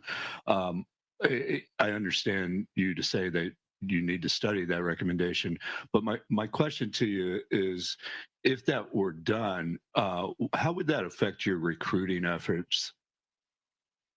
Well, I wouldn't be able to, it'd be speculation on my part, the impact it would have if we shut down. But again, I think it's important to really understand what the recommendations are and perhaps even go back to the commissioners to have a better understanding of where their mind was at. But these just shutting down depot within 9 years is something that we really have to sit down and discuss and see what the alternatives are. Another one of the recommendations is that new recruits not be sent to rural areas as sort of a ladder process, and that the more suburban or larger cities are sort of the end goal of their career. What's your thought on that? Well, the reality, Tim, is the RCMP, the contracts that we have with the various provinces and territories, most of the work we do is in the rural areas. We're not in the big cities such as Vancouver, Winnipeg, and Calgary, and Edmonton. So most of the work that we do, the people are posted out of depot into the rural areas.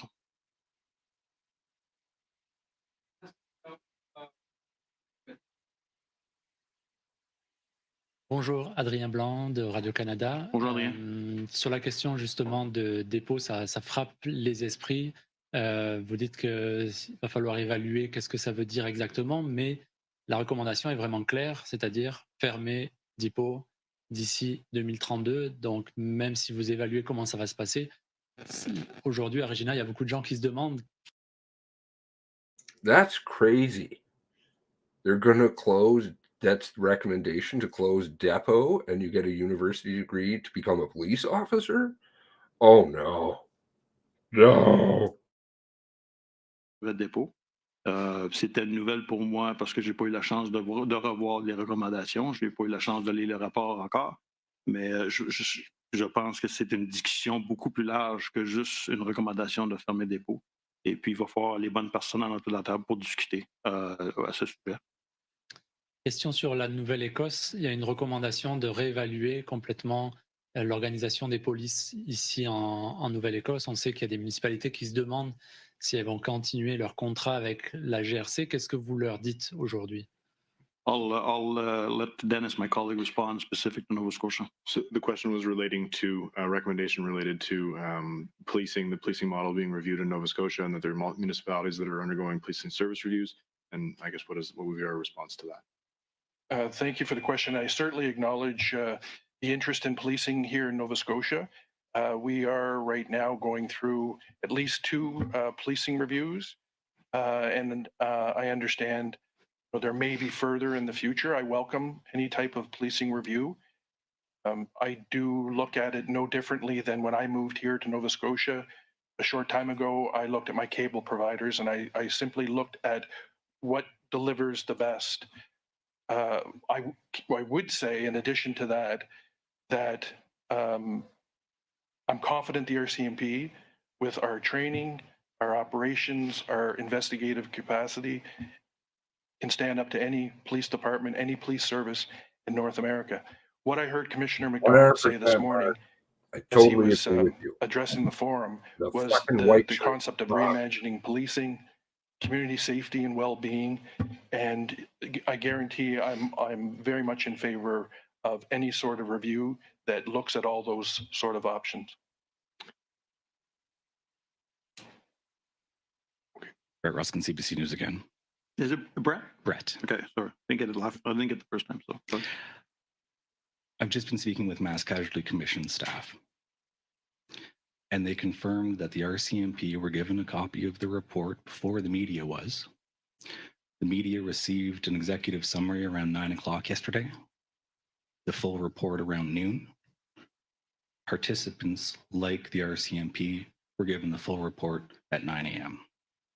You can respond to that as you like, but I stepped in line to share that piece of information with everyone. But no, you've had it for more than. Yeah, I'm saying that I haven't reviewed it.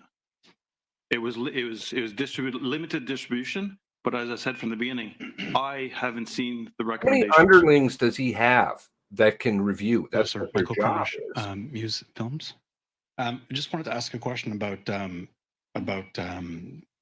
in the world that we live in with mainstream media and social media and water cooler conversations that are going on across Canada, to get your comments about, to speak to those Canadians who still have questions about the official narrative that's being presented today by the RCMP, be they about small things and small inconsistencies or big conspiratorial theories that do exist with this story and others.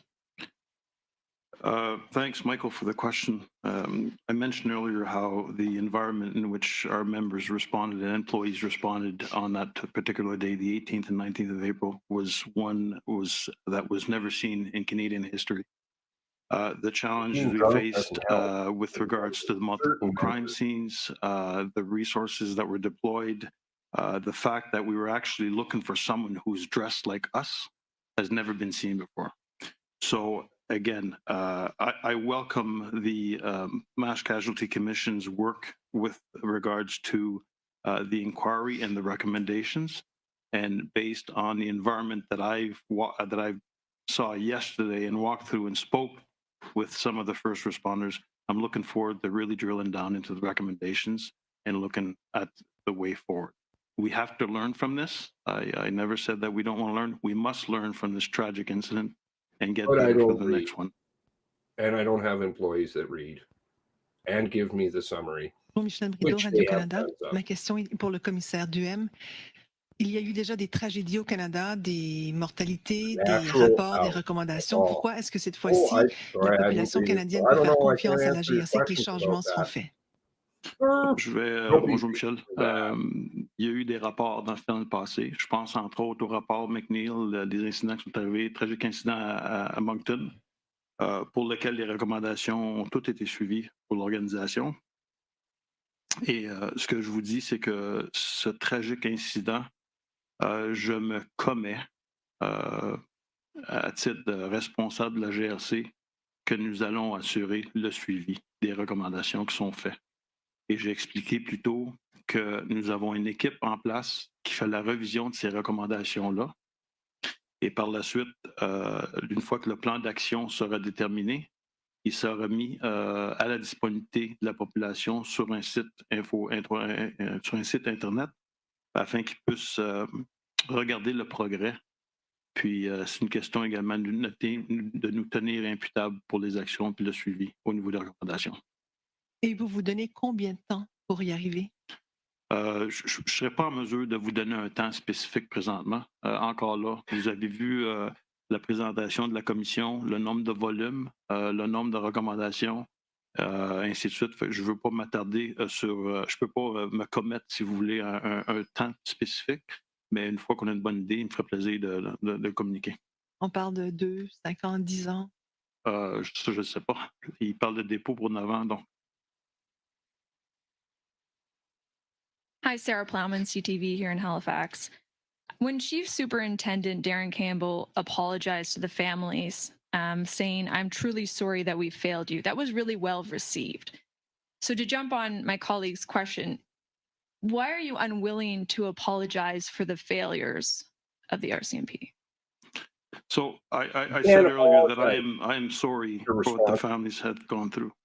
And the number one mandate of any law enforcement is ensuring that the community is safe.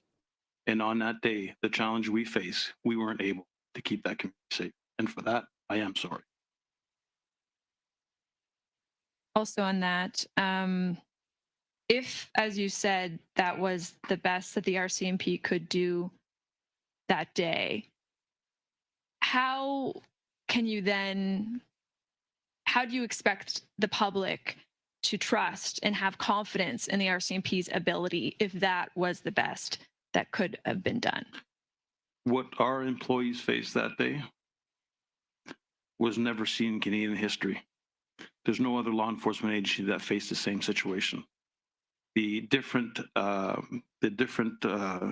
incidents that were occurring, the multiple sites that had to be managed, it has never been seen before. And I said it earlier, I know that our members and employees on that day did the best that they could with the equipment and the training they have to put a stop to that as fast as possible. But it was a dynamic, a fluid incident situation that took place. And again, I had a chance to talk to some of the members who were the first responders on the ground. I had a chance to drive there yesterday and go and get a sense of the layout, the roads that are there, roads that we didn't even know roads exist in certain areas. And it was challenging. It was challenging. Alex Cook, Global News. My question's for the Commissioner. The report was highly critical of how the RCMP treated Lisa Banfield. I was just wondering if you looked at that part and if there are any lessons that can be learned about how she was treated.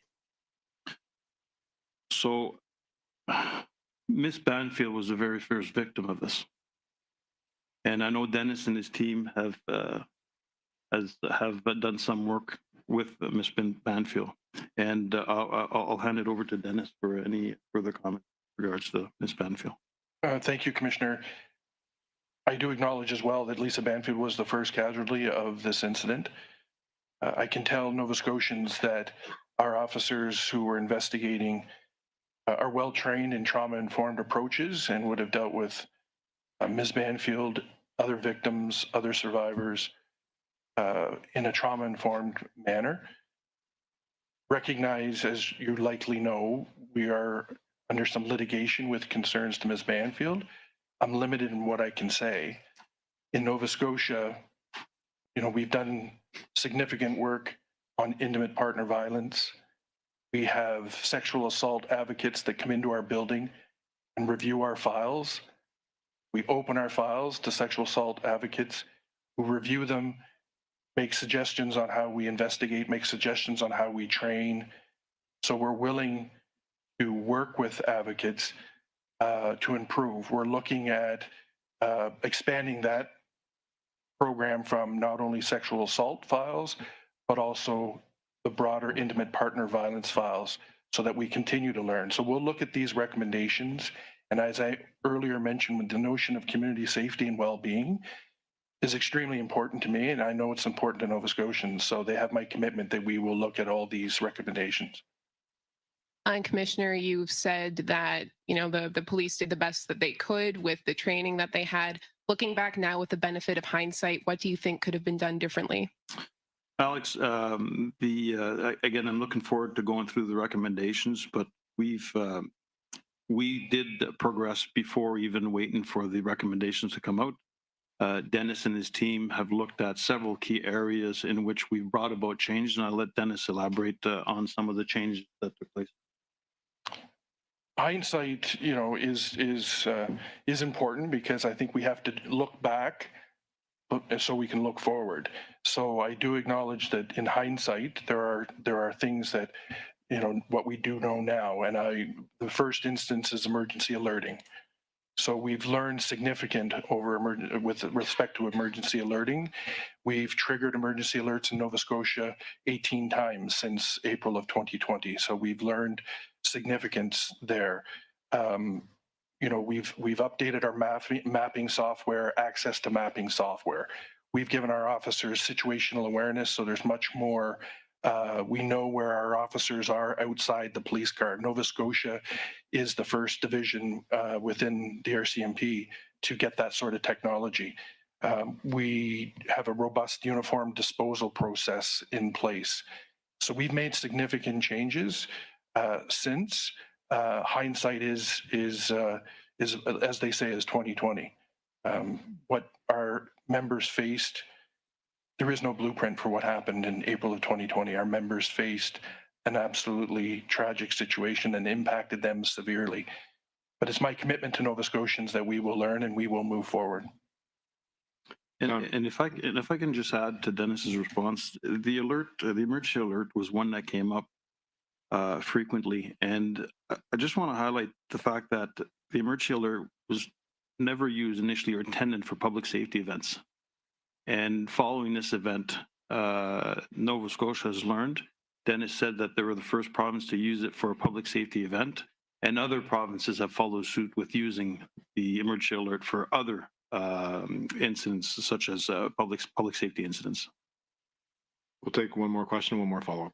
Hi there, it's Armstrong with the Canadian Press. You mentioned a couple of times that you haven't read all the recommendations. Given that this was handed to you yesterday morning, why is that? And what you have read are your biggest takeaways? Like I said, I haven't seen any of the recommendations. My team, I'm not quite sure exactly what time we got the one of the versions, and I'm not quite sure if it's a full version or just the executive summary. But I'd be happy to come back to that. I haven't seen it, and I haven't gone through it. Can I ask you why you haven't seen it? I just haven't gone through the recommendations. Because then I might have to answer your does question. minimize the impact of what took place. I just haven't had time to go through the recommendations. No, you have many paid employees that can for you, which do One more, all the last time. question. Thank you. I appreciate it. One of my colleagues has just sent me this finding regarding the treatment of Lisa Banfield.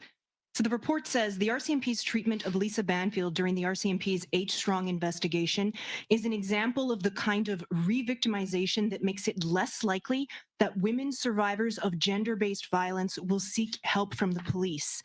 It strikes me that that's the opposite of trauma-informed, first of all, but how can both things be true? And how concerned are you about that? That this is now the public message that women will be afraid to come to the police? That is certainly not the message that we want in Nova Scotia, across the RCMP, or across the police universe. We encourage victims, survivors to come to us. What I learned this morning from Commissioner McDonald, as a police leader, I have to act with courage and commitment and collaboration.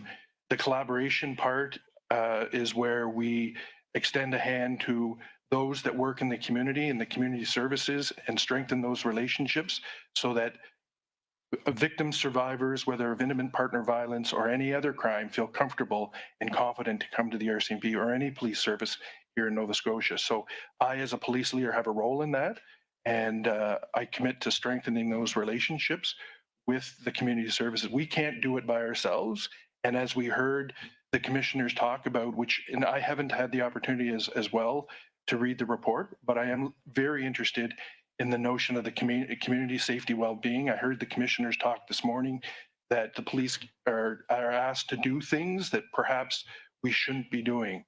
So I'm very interested in continuing those discussions, anything to provide safety to Nova Scotians and Canadians. That you haven't read the report, but I just read you that part of the report, and you've said that the treatment of Lisa Banfield was trauma-informed. The commission says it was re-victimization. So which was it? They both can't be true.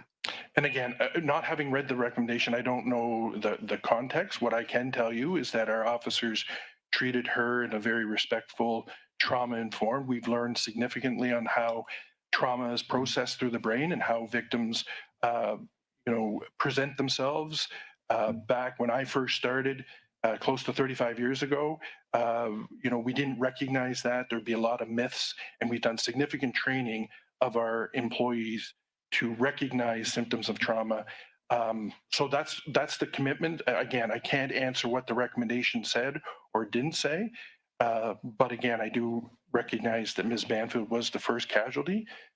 We are facing litigation, as I had mentioned, so I'm limited in really getting into the full story at this particular time. Great. So that's it. Thank you very much, everyone. This concludes our media availability. Ceci conclut le point de presse. Merci de votre présence. Thank you. Thank you.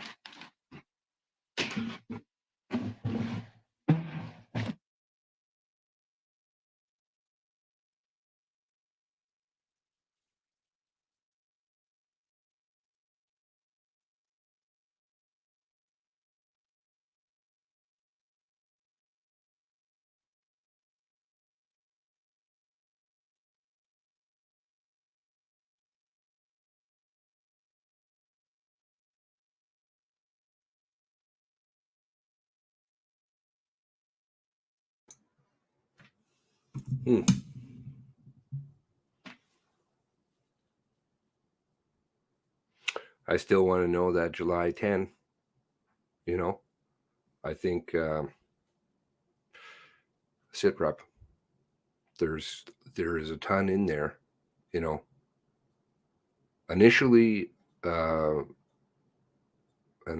I've repeatedly said that I believe I've misassessed, but I think that was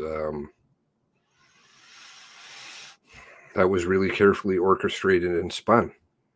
I think that the RCMP equally in this story have been thrown under the bus by Nova Scotia chiefs.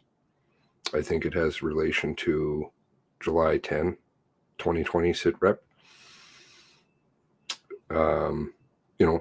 There's no doubt that there were really good officers, and there still are, those that haven't quit, because so much of the rank and file has just left because they're so disaffected and frustrated with the whole thing.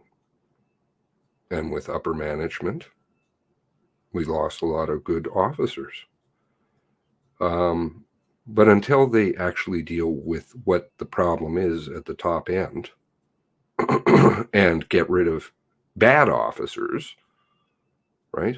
The poor officers that are drunk or not doing their job seriously, aren't up to the job, can't follow the guidelines. They're well trained. If they don't want to do their stuff, then they don't deserve to be a cop, right? But the answers, I think, really lie in that, or the July 10th SIT report will provide a lot of insight. But upper management has been such a problem for the RCMP for so long. And I mean, it's a mafia up there. And again, there'll be some good people in there, but I don't even know how you could operate. I really don't know how it's possible to affect change from within. And they're not interested in changing because then that would collapse their system of corruption and like, of course, the rational question, why haven't you read the report? Okay, I can understand. It's voluminous, 3,000 pages. But he literally has employees that will summarize things for him so that, it's just like the, president of the United States or a politician. They have a staff that will summarize things for them so that they're prepared. You can't come to an interview unprepared unless, and they won't, unless they don't want to be prepared, because then they have the out. But why would you like to comment on this? I'm sorry, I can't. I haven't read it. And then move along on to the next story. They have such a tried, tested, true process with this, and they just hope that people will believe it. The thing is that nobody believes them anymore. They're tired of the lies. We're tired of the lies in the world. Not just the RCMP. This is just a microcosm of what really is going on. The massive amounts of corruption, and I like, let's watch Tim Mills. Tim Mills is good.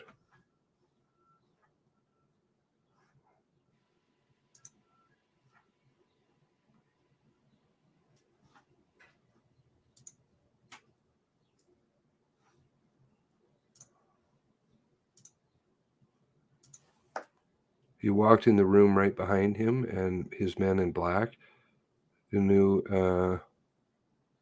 that it was filming him. I wonder. Oh, interesting. Very interesting to hear, Tara, that they all dropped their cameras when you came around. It's very clear. Like, it's not conspiratorial. Nobody was ever interested in talking to Tara because Tara is a major threat. Because she asked questions from the get-go. Made excellent points. Test. Test. Test.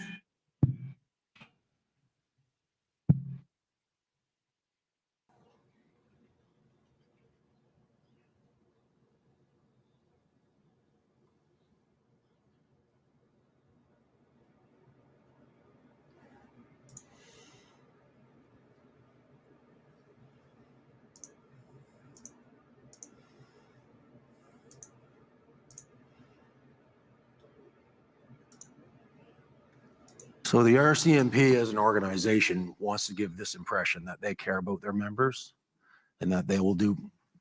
Commissioner Brenda Lucky said herself, we'll do whatever we can, or, we can't do enough.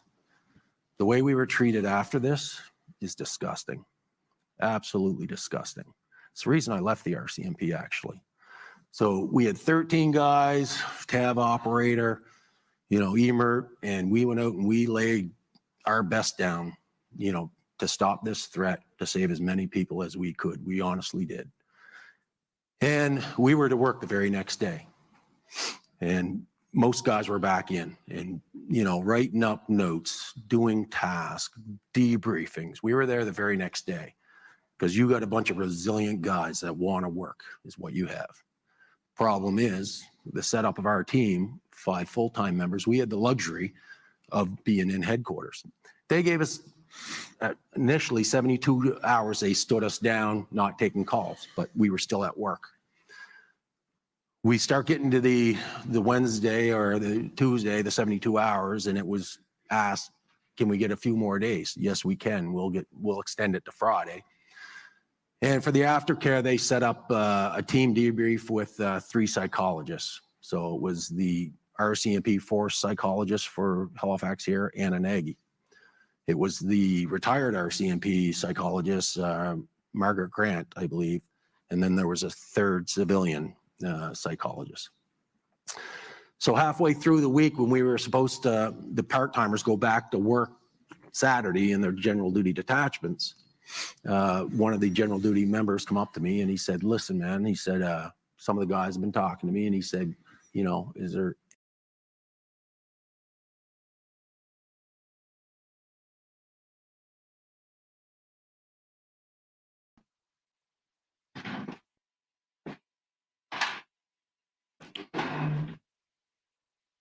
brief statement. Sorry to interrupt. Mr. Mayor, will make a brief statement followed by a few minutes of questions. Le ministre fera une déclaration suivie par quelques minutes de questions. Minister. Good afternoon.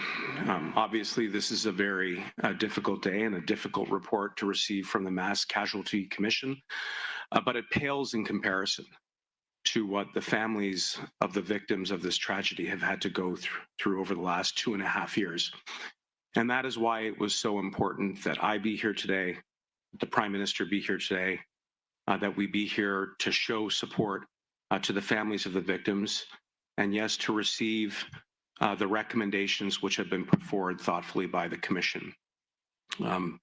We will now take the time that is necessary to absorb those recommendations, which touch on a number of critically important issues with regards to the police response to this tragedy.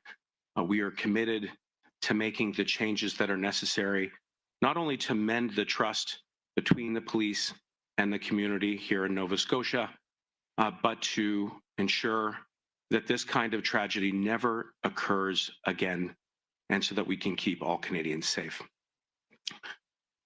Donc, c'est un jour très dur, c'est un très, très difficile rapport d'accepter de la Commission, mais tous nos cœurs est avec la famille de la victime.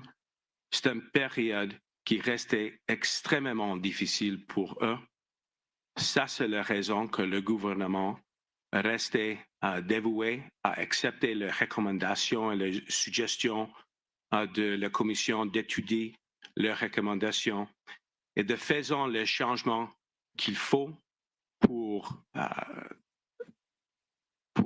improver la confiance de la communauté entre eux et la GRC, pas seulement ici à Nouvelle-Écosse, mais partout au Canada, et pour faire le changement pour prévenir notre tragédie comme cela. Donc, on va continuer dans un esprit de dévouement pour la communauté. Maintenant, je suis prêt pour les questions. Katani, CBC. Katani from, don't know, is my mic, okay, we're good now, okay. Don't know if you just heard, but the interim commissioner of the RCMP, someone who you just recently appointed, said he has not read the report despite receiving at least elements of it hours ago, yesterday actually. As we talk about accountability about the RCMP, is that acceptable? Well, I want to say a few things in response to that because it's a very important question. The first thing that I want to highlight is that you heard Commissioner Duhaime accept on behalf of the RCMP their responsibility for the significant shortcomings in their response to this tragedy. And I think that was important for the families in the community here for him to make that an acknowledgement. Second, you also heard Commissioner Duhaime fully commit to studying those recommendations which were issued so that we can make the changes that are necessary. And you also heard Commissioner Duhaime apologize to the families of the victims for not being able to protect them on those 2 days, over that 13-hour period, which is their paramount responsibility. And my job as the Minister of Public Safety is to hold the RCMP and law enforcement to account to ensure that we make the reforms that are necessary so that this kind of tragedy never happens again. And that is precisely a commitment that we will make good on. Outside of that, I understand that you didn't have the same kind of leeway about the report, but you must have read some of the findings by now. One of the main ones being, asking you to take on a review of the RCMP's culture and structure. Not the first time that recommendation has been made. Will you at least commit to that one? Of course.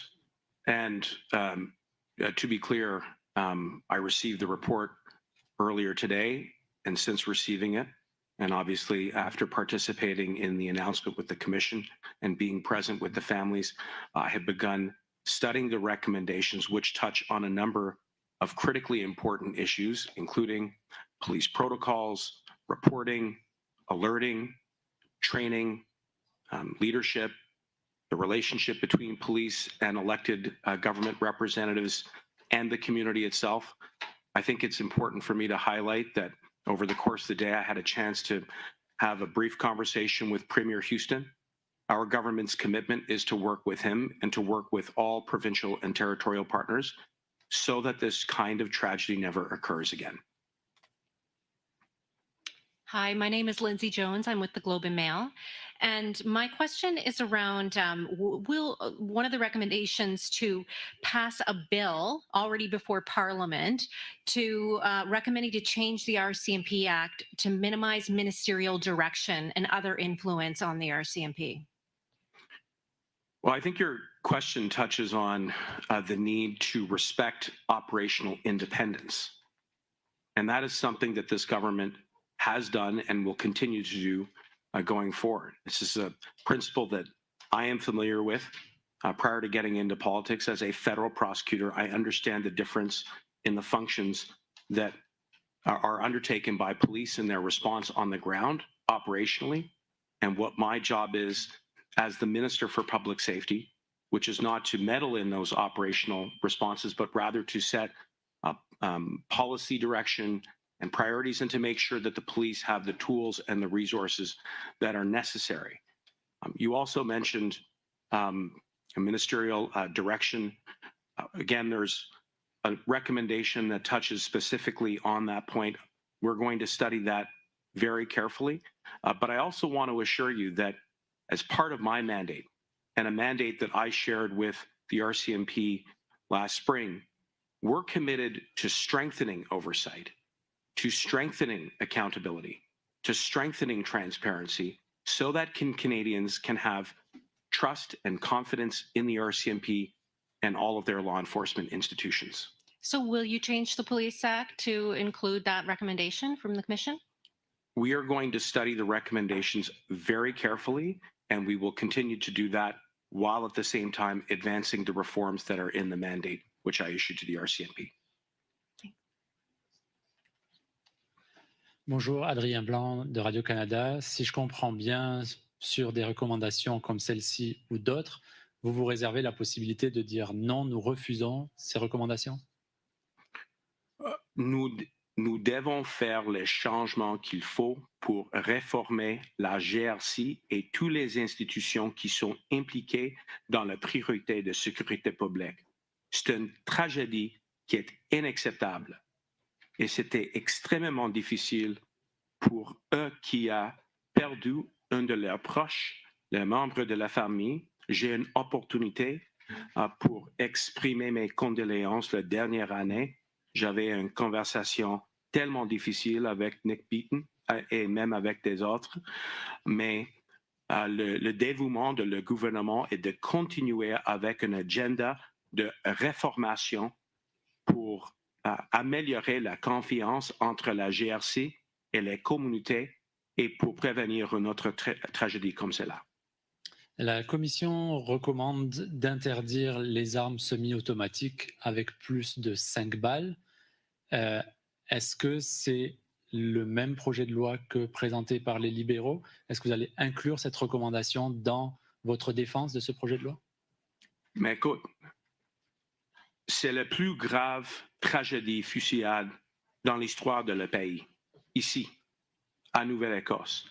Et ça, c'est la raison qu'on avait, en tant que ministère de Sécurité publique, en tant que gouvernement fédéral, on a un agenda pour avancer des politiques qui font de bon sens sur le sujet de le règlement sur les armes à feu, les armes d'assaut.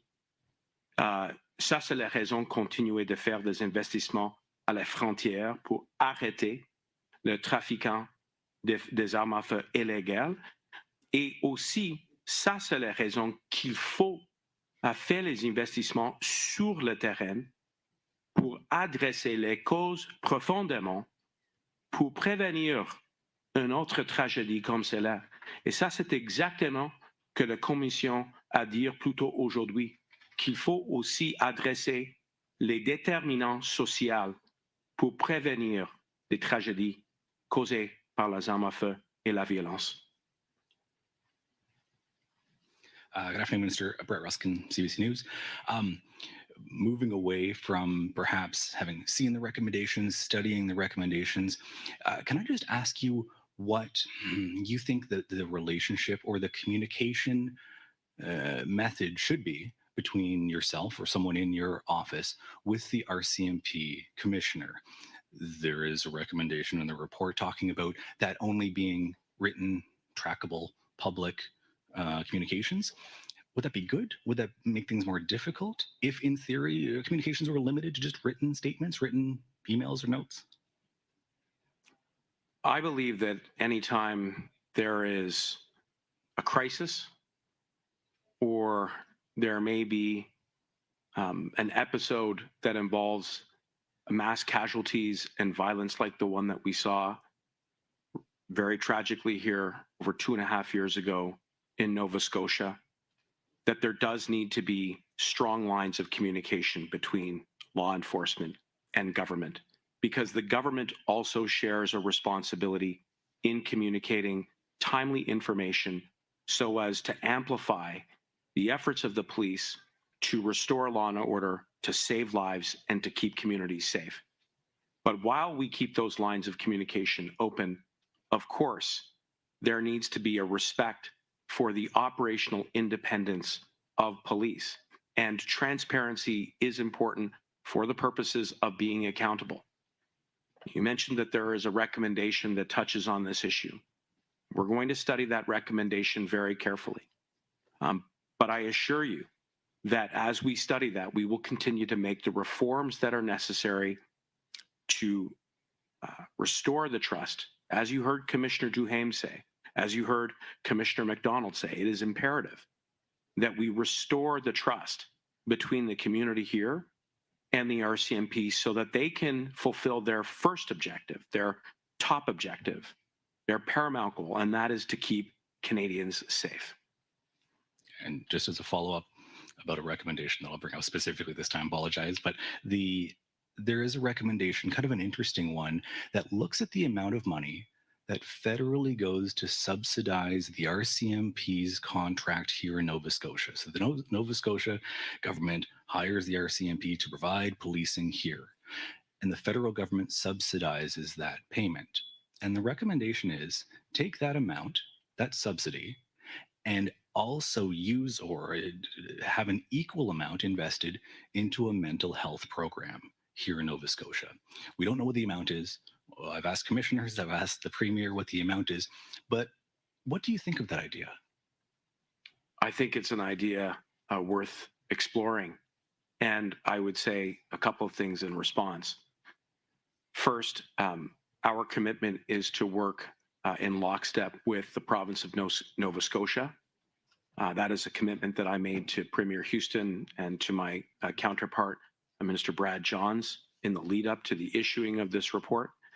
But secondly, that this government has already begun to take a number of significant steps towards advancing those strategies that are aimed at preventing gun crime and violence from occurring in the first instance, through, among other initiatives, the creation of the Building Safer Communities Fund.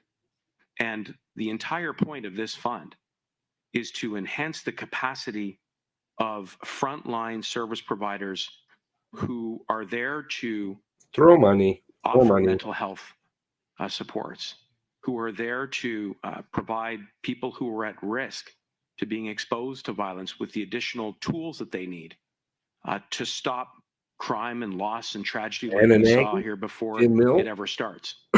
We need to do more of that. And we will continue to work closely with all levels of government, law enforcement, grassroots organizations, so that we can prevent crimes and tragedies like this from ever occurring again. Last question. Alex Cook, Global News. I just wanted to clarify one of your previous responses. Will the government commit to ordering a external and independent review of the RCMP? In the first case, we are going to study that recommendation along with all of the others that were issued today by the Commission very carefully. And at a high level and as a broad principle, we will make whatever changes are necessary to restore the trust between the RCMP and the community here, and to do whatever is necessary to prevent a tragedy like this from happening.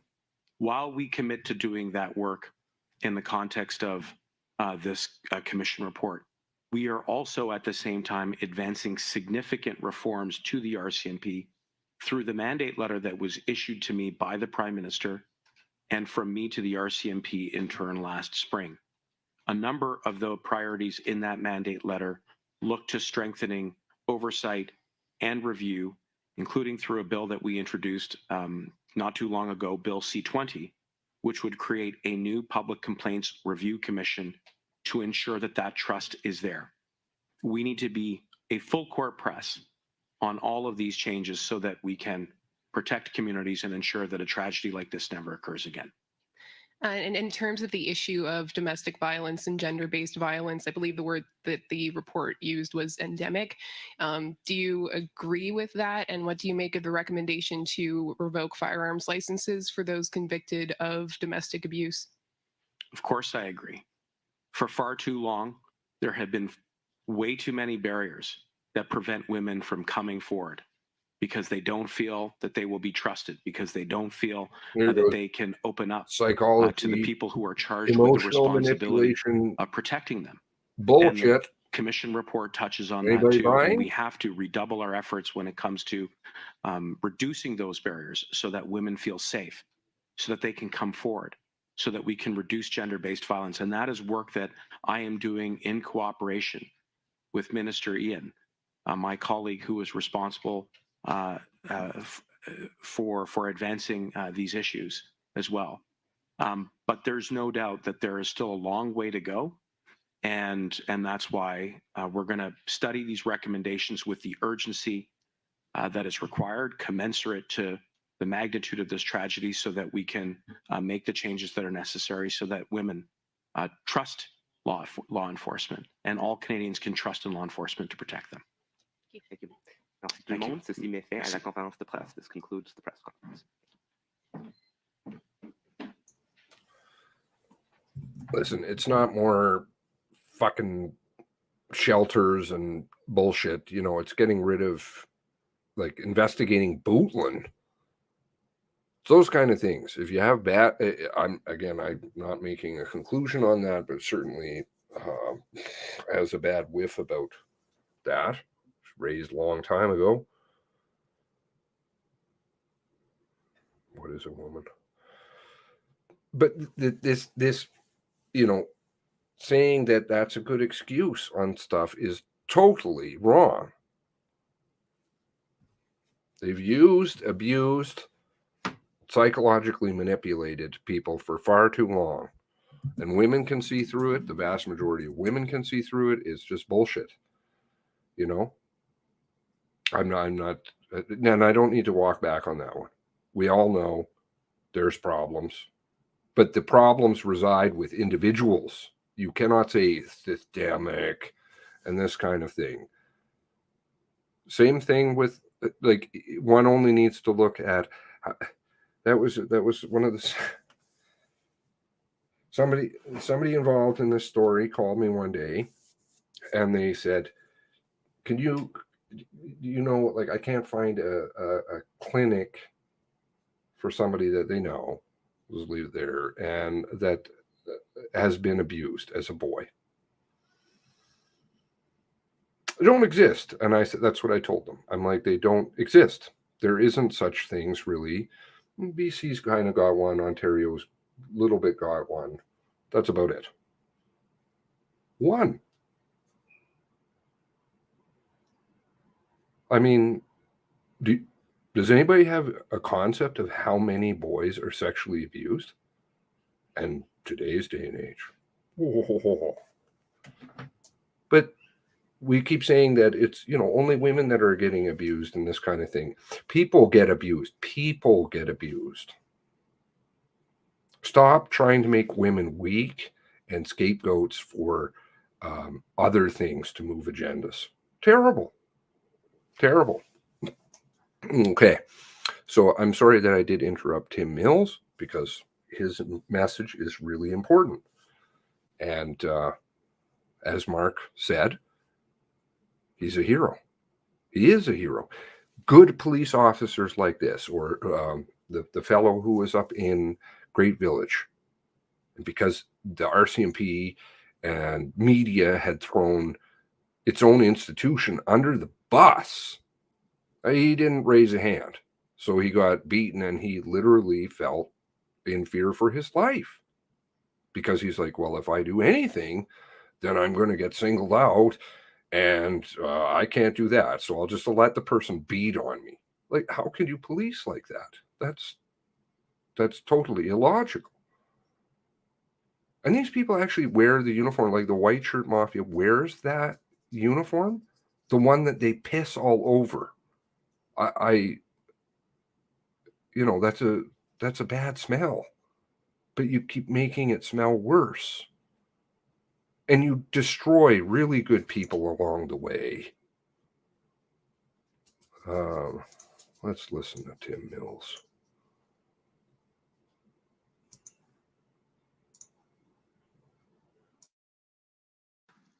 So the RCMP as an organization wants to give this impression that they care about their members and that they will do. Commissioner Brenda Lucky said herself, we'll do whatever we can, or, we can't do enough. The way we were treated after this is disgusting. Absolutely disgusting. It's the reason I left the RCMP, actually. So we had 13 guys, cab operator, EMERT, and we went out and we laid our best down, to stop this threat, to save as many people as we could. We honestly did. And we were to work the very next day. And most guys were back in and, writing up notes, doing tasks, debriefings. We were there the very next day because you got a bunch of resilient guys that want to work is what you have. Problem is the setup of our team, 5 full-time members, we had the luxury of being in headquarters. They gave us initially 72 hours. They stood us down, not taking calls, but we were still at work. We start getting to the Wednesday or the Tuesday, the 72 hours, and it was asked, can we get a few more days? Yes, we can. We'll extend it to Friday. And for the aftercare, they set up a team debrief with 3 psychologists. So it was the RCMP 4 psychologist for Halifax here and an Aggie. It was the retired RCMP psychologist, Margaret Grant, I believe. And then there was a third civilian psychologist.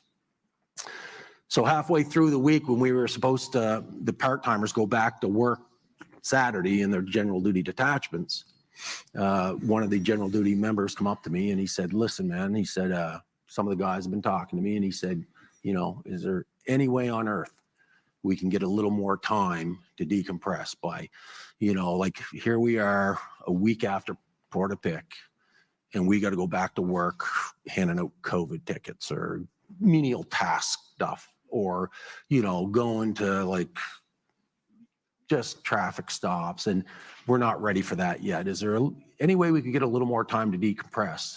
And I worked general duty for 20 years and I was like, absolutely, makes 100% sense to me. So I went and spoke to my line officer who was supportive. And he said, you know, you have this psychology debriefing Friday. Let's, you know, hold off before we push it up the line, meaning to get approval to see what they have to say about it. I said, great idea. So we went Friday morning, had this psychological debriefing Friday morning, and every guy, you know, laid their heart on the line and let them know how we were feeling. Their advice was, you know, be around like-minded people, you know, talk openly about it, stay busy, you know, don't, and that's how you can fight PTSD or trauma or anything like that. So that was their recommendations. And I said, perfect. This is what I've been asked, and this is what I proposed to my line officer, but we're looking for your support. At the time, Anna Nagy was out of the room, but Margaret Grant and the other one, and I said, you know, the part-timers are looking, we're just looking for 2 weeks for them to come in. I have tons of tasks for them to do, you know, with the aftermath of this. After action reports need to be written up, you know, all the deficiencies of drones and MWS in the vehicles, all that has to be straightened away. It's too much for 5 guys, you know, so we're looking for a 2-week period that 8 guys can come in and work with her in kind of an admin role, let them decompress, and then, you know, that will probably give them enough time to get back to general duty policing. Margaret Grant and the civilian was like on board. Yes, that's a great idea. We support that. Anna Nagy come back in the room and she was kind of briefed on it. And she looked me straight in the eye and said, Tim, that's a great idea. I support that. So I went back and spoke to my line officer. I said, yep, the 3 of them support that recommendation. Great, we'll make it happen. So, you know, that was the Friday after Portapique. Basically, Saturday was our first day off of work. I was home and I, you know, like felt supported, felt like, all right, you know, we'll get through this. And Saturday afternoon, I get a call from my line officer. There seems to be a hiccup. Halifax District, RCMP's, you know, one of your members didn't show up for work today. They're wondering why. And I was like, well, you know, there's a miscommunication somewhere because you know, and he said, yeah, we'll get it straightened out. So anyway, right off, that starts to bother you, that the lack of communication and the lack of empathy. And so then it grows and it festers and it grows. Saturday night was the first night I couldn't sleep at all. Sunday night, I get the phone call from my line officer. Nope, they're to go back to work to their home unit. And I said, I'm sorry, but I'm disobeying this. I said, they're coming into headquarters tomorrow morning because of what the psychologist agreed with, what I know is right, and what the guys need. So they came into work, and I told the guys, like, no, I'm not listening to bad orders. Like, you guys are coming in and we're working. And we went in as a team and we were there. And I was making phone calls and I was in touch with mental health, I forget the word they use, but some high-ranking deputy commissioners in Ottawa sent them emails saying, listen, we need, you know, some empathy. We need to see what's going on down here. I'm fighting this battle myself. I reached out to other people across Canada, and Monday morning I come in, and this is how I know it wasn't a misunderstanding, because I sent a text message to Anna Nagy, the RCMP psychologist.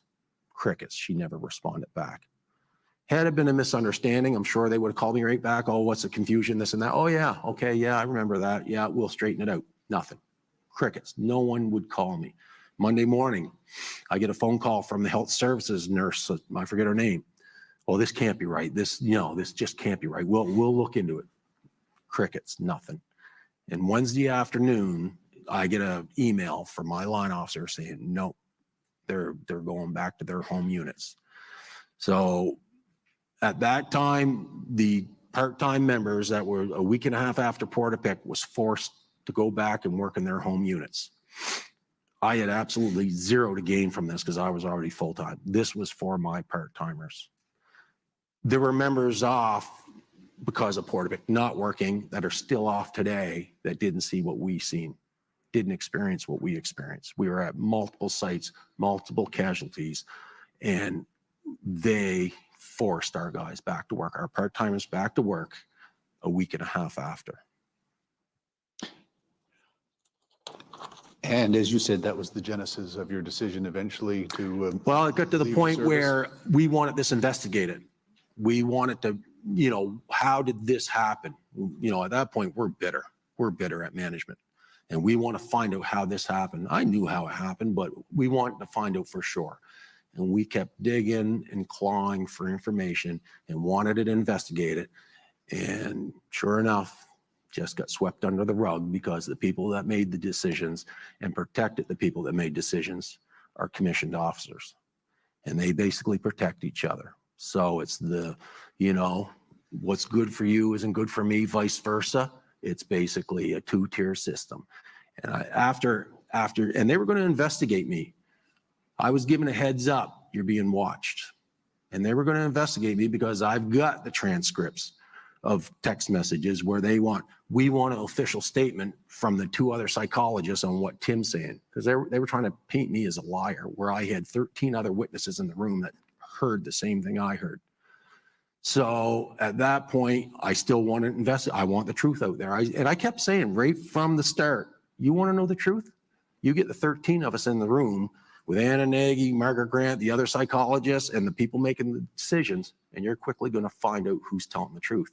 That never got done because they knew who was telling the truth, and they didn't want to show that they were protecting a liar. So at the end of it in November, the person that was responsible, I was in contact with her supervisor, Superintendent Rob Doyle, to investigate his employee for wrongdoing. Okay. And he did nothing and basically became arrogant and abusive and, shameful in emails to me. And at that point, I was like, I'm done working for a broken organization. I'm done working for this organization.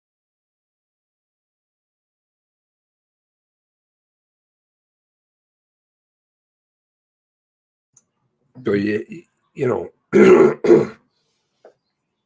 have officers like that. You have officers like Dion Sutton, who spoke up, told the truth.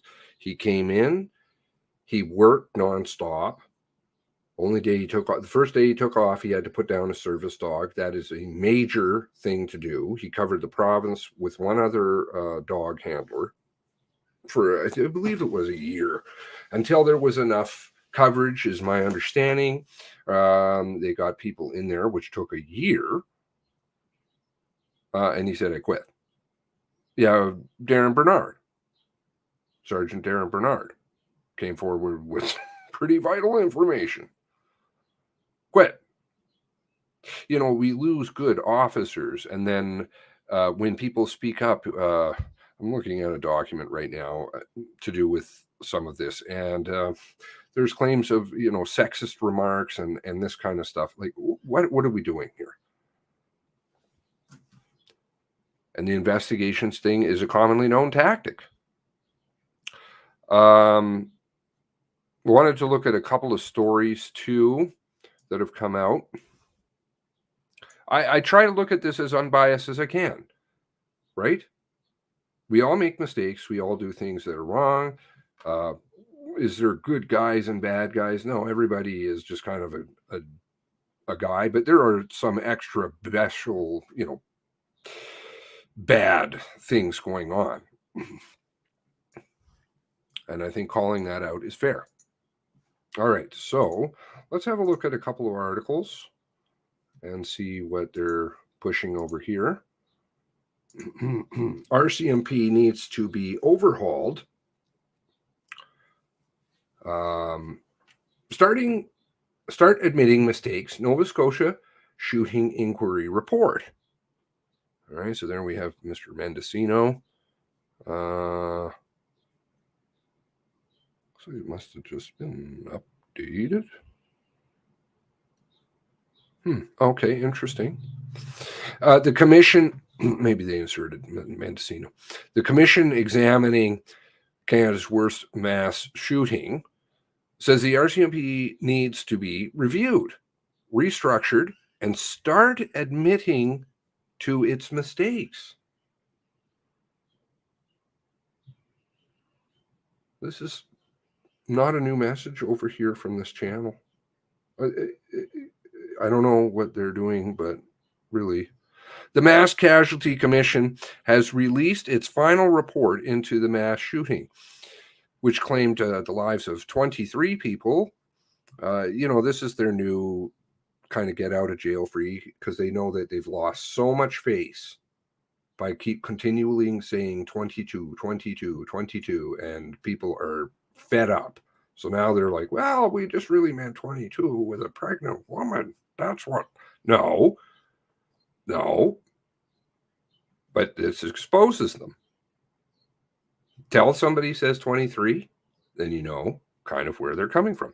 In Portapique, Nova Scotia, and across central Nova Scotia, 18 and 19, the 3,000-page document includes a long list of failures by the RCMP before, during, and after the mass shooting. By certain RCMP.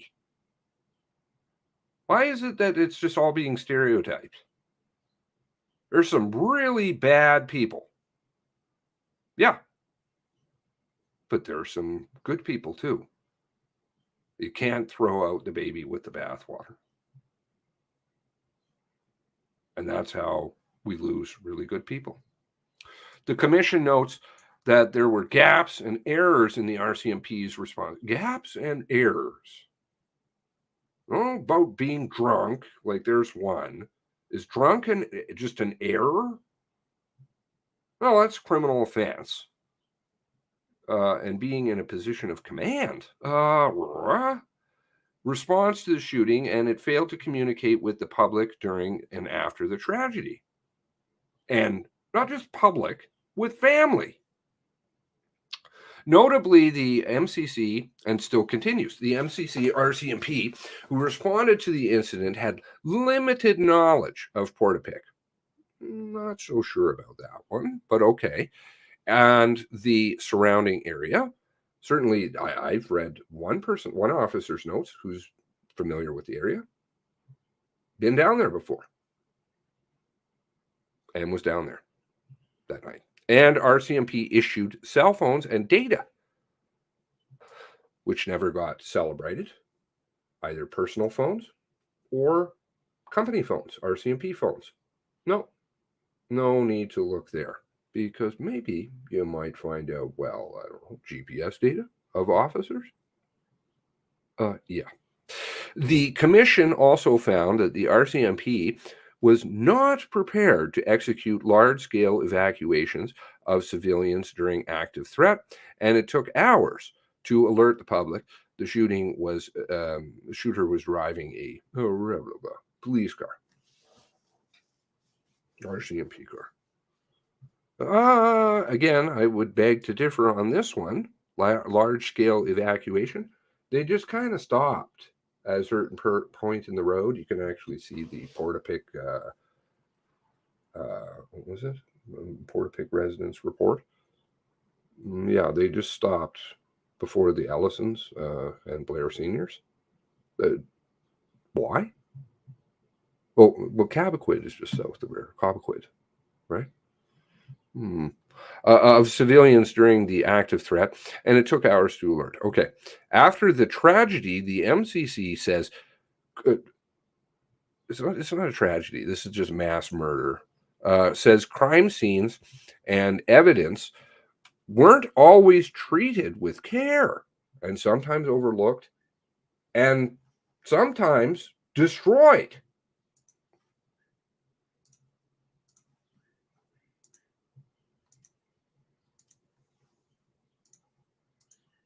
You know, like that, which they didn't deal with, didn't address.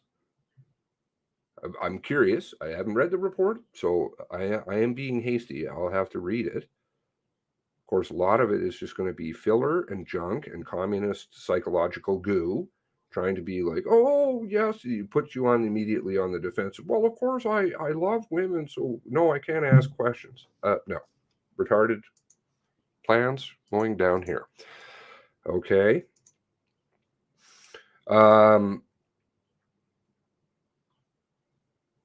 The commission is especially critical of the RCMP's lack of transparency with families and victims and the general public. What about the fact about the commission not doing interviews with very key witnesses, like lots of them? What about that? Who oversees the MCC? Because that was a shit show. So they want to point fingers. Better look internally. In the wake of the mass casualty, the RCMP prioritized institutional and investigative imperatives over the needs of survivors, family members, over the public demands for information, and the public and over public demands for information. I would agree, at least in part. Public demands for information is fair. They're saying down in the States right now, why can't we have information like this manifesto, say? Because the man is dead. I don't know. I understand the principles of an ongoing investigation, which means you can't compromise certain pieces of data, but just shutting it down with, oh, it's just an ongoing investigation is the, once again, tried and tested true, rinse, repeat. Garbage lines. Just as they pulled, funnily enough, the same one today. Oh, I just haven't read the report. Sorry about that. Can't talk to you. Move along. This prioritization led to serious shortcomings in the RCMP's information sharing practices. Oh, it's just mistakes. Significant changes needed. If significant changes are needed, question. Tara posed that question. Do not make recommendations. Make mandates. You know, like can be enforced.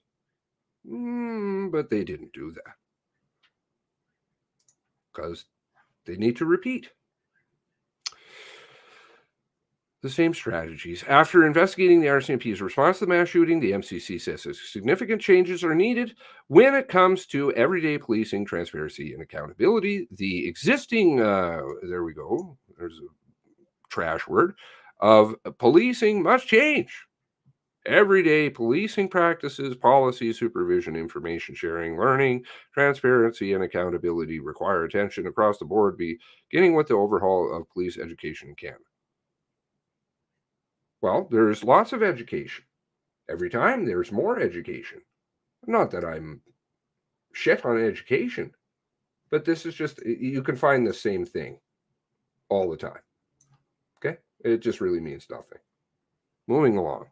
The commissioners state that the problems within the RCMP have already been identified by past commissions, reports, and inquiries. Thank you, at least, for mentioning that. I mean, not that it was a big secret. We all know. How many fucking reports? And then they sit there, openly admit, well, I haven't read that. I don't really know that. Including all the way to the top. Brenda. Right? Oh, I don't know. Not that she doesn't have a staff. Like daily, you know. Not that you don't have a staff, like a massive staff, friends, family, etc., that can tell you what's in it because that's what they're paid to do. I don't know what else they're doing. Probably if you go back to like the, what was it? All the stuff to do with the pension plan. Wow. Wow. Just leave it there. Not that there was any criminality going on there. Not that anybody lied. in front of Parliament. Commissioner states that problems at RCMP have already been identified by past commissions, reports, and inquiries, or whatever these sham things that they have. They have these systems, by the way, all over the world. I can literally show you one right now from over in the UK. It's the same. The numbering system is the same. The documents are the same. The website looks very similar. The stupid designs are almost the same. In fact, I think it's 3 slashes on both of them. I don't know what's going on in their cult, but anyway, moving along. Identified by past commissions, reports, inquiries, omissions, and that problems have created. Oh, here we go. Whoa, toxic work. Go. What the fuck does that even mean? It means nothing. It just means we're inventing things so that we can have excuses. It is toxic there. It's toxic for certain females because males are fucking, some male members are total shit. Why aren't they charged? No, we're going to have, deputy commissioners come in and save them because, well, we don't want to look bad when they're charged with criminal offenses. Oh, these kinds of things. Certain people are trash. But you can't fix a systemic problem. It will always just be systemic, right? You can always point your finger and say, well, it's a systemic thing. It's a systemic thing. It's not Frank is working there and then Frank has got fired. Do you know what I'm saying?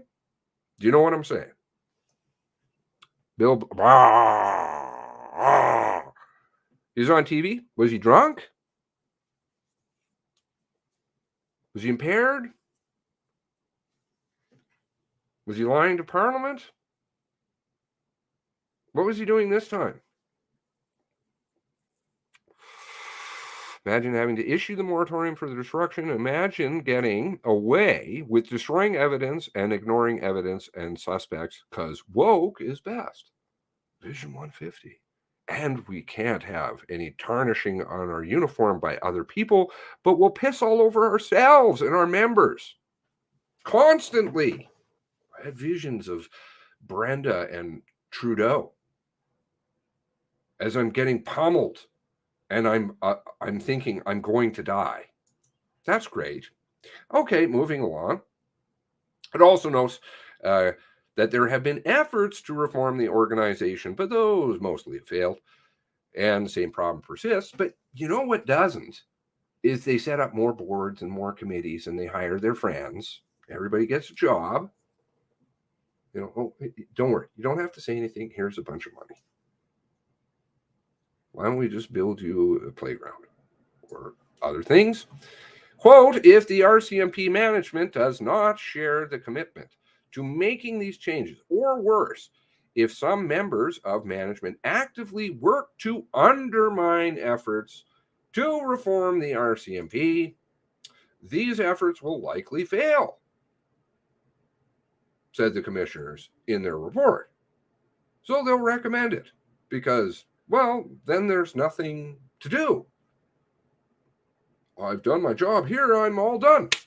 I made a recommendation. Mandate it. You clean up your fucking act or you're gone. How about that?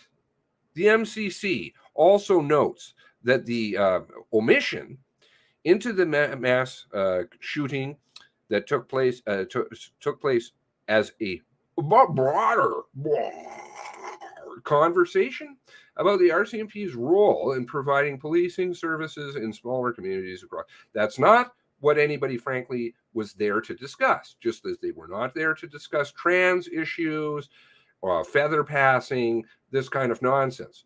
They were there to find out, we've all been here to find out what happened on 18 and 19.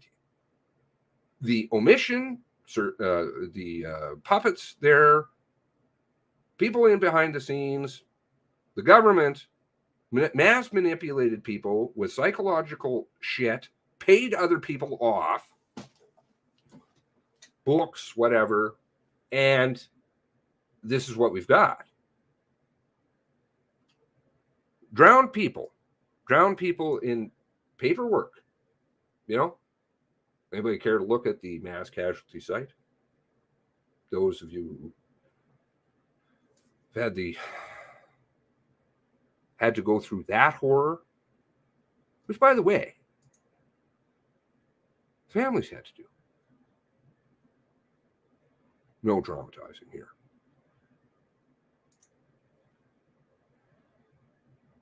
The broader conversation, because if you make it very broad, well, then people get bored and tune out, and suddenly there's a killer bees story. Remember that at the beginning?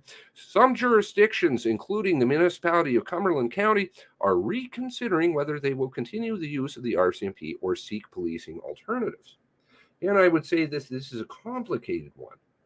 I don't think it's just cut and dry. I think there's other shenanigans going on down there in Nova Scotia. I would say the SITREP might help resolve that. Quote, we believe that how the Government of Canada and the RCMP respond to the recommendations we make in this report could have significant bearing on the future of the RCMP's contract policing services. Well, I would say at this point in time, since they pissed all over themselves, because they just can't stand up and be a man, you know, as an organization, those white shirts, they'd rather beat down their own members and destroy their organization than just be responsible, admit to not just the mistakes. I would say that there's some other things going down there.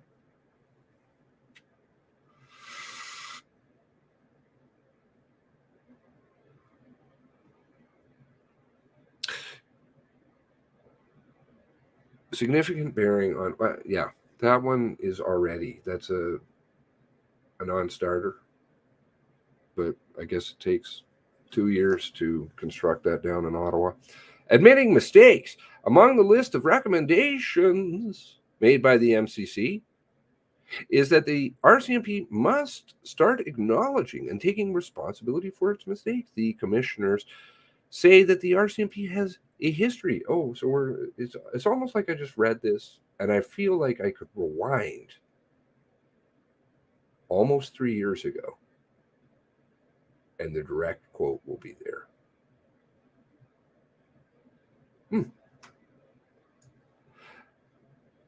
As evidenced by past, and failing to respond quickly. In this case, the MCC says the RCMP has not properly apologized because it did textbook, right? Remember? How can you apologize for textbook? We did it perfectly, but we made mistakes, but we can't apologize. Does that make any sense? No, of course not. But it's a little bit of something for somebody. Everybody gets a little bit of something with all of this stuff, right? That's why, you know, you had all of the different special interest groups involved, because then somebody feels like, well, I've got this piece, so they did a good job. No, you did it all around. You did a total shit job and tried to snow everybody. And the fact is, almost everybody who at least has paid attention to this with a modicum of time, and I would frankly say, and no insult on anybody, of course, it wouldn't require very much intelligence to put the pieces together.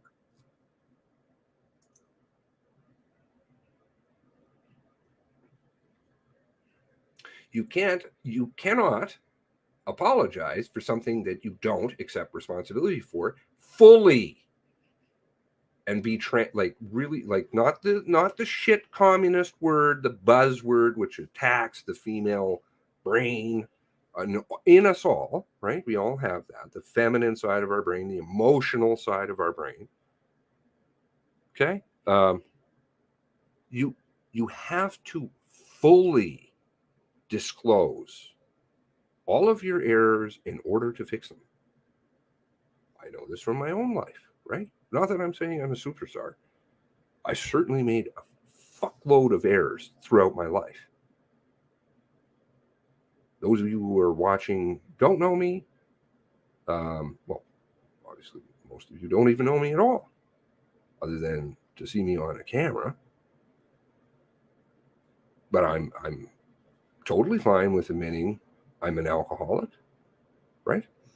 And I had to come to terms with a lot of different things in my life, and I had to admit them because I had a problem. But in order to understand I had a problem, I had to admit that I had a problem. It's funny how that works. I don't know how in this day and age this one is lost, because it used to be as children, we kind of learned that. You had to accept responsibility for the things that you did in order to say sorry. Otherwise, it's just a meaningless pile of words. Oh, I'm sorry. And people do that all the time now. Oh, I'm sorry. I'm like, what are you sorry for? What are you sorry for? Do you even understand what you're sorry for? Well, I'm just sorry. Then you're not. Don't come to me with crocodile tears. Don't try and delude families. Related to mass shooting, senior management typically responded to difficult questions and criticism with denial, deflection.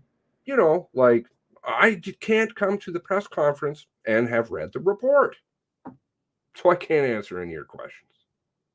Sorry. I guess what was it, the Dunphy inquiry? I used to like to play the Dunphy inquiry. And the guy's like, oh, it's we need time to review. And it's not our policy to comment on anything. So, right. This impulse created mistrust amongst family members who were traumatized because it's so trauma-informed. That's who we're really taking care of. Of those whose lives were taken within the most affected. Do you see? Nobody would say this. That's not smart people talking. That's special. Touched, as my grandmother would have said. Communist cult garbage. Most affected. Survivors, families, victims, families of victims. Those are the way that people communicate, not this shit. And in the broader community, the RCMP must adopt a policy of admitting mistakes, accepting responsibility for them, and ensuring mechanisms are in place to address errors. Well, that's really great. Your job to make sure that they do, but you didn't. Because you didn't really want to, because that was what you're supposed to do. Because you'll just make recommendations, just like always. The demonstrated capacity to accept responsibility for one's errors should be a criterion for any promotion within the RCMP.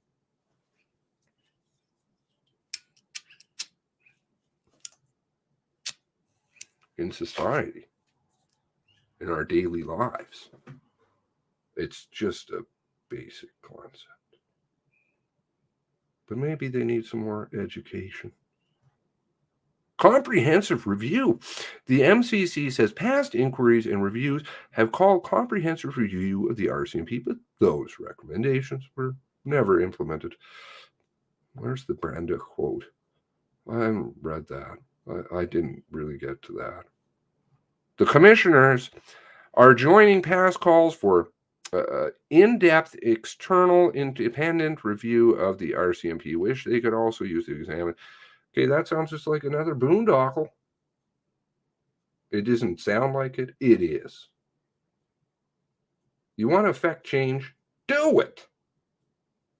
Don't try to plan it. Do you notice how this is a common tactic politicians do all the time now? Well, we'll set up a board and a committee to study, and we'll get back to you. Do you know how many unfinished things these people have in their lives? Like, I feel bad because I don't finish lots of projects I have on the go. These people make me look like a saint.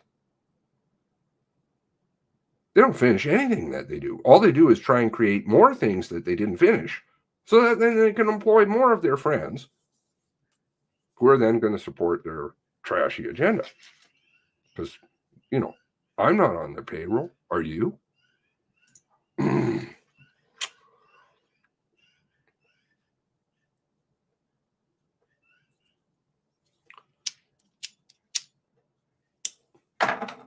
Restructuring the RCMP, the MCC says more clarity is needed. The MCC says more clarity is needed. Well, what the fuck did you just do? I'm not sure what you were doing. I know you're getting good food, hotel accommodations, flying back and forth, you know, not interviewing people, not getting dash cam, GPS, whatever, not supplying documents, redacting things, inaudible things, not supplying the video or audio tapes of recordings, 911 calls, the radios, you know, things that normal people would, of course, do in court if that were something that you were actually trying to get to the bottom of. So you didn't really do anything. It needs more clarity. What the fuck are you doing, man?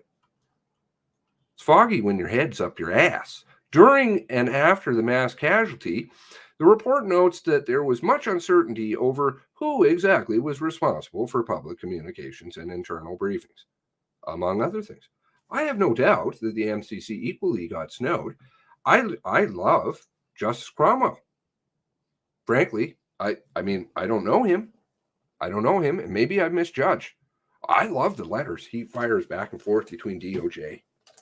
Whoa! You just ripping him a new one. See you later, Zach. MCC said Public Safety Canada, you know, the ones that are on you're paying for, that are also fighting you in court, that are also preventing you from getting the truth, and Federal Minister of Public Safety at that time needs to establish clear priorities for the RCMP and identify what responsibilities should be reassigned to other agencies and could include new policing agencies.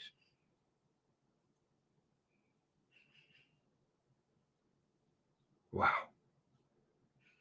But maybe you can get a 3-year university degree. What? Now they don't even, because then they're probably not even going to have any standards anymore. Just go and get a 3-year university degree. Yeah, you're good to go as a police officer. What about that racist math, Brenda? Do you have to do that test? Oh, no, not anymore. I have a 3-year degree. Okay. 3-year degree. Okay. Yeah. Nothing wrong with that picture. 3 years. That's an interesting one. Okay. The commissioners note that there have been efforts to reform the RCMP contract policing model. It sounds, I feel like I keep rereading the same thing. Don't you? Maybe I could go back and play Moncton, Marathorpe, Spiritwood. It's going to be the same. Well, recommendation. But you can actually see it in this article. It just feels like I'm reading the same thing over and over. It's a Groundhog Day within an article. That's fucking crazy, man. See you later, Brenda. Thank you for joining. Thank you for the support. We need good people. Note that the efforts to reform the RCMP policing contract is responsive to the community that it serves, but those efforts have largely failed. Well, that's rocket science. Perhaps it's the top-heavy goop and their plans, you know, reforming an organization that's not really reforming it. It's turning it into something ugly that nobody really wants to be a part of. Rural policing. One of the issues that contributed to poor policing response to the shooting was chronic RCMP staffing shortages in rural detachments that the omission found. Wonder why that is. Wouldn't be like all the pride stuff and all the women in your force. I'm not a misogynist. I don't need to go on the defensive. I absolutely do not need to go on the defensive, and I'm not. Perhaps we should stop pushing things and people into places they don't really want to go and dropping standards, right? I don't want skinny people or weak people or cowards. I don't care what color you are or whatever. Get out. Yeah, let's hire a fireman that can only lift like 5 pounds. Let's better yet, let's get a guy in a wheelchair because that makes sense. Can you go up to the 3rd floor? No, sorry, it's not wheelchair accessible. But there's a lady up there dying. No, it's not. I can't do that. Right. I should have thought of that when we were hiring. The MCC says the RCMP must provide adequate services in rural and remote communities, and that those communities should expect a timely response from police. Really now? Wow. I'm feeling so much. It must be that I'm going to get a 3-year degree. A 3-year. I'm going to walk around people and be like, you have a 4-year degree? Most people do. I have a 3-year degree. I'm special. MCC says more value. All levels of government should provide financial support. Oh, so you should provide money, right? It's your money, not levels of government. It's not like somebody down the street. That's you. Should, and your kids, and your grandkids, and your great-great-grandkids, and so on. This country is so fucking far in debt. It is absolutely impossible to get out at this point. And I'm not using hyperbole. That is true. Great job with the wealth transfer. All levels of government should provide financial support. There must be those, Turtle Tanzania stuff. It was starting way back when. To communities, provision adequate policing within rural communities. MCC says more value must be placed on rural policing, which sometimes is seen as a first step in an officer's career. Instead, the MCC says the RCMP should establish an attractive career stream for members who wish to specialize in rural or remote policing. But you're not always going to get people who want to go to Tuktoyaktuk. You can make it attractive as a financial incentive, but you also have to have an attractive organization. Not one that's running pride flags and doing political stuff, because that has nothing to do with what it is. But, hey, you want to really lose yourself, go into the Vision 150 nonsense. Not nonsense, total communism. Instead, rural police should be able to progress in their careers in communities, and potential leaders should have the opportunity to pursue further training in rural policing. Okay, sounds reasonable. Quote, rural police officers must be capable generalists which possess a good working knowledge across a range of crime and community problems. Oh, wow. The word soup. Just disgusting. I don't know if somebody feels intelligent that writes this, but not. Definitely. Very. Okay. Additionally, good systems must be in place to ensure access to specialized services is available in ways that meet the needs of rural communities, particularly underserved rural victims of gender-based, intimate, and there goes the psychology. Maybe Anna Nagy's helping on this, or Logan, Dr. Logan. Remember Dr. Logan? I'm sure he was very instrumental in helping write some of this trash. RCMP training, the report found current training model does not fully prepare RCMP officers for the complex demands of rural policing and that the organization isn't open to independent research, which impairs its operational effectiveness. What is it? The RCMP has repeatedly been voted the most secretive government organization for I don't know how many years by the journalists. Really, it's not open. Didn't know that. Perhaps, you could do the O Canada, what is it, Operation O Canada, start trying to request documents. But again, everybody saw this in the open with all their document disclosure. Well, thousands, after the fact. Oh, here we go. Here's a bunch more. We just found them. The MCC is recommending that the RCMP phase out its current model of training by 2032 and implement a new model by that time. Wonder if this article was available to the RCMP beforehand. Like they could have read it, maybe. I know. Oh, but then they might have to answer questions. The commissioners say that a 3-year, what is this?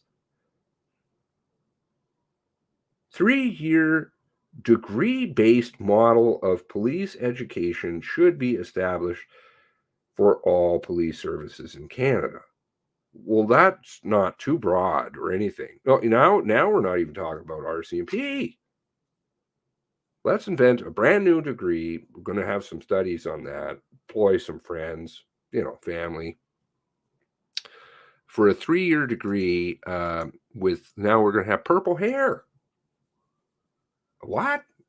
That's not how you're a police officer. That's not how you're a police officer. You need a really specialized, honed piece of intelligence.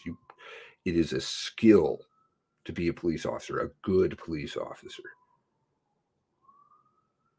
And you obviously can improve these things with some training and some education. Yes, it's not doing it at university, thumping books with, well, Yuri could tell you about it. The new model should be based, research-based. Oh, good.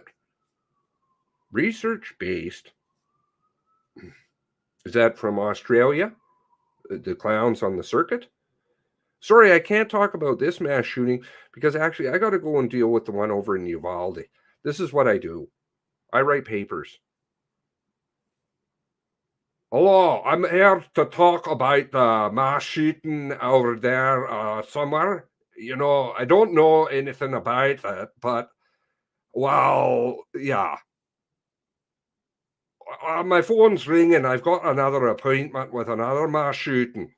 Okay, the new model should be accessible to all groups, including women, Indigenous. Okay, so my friend has a good saying for, yeah, you put all of the marginalized groups together, then everybody feels good. At the end, attacking the feminine brain doesn't work. And other groups that have historically been underrepresented and underserved by the police. The RCMP have a very bad history. There's no doubt about it. With certain people within the RCMP, and once, a long time ago, even some of the roots of the RCMP are, but we're dealing with today, which is individuals, trashy individuals. Fire them, Throw them in jail. At least one campus should be established in Atlantic Canada. Don't they have the policing academy, the Atlantic Police Academy? I believe that was a big dump of documents. Well, the MCC is calling. So why do we need another one? Oh, maybe friends need jobs.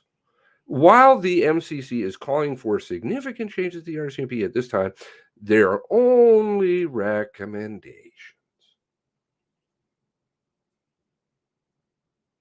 No more interruptions. No more interruptions.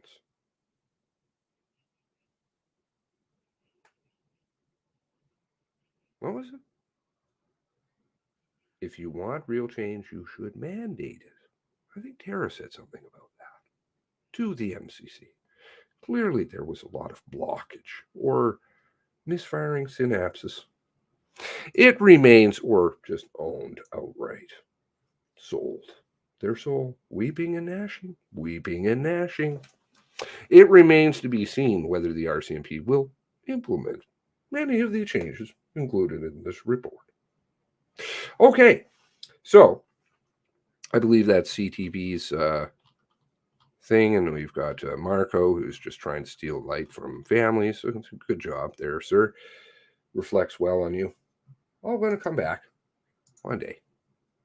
If it's not this lifetime, obviously, because I'm not advocating anything, it is the weeping and gnashing for eternity. Enjoy. RCMP must gather uniforms. I don't know if I didn't know that or I've forgotten that. I didn't realize that Mendocino had been a former prosecutor. That's a scary thought. Wow. He's really safeguarding people now. Don't you know? Well, he's taking guns away and things like that from legal gun owners so that they could actually maybe defend themselves. And he's really looking out for families and victims and things like that. I wonder how his other cases went. I wonder if he's got a history like this. Wonder what knee pads were needed to be worn. RCMP must gather uniforms from retired officers and keep track of inventory. Oh, who was that? Pepper. Right, Darren Campbell's wife. That was what she was often burning. What was it? 2.3 tons of uniforms. Come on, man. When are we going to stop? MCC report. An RCMP patch and uniform discarded by the killer at Gina Goulet's house, Highway 22. When did this picture come out? I've never seen this one. That's new. Usually I see them on the floor. I think this one actually was maybe scrunched up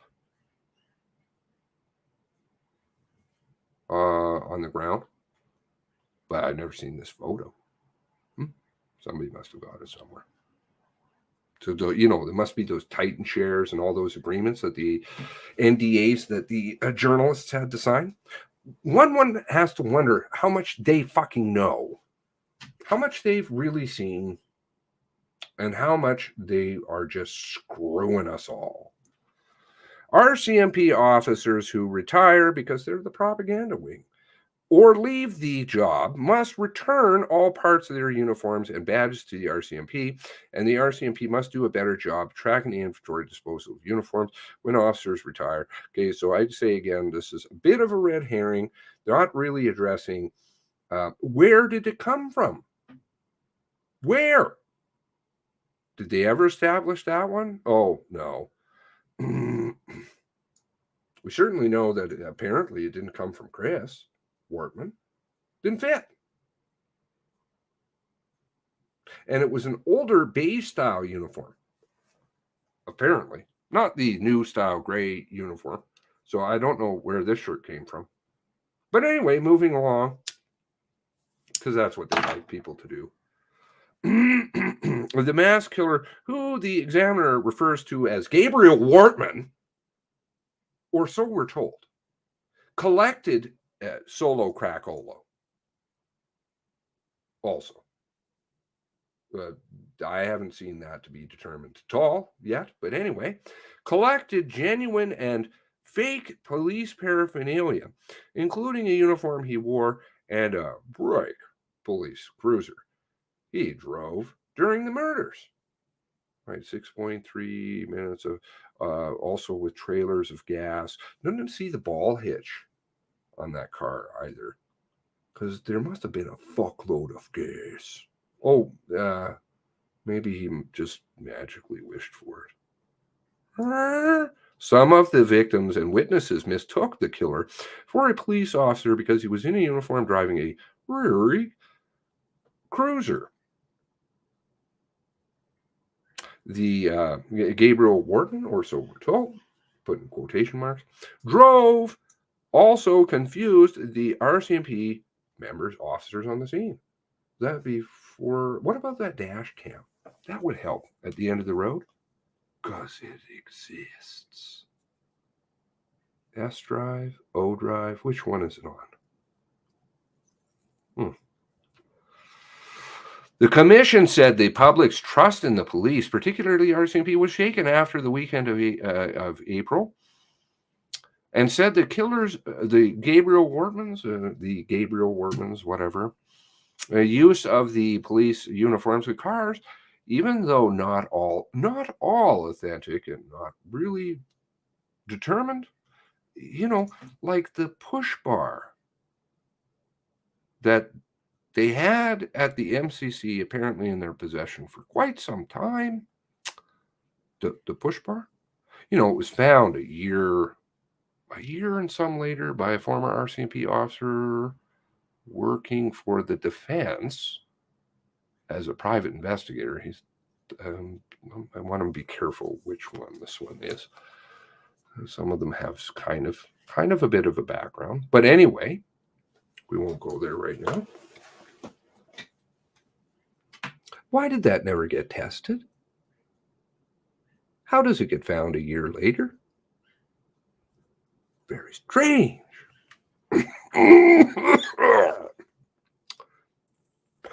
However, it was introduced as an exhibit after the mass casualty, at least a photo of it, though the mass casualty apparently hasn't.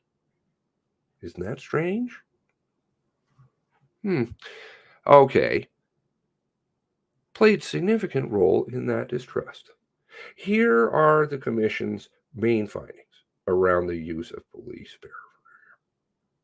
GC surplus. Max? Who's Max related to again? Max Libator.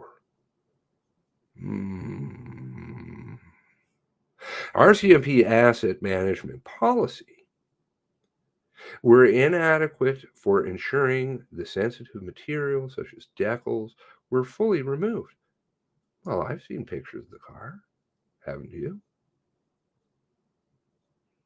I've also seen affidavits sworn out.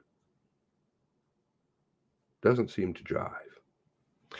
Moving along, might be some dishonesty going down. From decommissioned RCMP vehicles and destroyed. These inadequacies facilitated the Gabriel Whartman access to the means to fabricate the police cruiser.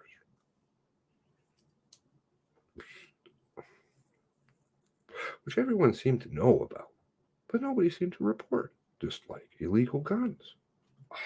Strange. GCS surplus training and oversight in its warehouse employees was inadequate. Oh, it must be like that term systemic. It's just the whole thing. Do you know? There are people that were associated with this. They have names.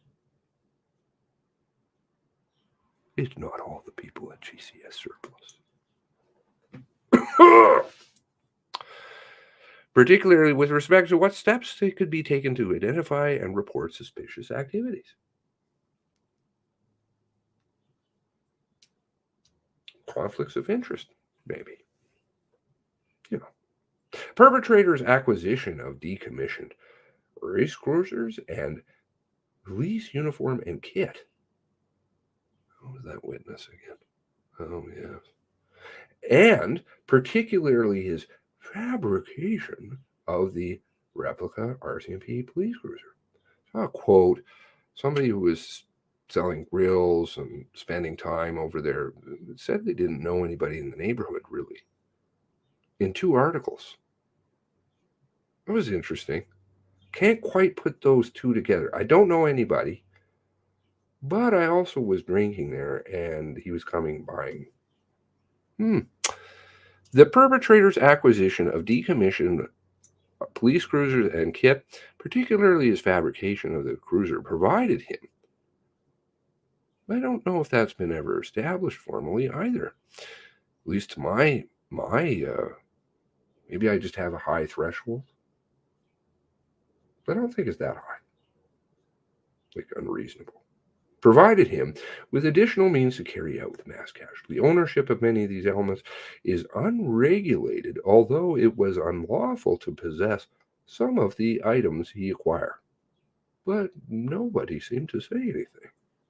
Strange. The fake police car. Oh, the fake police car.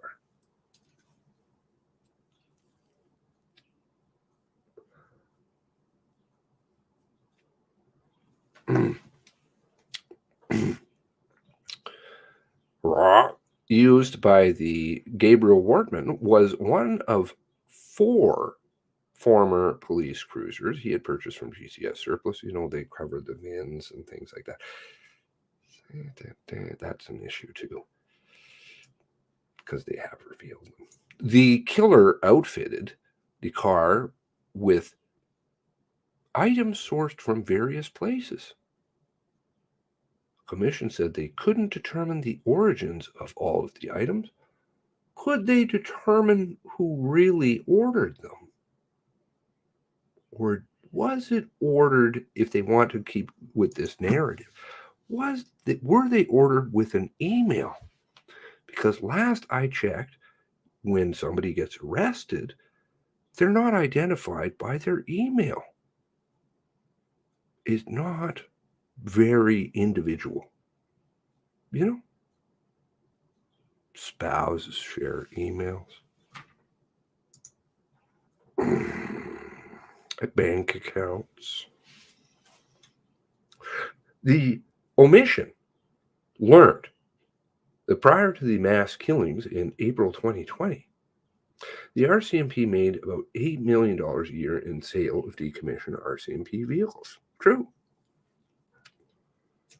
White cars. So do taxi companies.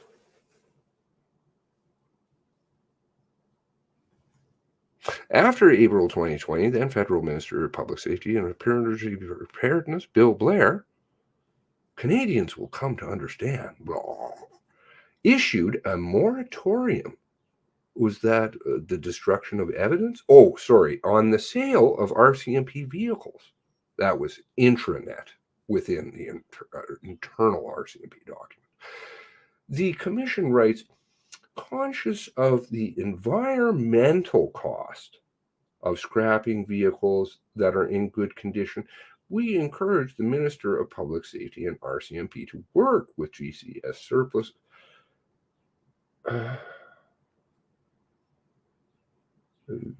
People have been melting cars down forever, but it's a good way to throw some more in, different component. We encourage the Minister of Public Safety. We encourage them. Yeah, could you please? And RCMP to work with GCS Surplus. Just ask your bro-in-law to investigate alternative means of retaining roadworthy vehicles within government fleets, even when they are no longer suitable for policing. The moratorium on selling of RCMP vehicles to the public should, however, be retained at least until third-party review of the decommissioning process has been completed. They've got steps. They said that they abided by them. I don't know. Are you saying they didn't? Because pictures don't seem to say the same story. Max Libator, an employee with GCS Surplus, testified at the commission. He was supposed to come the next day, but he didn't. About his dealings with the Gabriel Wortman in the purchase of decommissioned vehicles, while the commissioners write that they found Libator's testimony, quote, vague and inconsistent. And also the document disclosure on that was rather interesting, or lack thereof, which you can go and research if you feel so inclined. Except his testimony, he had no proper training on how to identify suspicious activity on the part of potential buyers. Was that when, the inside deal about recovering, buying back things? Remember the two ponytail friends who came? Yeah, and he knew Gabriel Wortman, Okay, nothing to see there, including if the buyers plan on using decommissioned vehicles to impersonate a police officer. I'd still like to know about the inside sales. That was kind of curious. In one of its recommendations, the commission writes GCS Surplus and other companies dispose of police assets have a system to track and support suspicious activity and properly trained to identify suspicions of buyers and potential buyers. But they have a system. So you want to recommend the same system? Or maybe you just want to rework it. You could make a board, a study, maybe hire some university professors from Australia. Police uniforms remain symbols of power and authority when upper management isn't making them smell like urine. One of the killer's boots. Well, Chris Wortman wouldn't fit in the boot. So I'm not sure where this is coming from. Where did this come from? And he said he didn't write his name in it. Where did this come from? Was that ever determined? No. Is there any relationships of people in and around the area with other people? I don't know. The uniform the Gabriel Wortman wore, I guess the typewriter is not working well, the keyboard. Gabriel Wortman wore during the killings included genuine items he received from retired RCMP officers, including his uncle. But that doesn't work. No, doesn't work. Sorry. No, I didn't write the name in the boot. No. And these boots are really only made to fit one person. But just ask an RCMP officer about his browns. Other items of clothing he wore resembled items worn by police.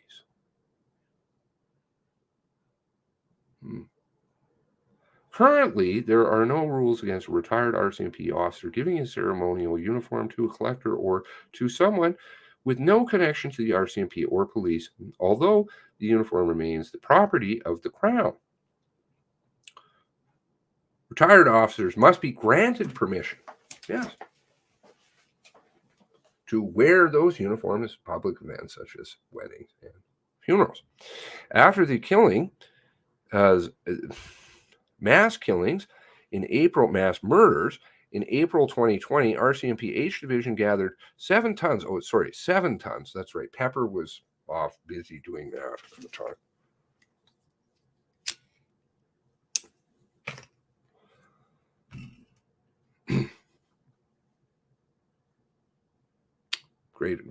Great press. 7 tons of unused. Do you remember that? That was Pepper. Darren Campbell, Pepper. That was off in charge of that. uniforms and kits from its officers in an amount that reported that says far exceeded what was expected to be returned. All the items were incinerated in a waste-to-energy facility. Oh, yes, environment. Okay, good, moving along. Maybe, is that polluting? Does that add to the carbon footprint? I'm not sure. The commission spoke with collectors of police paraphernalia who testified, I never saw them. Oh, wait, hold on, sorry. Did they? What was that sound? Anyway, about the pride and reward they feel in finding new policing items and considering doing so as a part of recording the history of policing. Perhaps it was shoulder flashes? No, it wasn't that. Still, the commission writes, its report for many communities, particularly, here we go. Black and Indigenous people, because that's answering about 18 and 19. Because the mandate wasn't too broad, like McDonald was asked. It wasn't too broad, no. Police uniforms are symbols of injustice and exclusion. Again, this is not the forum. Unless you want to snow people and bore them so that they tune out. The commissioners wrote that they heard from groups most likely to feel alienated by police, also same groups that harmed by someone impersonating a police officer. That was a great point made by Blue Nose. Didn't seem to have a problem wearing the uniform today. They did wear the uniform once during one day when there was a little slip up on the Zoom and there was a uniform. But apparently, it's very traumatic. So nobody could wear the uniform. Maybe it was smelling of urine. I don't know what was going on. But because certain people like to destroy that organization from within. But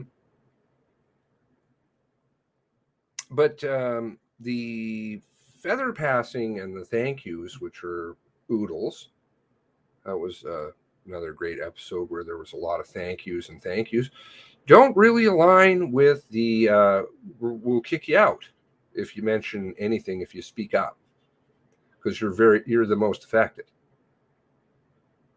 No more interruptions, please. No more interruptions, please. Yeah, we understand you. We know why you're here. Not that this is really, really obvious. The commission recommends that retired officers or officers that leave in good standing after a minimum service period given a veteran's blazer that looks completely different from the uniform worn by current serving members. I'm sure that'll go over like a wet blanket with old members, but retired members. But frankly, a lot of them have burned their uniforms. So I don't know. We conclude, because they're so proud of the way that their organization has been behaving, we conclude that going forward, when police officers retire or otherwise cease their roles as police officers, all aspects of their uniform should be turned in. Any unsuspecting public cannot be expected to differentiate between general duty and ceremonial uniforms. Really? Really? Nobody knows the difference between the red serge known around the world and a gray khaki shirt, or any number of pants and ball caps that they're choosing to wear today. Nobody knows the difference. Like cargo pants with pockets that are big and baggy and stuff like that. Those look about the same as a red serge. Either way, I know that they like calling you stupid, me stupid, but either way, they remain symbols of power and authority. Canadian police agencies should update the discharge process. Oh, so now we're not getting too broad I thought it was maybe sticking within an RCMP, but right, we want to update all of the police services all across Canada to 3-year university degrees. And also now we want to change everything about all police services. Yeah, and feathers. Okay. And trans and whatever else was going down. The commission said that while the Gabriel Wortman searched online for RCMP badges and fake badges, they found no evidence he used a badge, real or fake, during the killings. Well, there, badge was referred to. Remember Campbell came out right away and actually said that in a press conference? I was like, what the fuck are you talking about, man? Badge? Oh, and then they tried to pawn it off that it was an EHS badge. But then that kind of got destroyed. Oh, he was using it to get in, April, or sorry, what's her name? Down in the United States. Oh, using it for the motel, said Lisa. Anyway, still to getting discounts. Commission recommends that the RCMP, along with the RCMP Veterans Association, work to collect badges from retired officers. Have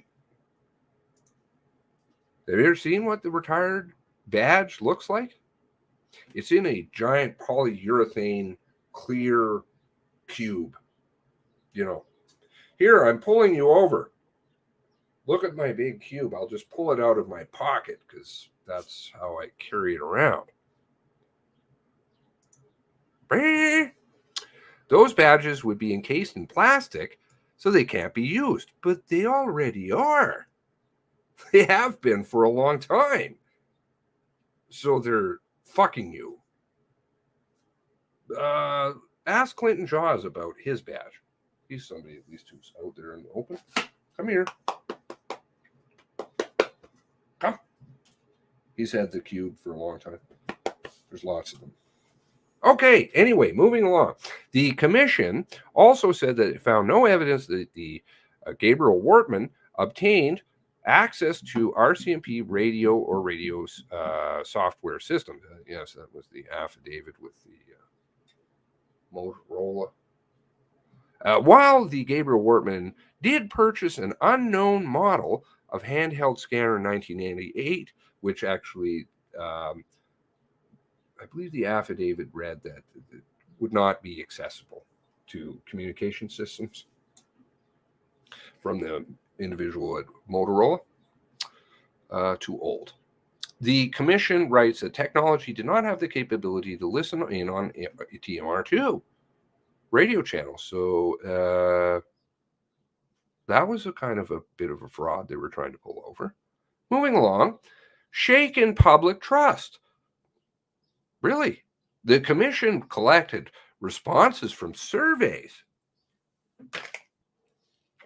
in which people shared their experiences about the events of April 2020.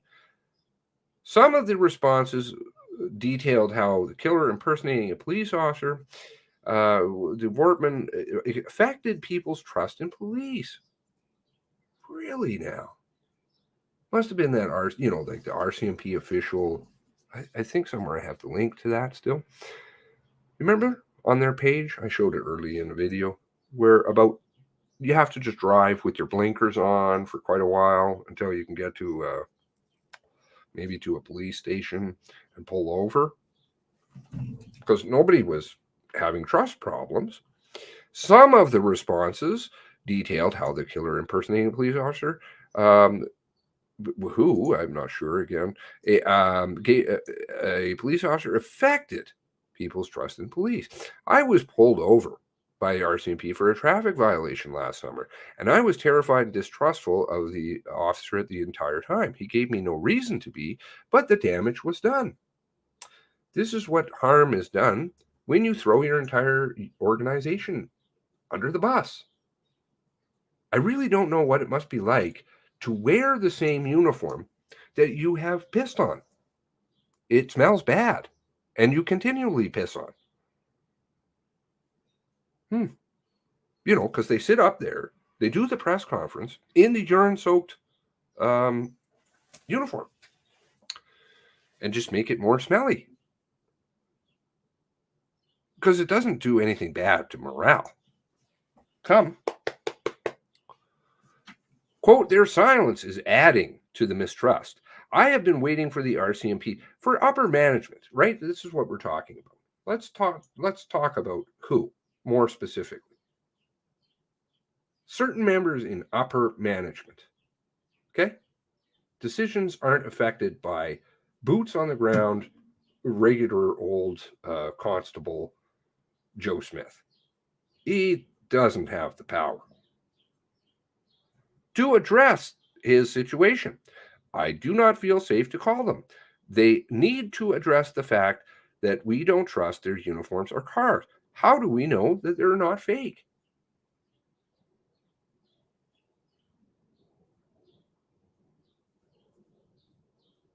Why have they destroyed their own organization?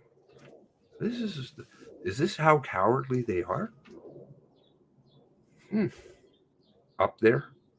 The commission writes that because the Gabriel Wortman was dressed in a police uniform and drove some kind of vehicle, witnesses and victims believed that he was a real police officer.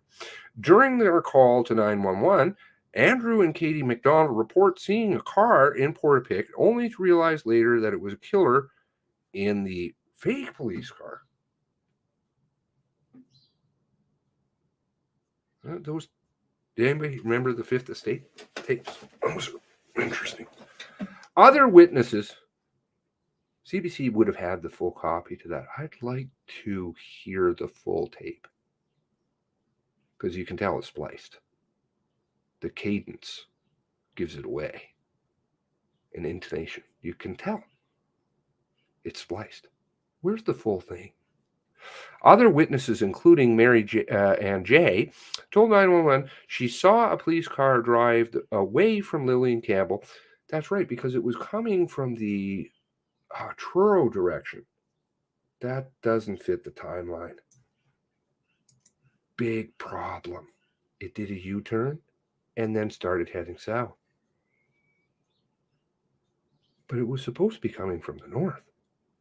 Wentworth. How does that work exactly? It doesn't. Oops. Who was killed, Lillian Campbell, who was killed by the Gabriel Wortman, supposedly, right? Nobody witnessed it. I don't know. Again, I'm just saying facts. Nobody witnessed this. Nobody knew who was in the car. And the car was coming from the wrong direction. That tends to be a problem. Wynne was out for a walk. Constable Chad Morrison believed that the cruiser was the car driven by Constable Heidi Stevenson, though he knew that there was no car with a push bar, and he said he saw the push bar. So how did he get that one muddled up? And it would have been coming from the wrong direction also. I don't know. A quote, a police car or a uniform or a badge permit the person who possesses these symbols to owe things, maybe do things we would not owe. I'm going to go with do. We would not otherwise permit a stranger to do. Stop our cars, enter our homes, elicit personal information. The report writes, absolutely. Lessons learned. Concerns for public safety far outweigh any collector's right to buy and own police uniforms, badges, other uniform items that could be used to disguise as a disguise. Conclude. Didn't they used to sell some of the shit as like costumes, I think, a long time ago? Anyway, the commission recommends the RCMP review its policies around managing and disposing of police uniforms kits, make sure that all materials are tracked and destroyed. Another of the commission's recommendations state that the Police Identity Management Act be amended to remove exemptions for personal ownership of ceremonial uniforms. Again, I think that's not going to go over well, but fair enough. Again, it's just, tarring everybody to cover up your irresponsibility and potentially more insidious things. The commission also recommended the details of case police impersonation, while rare in Canada, depending, if the media wants stories, like out in BC. Oh, sorry about that. That was actually a real police officer. That was actually an on-duty RCMP officer. But we'll pump out a lot of stories about it because then it makes the narrative sound good. It's just happening all over the place. Fake police cars, Indo Blues with doctored videos and things like this. Be tracked by the Violent Crime Linkage Analysis Data System Database. Oh, interesting. ViClass. Okay.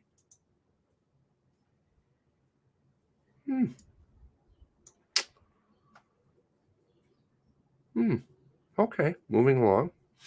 And that Canadian Criminal Intelligence Database be amended to store and share such information as well.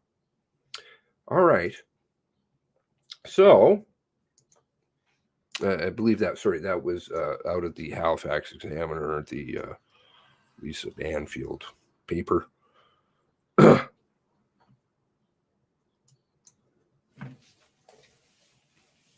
So, the report is going to be an interesting read. I did see something about Charlene will be on at 6 o'clock news. Okay, sorry for my cynicism and such, and do take it that it is my personal opinion. Everything I encourage everybody always to go and read. Frankly, I've read too much. But having evidence is very important. Today was a sad day. On a very positive note, this just shows how wonderful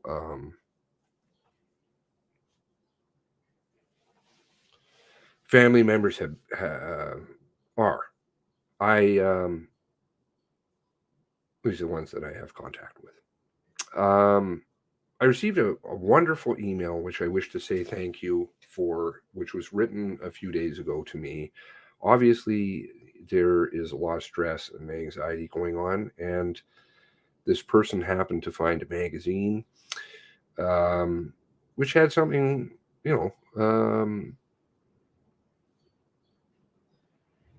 personal that she wanted to pass along to me. And I was like, wow, that is so thoughtful in where you are, must be, because I can only imagine, to think outside of yourself is just, it just shows me like how huge hearts people have. It wasn't, they're like, I really thought you might like this. It's, I found it and I had it sitting around and I just uncovered it the other day and I thought of you and I was like, that, this is the kind of thing, like humanity, good people. So I just wanted to say thank you ever so much to that family member, because it really means a lot. And yeah, I shared it with my mom, so she was touched too. Mistrust in the police doesn't happen overnight. It's long-term, not because of one tweet. Interesting. Don't be sorry. No, I'm certainly not. Thank you ever so much to all of you. Oh dear. Always on the ball. And Blue Nose, Todd, all of you guys in here. You guys are just superstars. Nikki, really keeping the there may be some developments on the SITREP front. Possibly, it's very unsubstantiated stuff, and I'm sure you guys saw some of that, but again, I won't dwell into that. Today is the day for the families. It is the close of a chapter, but a chapter is just one of many in a book. And that book will still be getting and is being written. It's just that I don't like the reimagining that's been happening. I don't think you do either. Just scrolling back through some of your comments.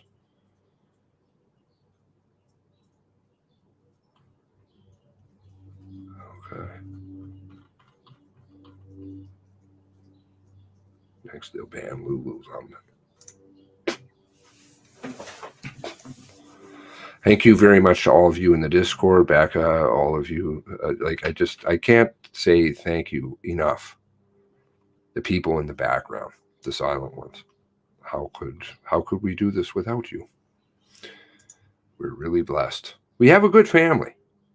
We have a good family. All right. God bless you all. God bless the 23 and those that have passed subsequently as a result. God bless you all. Have a good evening.